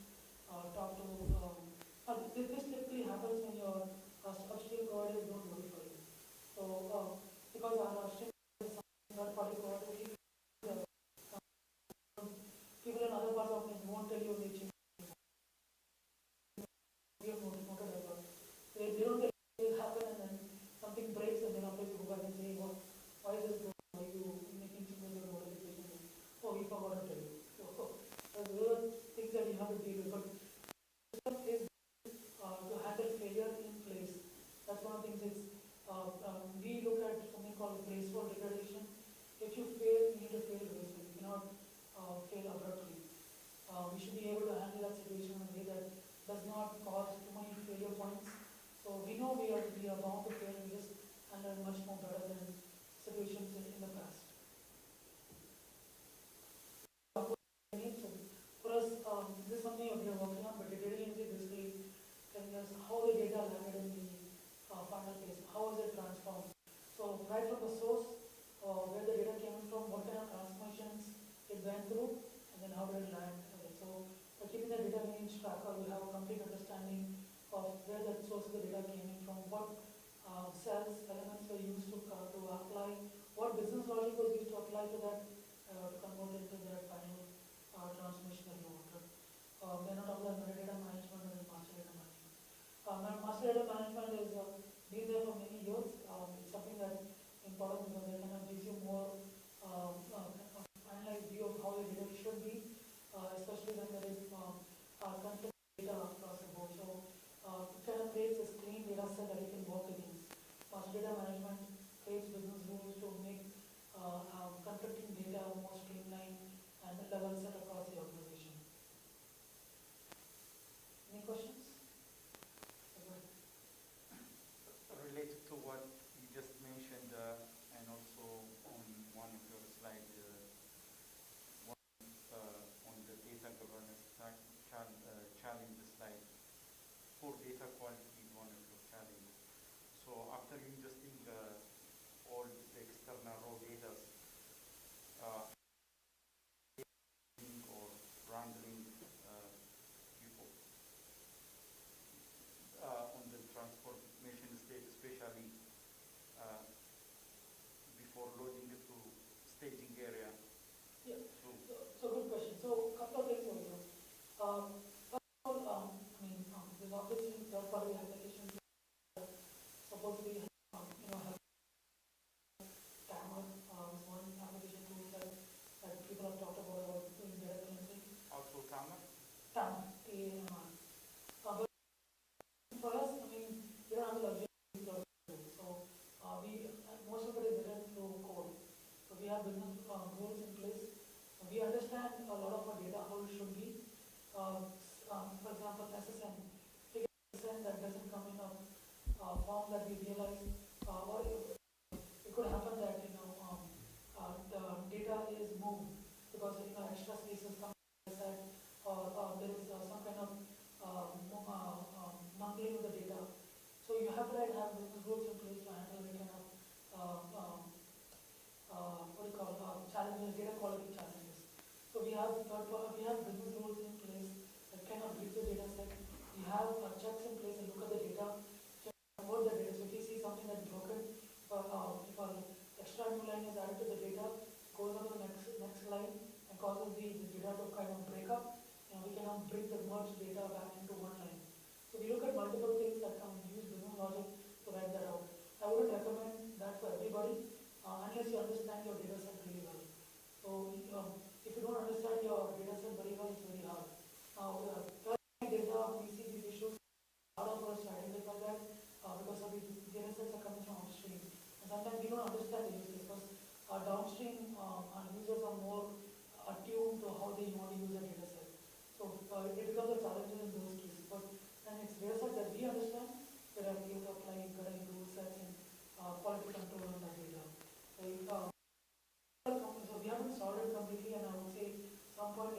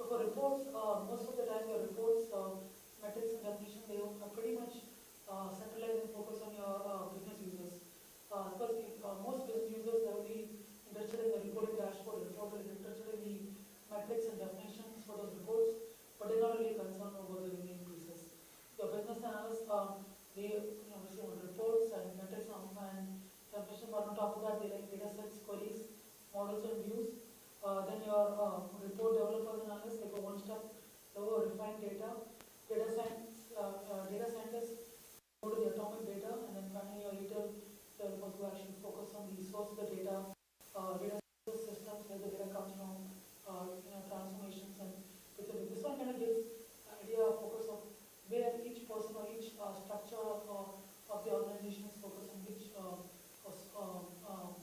of the truth of the data that it comes from.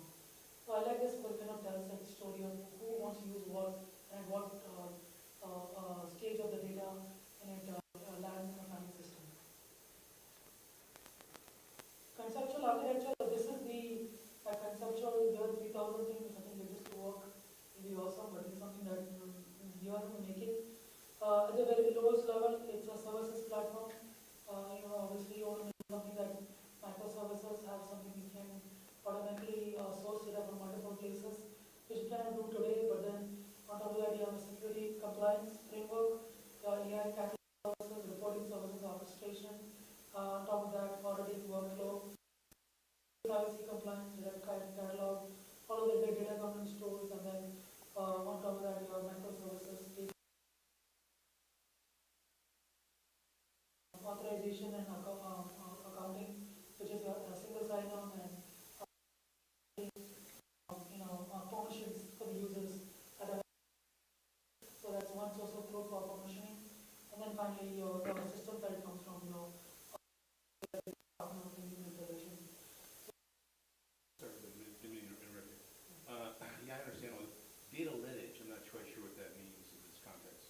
So data lineage is, as I mentioned, is saying keeping track of how the source of the data right so transformations to when it actually shows up.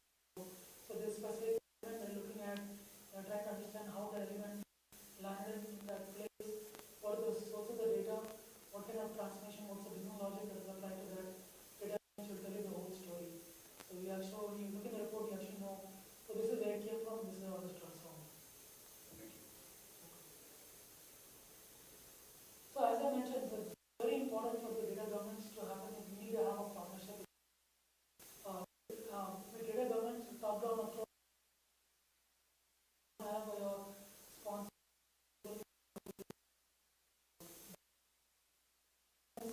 responsibility in data management, representing we should be able to convince the if they don't do this, their value for the data is diminished.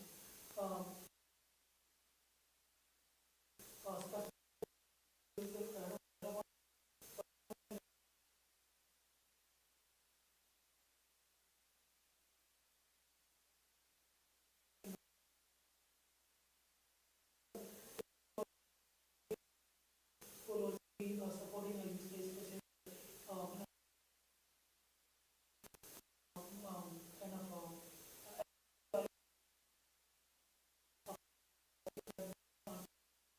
source data. We can structure value, informed decisions from this to supply to our business stakeholders. So it's a concern, it's account friendly for both business and IT.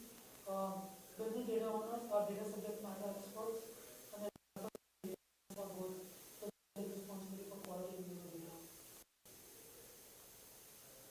So I'm coming to the end, almost done. So one of the things I want to talk about, I don't know how many guys are familiar with this, but Matt Turk is a venture capitalist.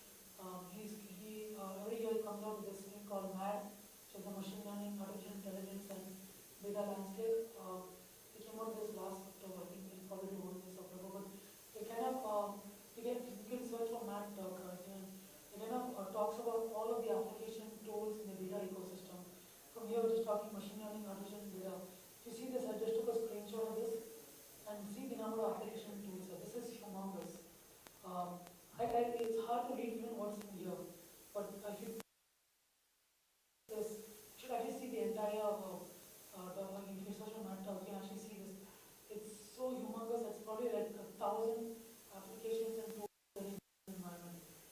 You don't even know which ones should be used for your, and a lot of them are overlap. If you look at one tool set, it does bits and pieces of what you want. There's other tools that will do bits and pieces of what you want. So it's a good way just to understand the complexity and the number of tools that are out there that kind of do everything. So from data processing, data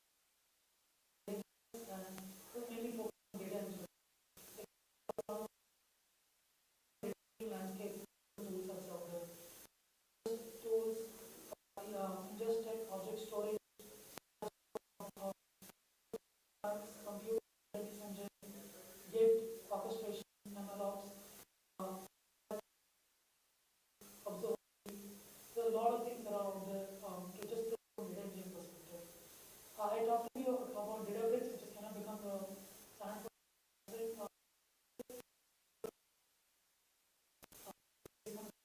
a lot of people talk about Snowflake today. Again, if you know, Redshift is also in data warehousing. It kind of lost its luster because of Snowflake. Snowflake actually kind of took all the shine from Redshift now. They actually tried to compete with Snowflake and they used a lot of features to make feature compatible with Snowflake. But from a perspective, framework, it's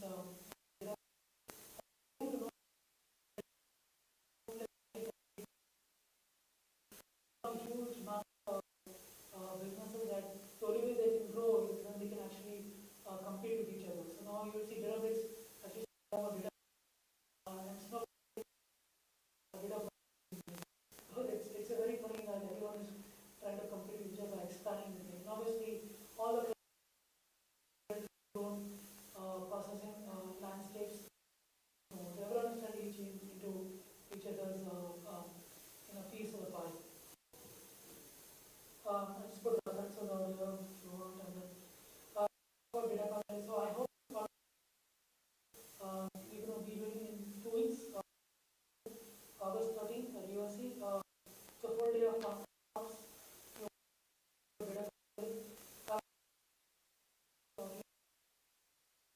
Looking to attend.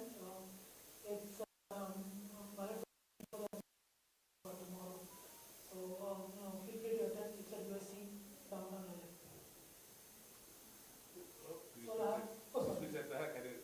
You probably have posted that somewhere, but I was hoping to get your comments.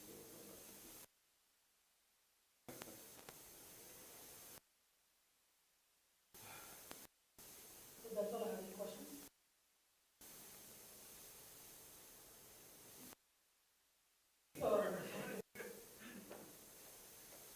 Hopefully this is informative.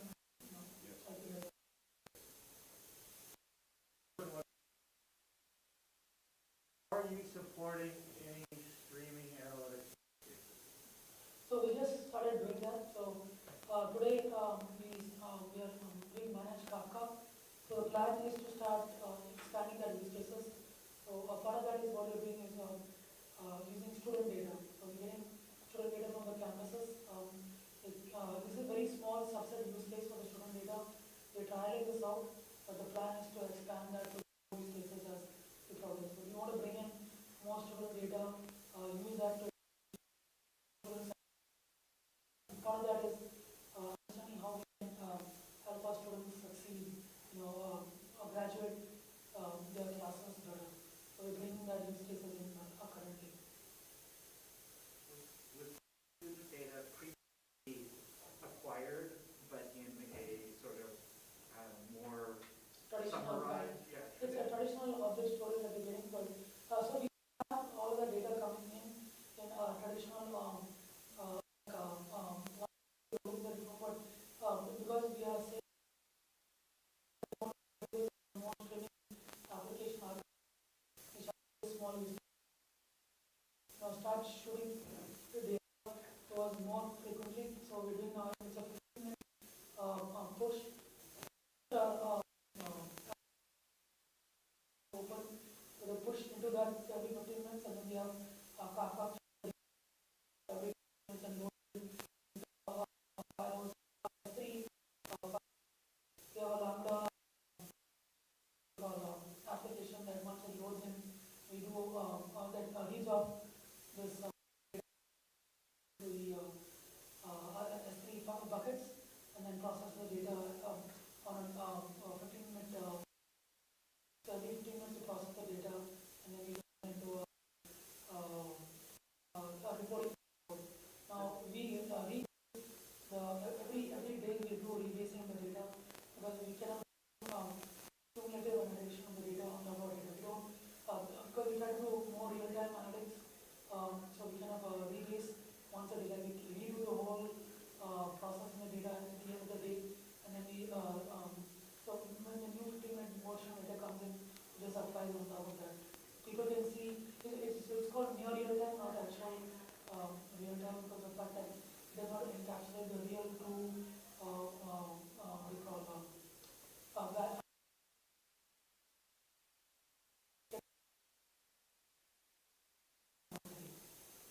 That makes sense. Yeah, yeah. Dedupe data and then give that the data. Yeah, but you don't the dedupe happens only at the end of the day. So at the beginning of the day, we just kind of just put it in.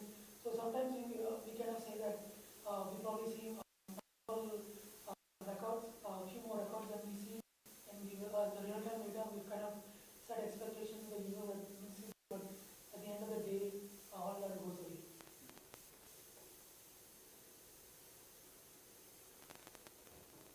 Any other questions? What you guys doing only covers Cal State Northridge or across? No, all they're across. Across all Yeah, I mean states? the use case for streaming right now is one of the campuses. We are testing a small portion of it. Once we show success that this can work, we'll expand to all. So one of the other things also in terms of every campus is independent. So even though we announce it to the group, it's up. I mean, announce it to campuses. It's up to the campus to say if they want to join us or not. The other part of that is that all campuses also they have their own architecture and technology. So some of them are something else. So they say, oh, we have our own way of processing the data.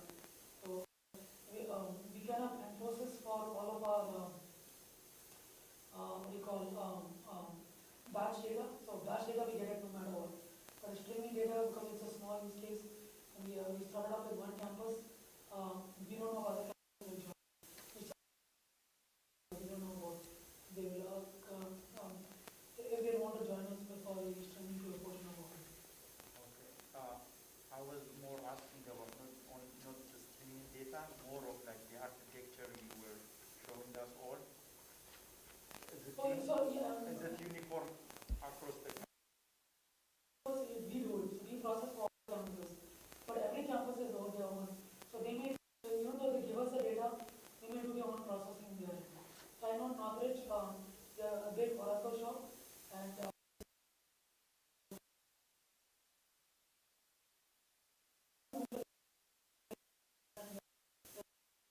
Oracle on the cloud.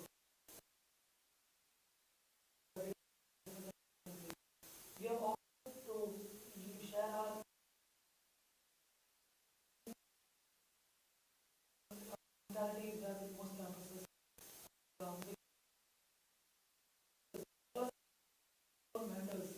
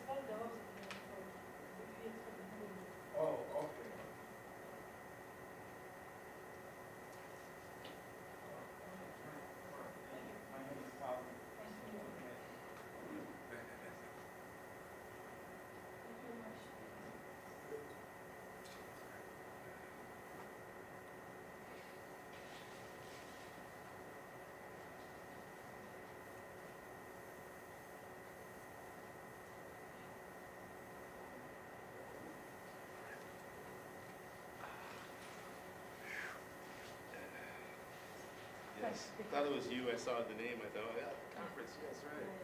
Very cool. Thank you. Yes, yes, definitely.